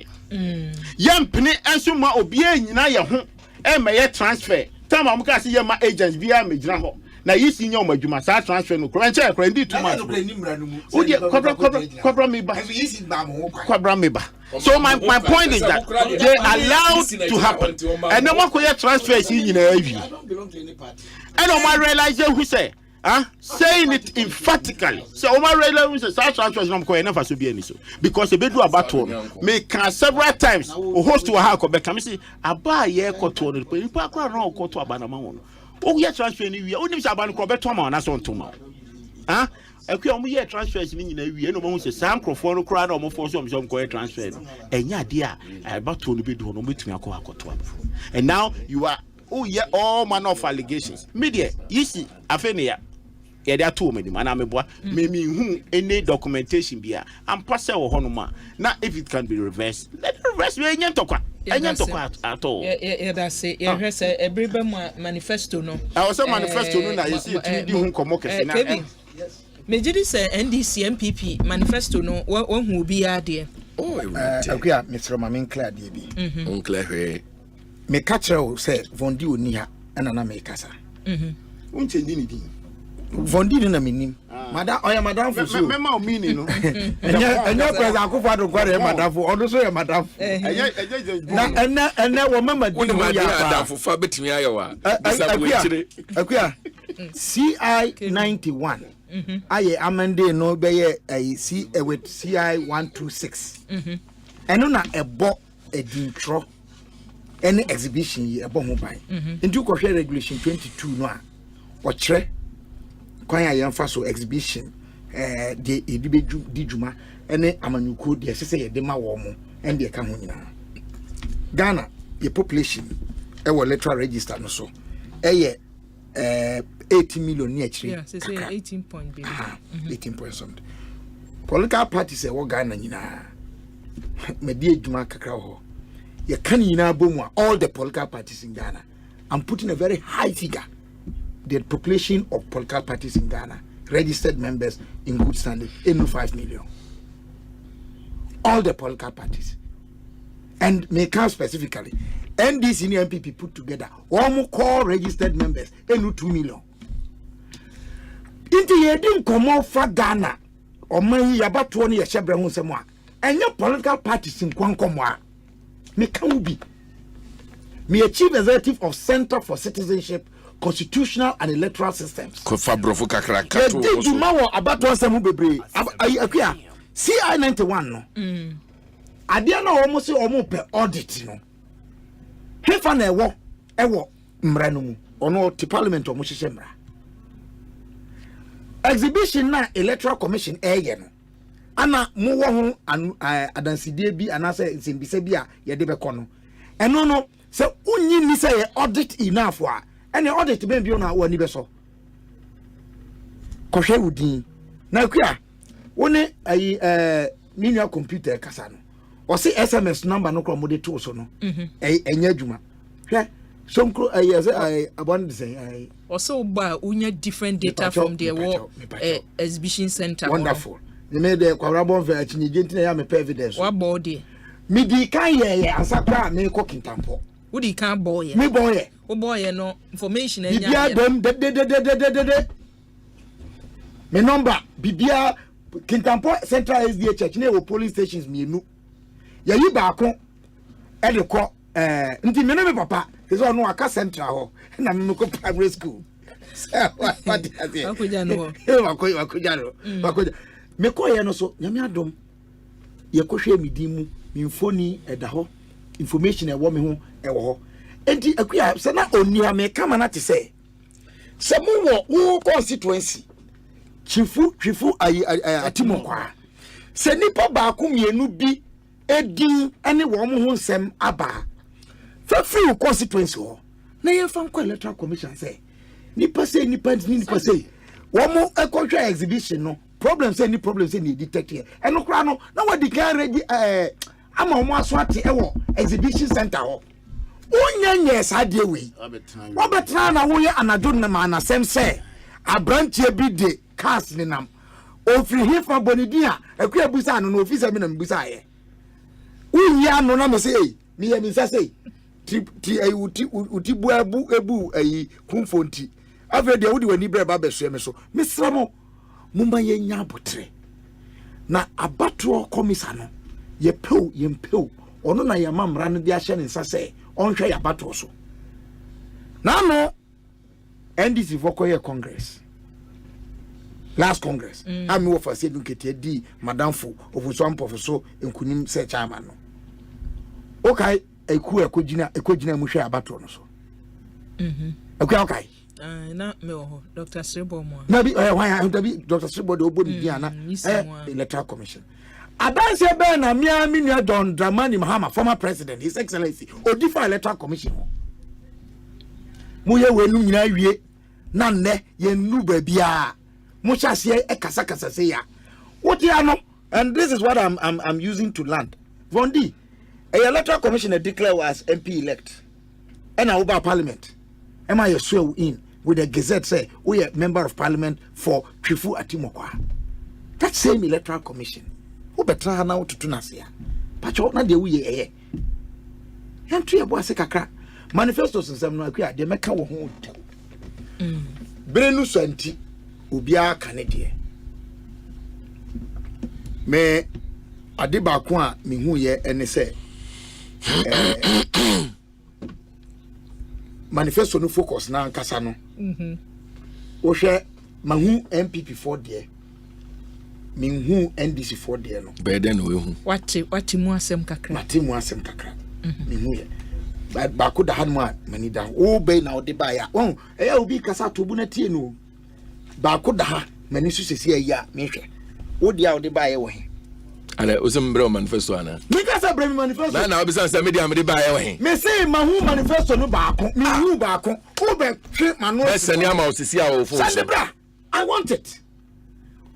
Enti de me kan nyina ne say menya bre na ma hwe ni nyina mu ba we kra de madi hu nkomo ha no na na wo nua obi adaroma enti for us to do a better comparative analysis fair say mehu NDC de no emu nsem nyina na nsam a His Excellency John Dramani Mahama odi tu dwa no ene me call Peace FM edi hu nkomo kakra ebi de me try or say highlights no national economic dialogue ma me ka say Asempa na it say royal senchi die no consensus census the consensus meeting a omo ye was it 2013 and 2014 that was 20 I'm saying 2014 2015 what baby yeah about 2016 national dialogue on the economy and let me see who here pa na no here no e say ese yina ye hwe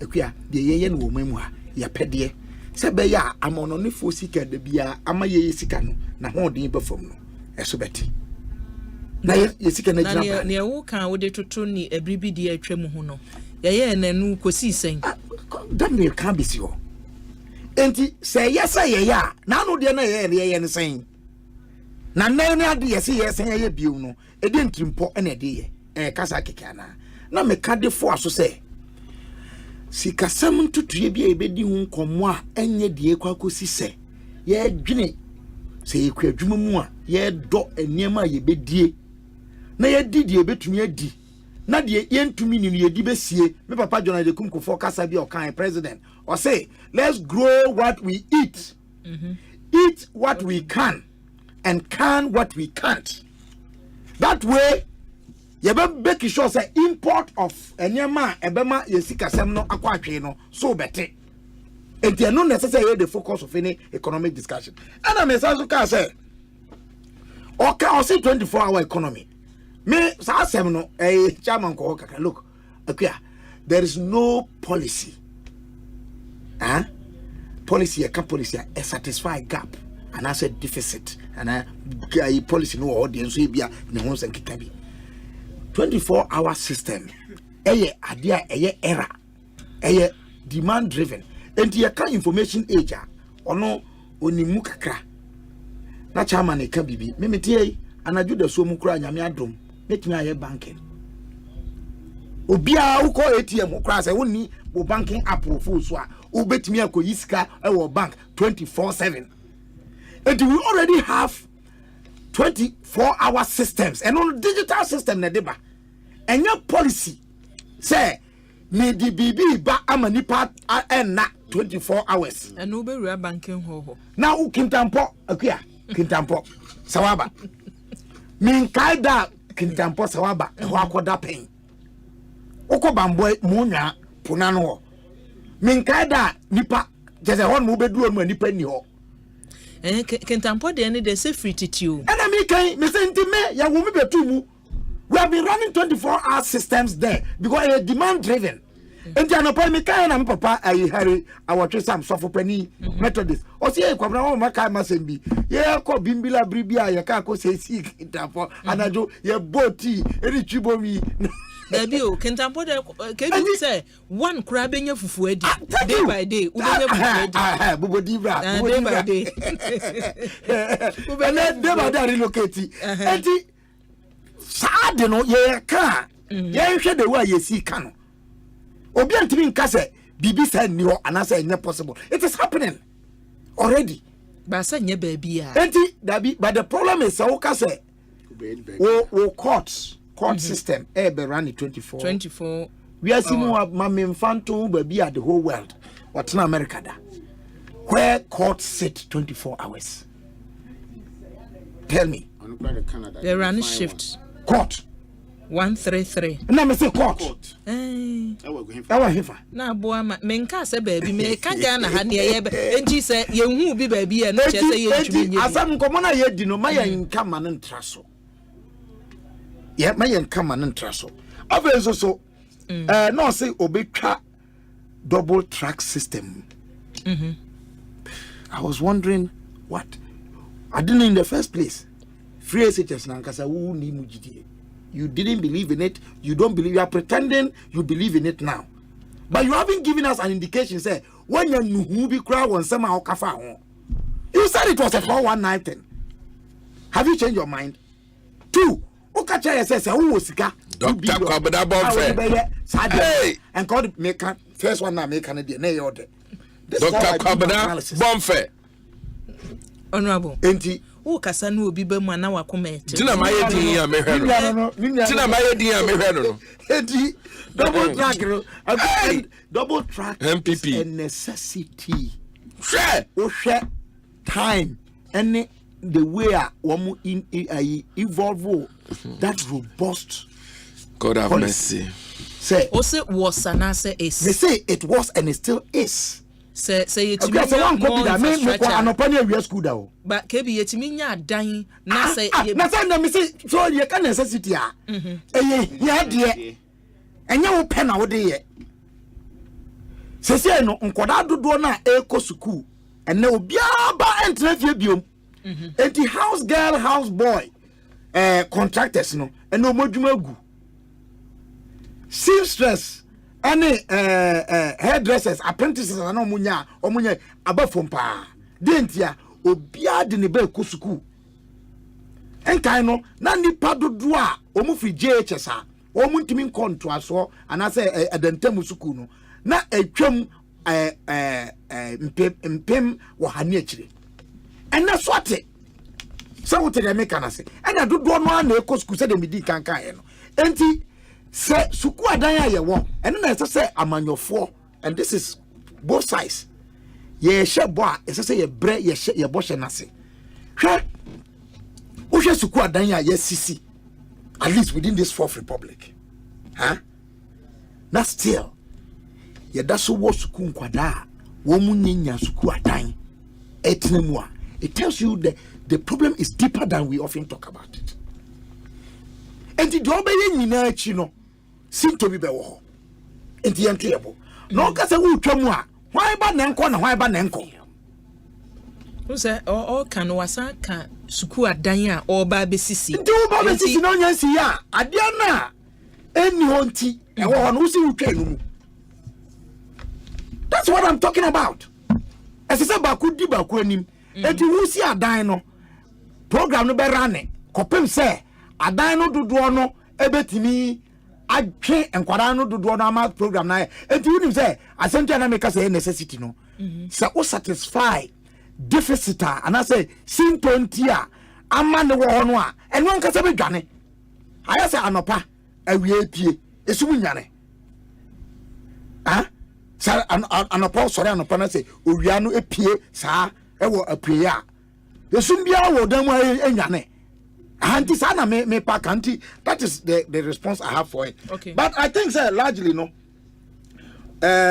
you be share say me at the end of the day ejina campaign na obi abe so campaign manifesto no only a part of it na ohin pombi ka sem bi kire me say mpanimfo bi tama na PNDC pese oye ne kana nasem yet said the obji amanyosem di to return no mo call him on him bi say on kire omo de omo ye bra Kwame Nkrumah ne mabunu no te wo mo ekos form CPP no say ye omo timi gina ye no say ahem enya mpanimfo ma wozi yenim yen enya mpanimfo ma omo ye den omo di yenim de ode nyamesuro ne nyame enwosra ebedi nanim kese the ordeno cry any nipa mu do any our brassier bedding como ye a canny dom and wishia. Now for so a tossum yansa a candia wanya any the ope obema na ye juma kwasi said ye no. Me did any say ebeko ye ama oniko. Yo, honorable Vondi, so mame. Me da say you launch your manifesto. A manifesto to reset this economy, this country. Momo de na reset to reset upgrade no ho no.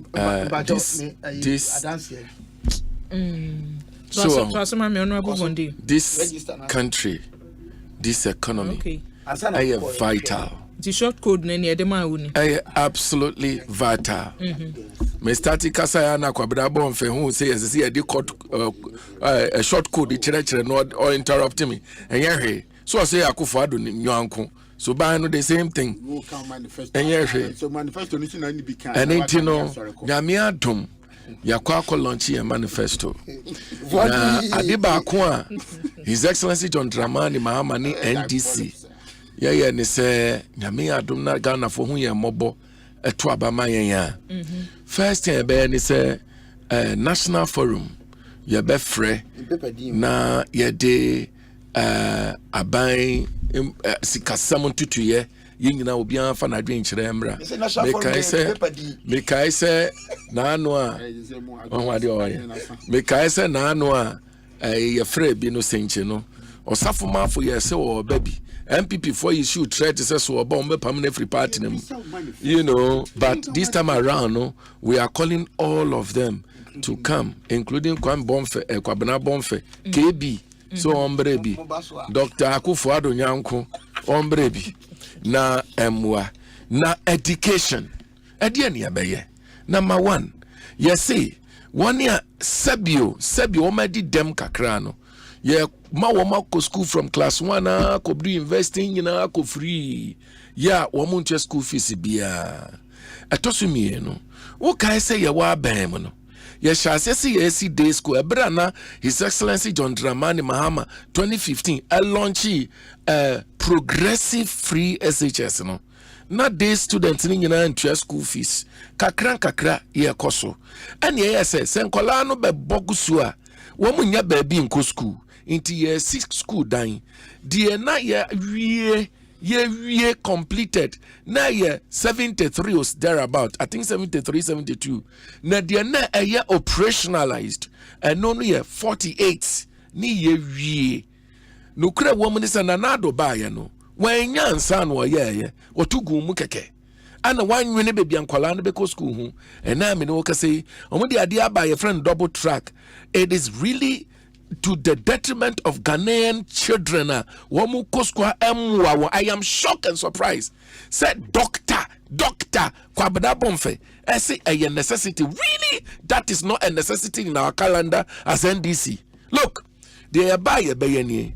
Within few months, up to a year, no, we will complete all the schools Ayashas here, build those that are supposed to be built, double track yebetwem, and na ye ankola school. Before Mubesia Dine no, we still maintain the double because track. You see, the point is that we are not hypocrites.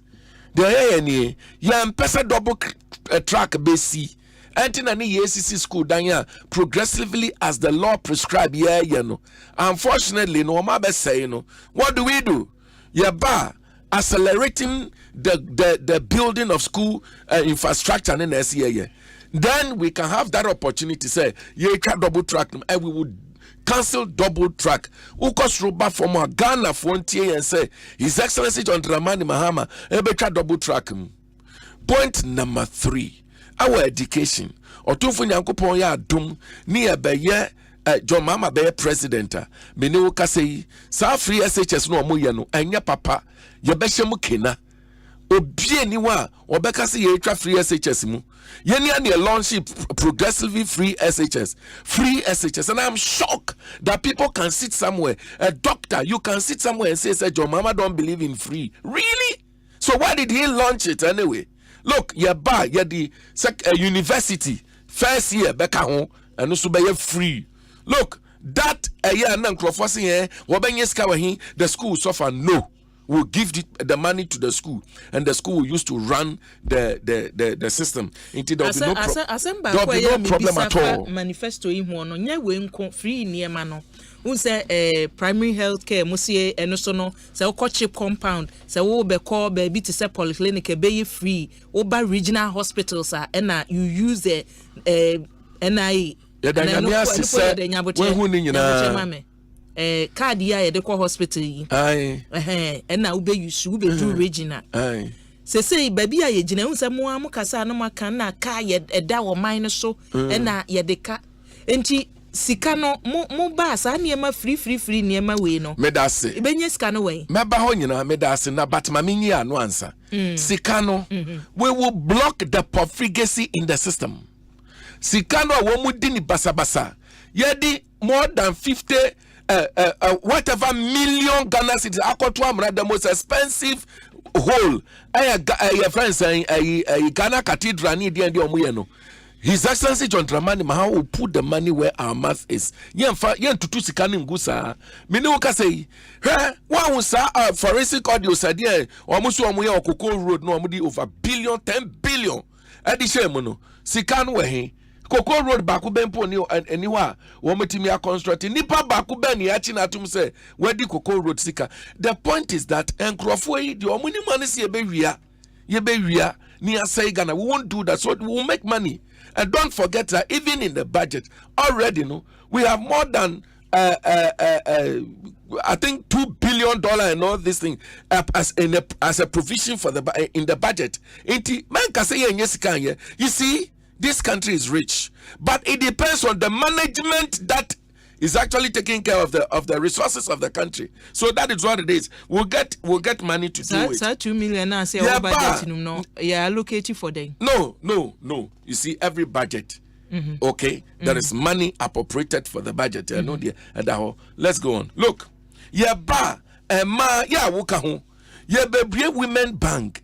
Ma mudiga na mu per loan insi ho ayedi mamu premier banks no need the kika ho no muntumi India no be mamu loan be bank. You see, this one, let me commend Professor Ajimai. Your vice presidential candidate, the first female vice president of Ghana. That is his idea and his initiative, and His Excellency John Dramani Mahama is implementing it. We'll do women bank. Nyami adumni ba banks and nana doni ba umia collapse banks ninya. You see, and this thing when I say it, look, one kasamo reporter amudi ba and he say some of the banks are in distress, financial distress. And you know, you won't hear 9 billion Ghana cedis. Now they are banks no na banks no to me sorry ejina na 1 year juma ho nyina ntini Ghana eni sika ya di 9 billion e di kwasha banks no mu uti de make na say and ntino you mo ankasa mo didi bi by say you want to your friend is saying almost one the kika banks ni nyina abom what you say consolidate kika banks in be say me ka say de be ya me maami oti kura se beti aze until me nka consolidate kika banks ni nyina abom no magu banks ni nyina say tan ana yesi we ya ni sa atie me and I gave free advice personally. I gave free advice and I didn't even take money for that consultancy. Look, dear me chira ni MPP nanado ani baumia me ka chira wo mo say bank na si ho no bank no one manage bank na manage ni year. What you do is not to collapse the business. Take those managing the banks out. Take them out. Appoint new hungry managers who have skills to work. Said ye be a bank na betna ho na bank no wo ma ye adwuma wo mu no akoso anya adwuma ye anya sa Ghana sika besa itie de omo ye. And you come back and cry for the collapse of this country's currency. CD tie and crofonu gu banks ni nyina with 25 billion Ghana cedis. Adian ka 9 billion best survive no. Omo gu bank no with 25 billion Ghana cedis. Absolutely. No more bresono near walking. Unse sa banks no omo encounters problem nibi. And then mampeni da edisika shame. enti mutumi managers no mutumi yi omo e hungry managers you see management is not an event, it's a process. You keep moving, keep trying, and keep making things work. Near this so the point is this. So yeah, bania discussion, okay? Now so if still there's an issue, what do? You don't collapse the bank. You take the managers of that particular bank off and then appoint new people. What you do is to sustain the work. But listen, was it a prudent management system? Say Adian Kawudi 9 billion best surviving or no? Who got them 25 billion the goo no? Tie, yes, Adian pe and a Ghana city no. A goo ye, a say ye, a poto ye. Look, and Professor Ramsey covered in the Ghana city no say ye. That is the biggest lie anybody should tell you. Biggest lie. Look, before 2020, when did the COVID happen? I think 2022, right? And now 2020, COVID 2020. It started 2019. It started, but it affected your economy. From 2017 to 2019. Hold on. From 2017 to 2019. Muteki Abengway. Look at the city. Whether the city was performing better than the dollar. Because you don't forget, the promise they gave to us was that they will make one cedi $1. Tell me. And the point is that me see from sister Wakasa bear 20 minutes and I know it's banks will reinstate it here. We will give the youth opportunity to learn skills. Your friend of youth entrepreneurship. I'm training more than 3,000 and over youths in so many different trades. They will tell you. His Excellency John Dramani Mahama is going to do that across this country. John Mahama Ba, Sadiano. I give you a friend the big push. You the $10 billion infrastructure Ghana. Don't laugh because you know why. John Damama started KJTM market and finished it in 4 years. John Mama started Maritime University and hospital hall and finished it within 4 years. 8 years, we are coming to put money in infrastructure and we'll make sure that these roads are built, interchanges are built, and it will provide job for our young men and women. And that is part of the thing. Another thing we want to do, and it's so unique. Mahama Care. Mahama Care. Uka brochra, ye wadi a friend Obama Care. Ye benya Mahama Care. Unim, we are setting up fund to be able to take off 1 year a war chronic disease with Tisebia, Akumayari, Mojambrusuo, ebi owa sichiri, ebi owa yawun sickle cell ni adiano. Ye di Mahama Care. Ebe solve sa problem no ni ahwe omo fa free omo ntwahe Mahama ba ye be Mahama ka agriculture tie adi ba kwa mbesa meka agriculture ho hwe udi ye koko akuafo amutie mi yie udi koko bag ba ko akwa ma no ni sesi akoton a wo beton koko no 96 million kakra guso sikadada no 96 million akufo ado ba no at 20 million America for no afa 76 million and ye bi akufa do na bi akoko no ya da se onabo ya do si hana ya da wase ba bia na media chairman munya na ye nko Ghana assassin you will investigate and then prosecute them when the chairman what ye nko ya ba tell you the woman power manifesto anytime into do say jama because that is the point kakra me pese ye nyina ye ti ase ne say ankomo aye di nyina Ghana dachi ene Ghana kanko hwan eni da so pa na betimi aka kire say the kwabra start over to nyum bi wa na mi de say kwabra na to nyum say oti ase yes wa betutu to nyum ekire dachi abrabo aye pese yebo na sabi minu enkomo omudi ye nyina me ene manifesto a MPP eyeye bebia ye din komo bia tout to our record and more yet to the last 8 years. It is our guide to the future of the bold solutions because problems na when you get between you no preoccupy but emudia hipa na ma yedi daso papa And then nkomo a ye die ya ye CBG say ene wo hwe hospitals na mirror started say ofa almost about 88 programs MPP. It is the only government in this 32 years. Metuaga said this current dispensation and Nadwa is the only government that what didn't sake jume bia wo krom ha. It has never happened. But Sabria ye came me say wo kwa na be hu faso. Otiase na ya ba be gina ho be ka kire say and de ye believe free. And the Raja Muhammad believe free.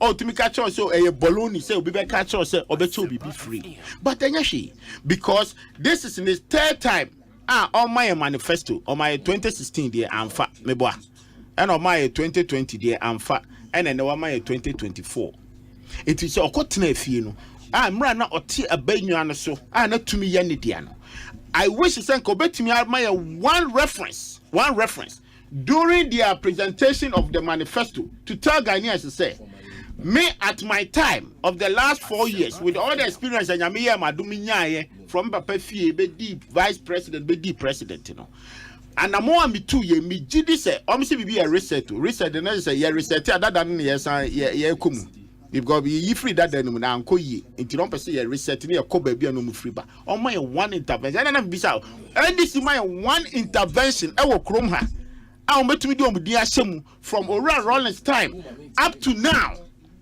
Metumi can one intervention. So because the school feeding, free education, healthcare insurance, whatever it is, Ghana card beto e bisa so omukọ no mu jahi na ko Mahama I'm a reference. Say na me Ghana platform so at the time when I exit 2016 Ghana card na my year 1 million. And then NPP buy omutumi fa ba kokora kan ho. Ni catch me say you better 700 no yeah the almost about 18 million and account let them challenge mami ended by your friends Ghana your friends bank someone there now you see I'm so disappointed by a businessman and a member of parliament so educate your audience no catch me say oh me who say you see your collapse yeah consolidated bank be we see that in the year 2008 many a time when Obama took over now America was in the economic depression 2008 Obama collapsed or consolidated almost about 50 banks together ko bank be open go here there's a bank called PNC or not so atena Obama did almost about 50 banks ekosha consolidate them. Why? Because that time now housing crisis, bank corruption, Wall Street no money abanyina. Na se mobana say 2 minutes no kontomponya na mo amotwa. Oh yeah, the 25 billion. And mama explaining true. Ono biankan ba dan me tese na me wura kwamna Japan edi hu komo. Nyame hira no. Hwe sa asam na ye kan 9 billion the first 9 billion. Eye bank ni sika na ono owura John Mahama. No they recapitalize them. And no mu di bininam ebi ko be a bank or baby ebi dinam ha papa go sin to krom ha there was a report he transferred almost about $60 million. Nobody questioned him at your era and as a president. And now the depositors a year no ma omoye the depositors nisika enipa 4.6 million almost no amounted to almost 12 billion etikikambom Okambom abenya 21 billion 9 billion ayeka it's gone yenimu okrom ha say NDC time na bi ko bank na sika krom ntumi nyibi wa sika akua wa promo remu sabi de etu awa ha na so be jai dokru di na da koto bank no that time na bank si ask on that sky nyina o ma say no without even account for capre and na ban ni sika so de ahyem no about 9 billion chama mo manifesto ne sika ho asem manifesto aban be catch say 4.6 billion 4.6 billion Ghanaians. We do sika beto almost 12 billion. It ya consolidate ye the woman ko share Akua bank ase workers say ye do omko. And then because of your abysmal leadership, who catch say oba me ba me the lances be ma hey, because you are desperate for power. How do you give these lances back to them? All explanation and nobody journalist be ambisano. So Mira, I procedure near there. I acquire first with the call.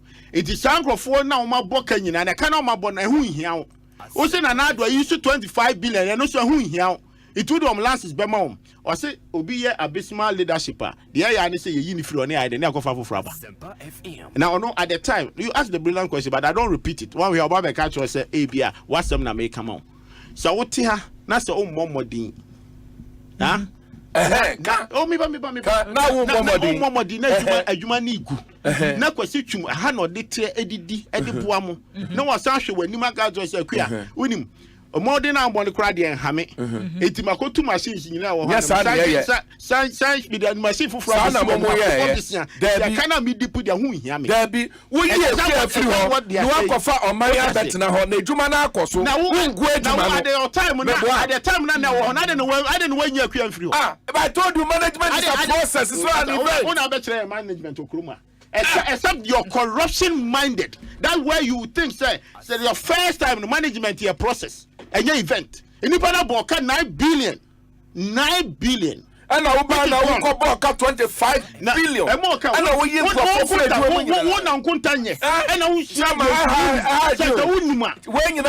you are tell me. You are a banker. And I'm explaining to you. Professional banker. And I respect you so much. If you defend this particular thing, really, it is not fair. Chairman, Madam say, Mommy and Fa Asiana, Menamase, Chairman. Bana or they dance. Obi a oya higher bank abanya ni license. Obi a want to banya ni dia. Obi a want banya ni dia. Obi a kan edwuma nyina mo egu ni nyina no. Obi maso ama sika na nyina. Corruption. Wo a corruption nyina. Mo nyina e wo Ghana ha. Adwuma mo egu no. Mobile Popo hospital dodo amu ye. Hospital dodo amu. School amu si ye. Mo si invest in kuom hada. Enya mo na po mo vice see mo ye ejuma si Nkrumah o si university na po call ye no na po si wa ye ejuma si me na mase na memfa mo ensia emperifo medamase chairman ya wie medamase se moje bre ebeboa ye nyame enkam medamase ewo moa enne mode ebeboa ye chairman kwadwo boaten ena abusua wote ne no sada so ena wote honorable David TD Von D. Good. The wote honorable so enka nti abusua yemfa nsi ha na mena o mase papa ma mena o mase ewo moa omode ebeboaye honorable medamase nyame enka mo ho medamu nyina mase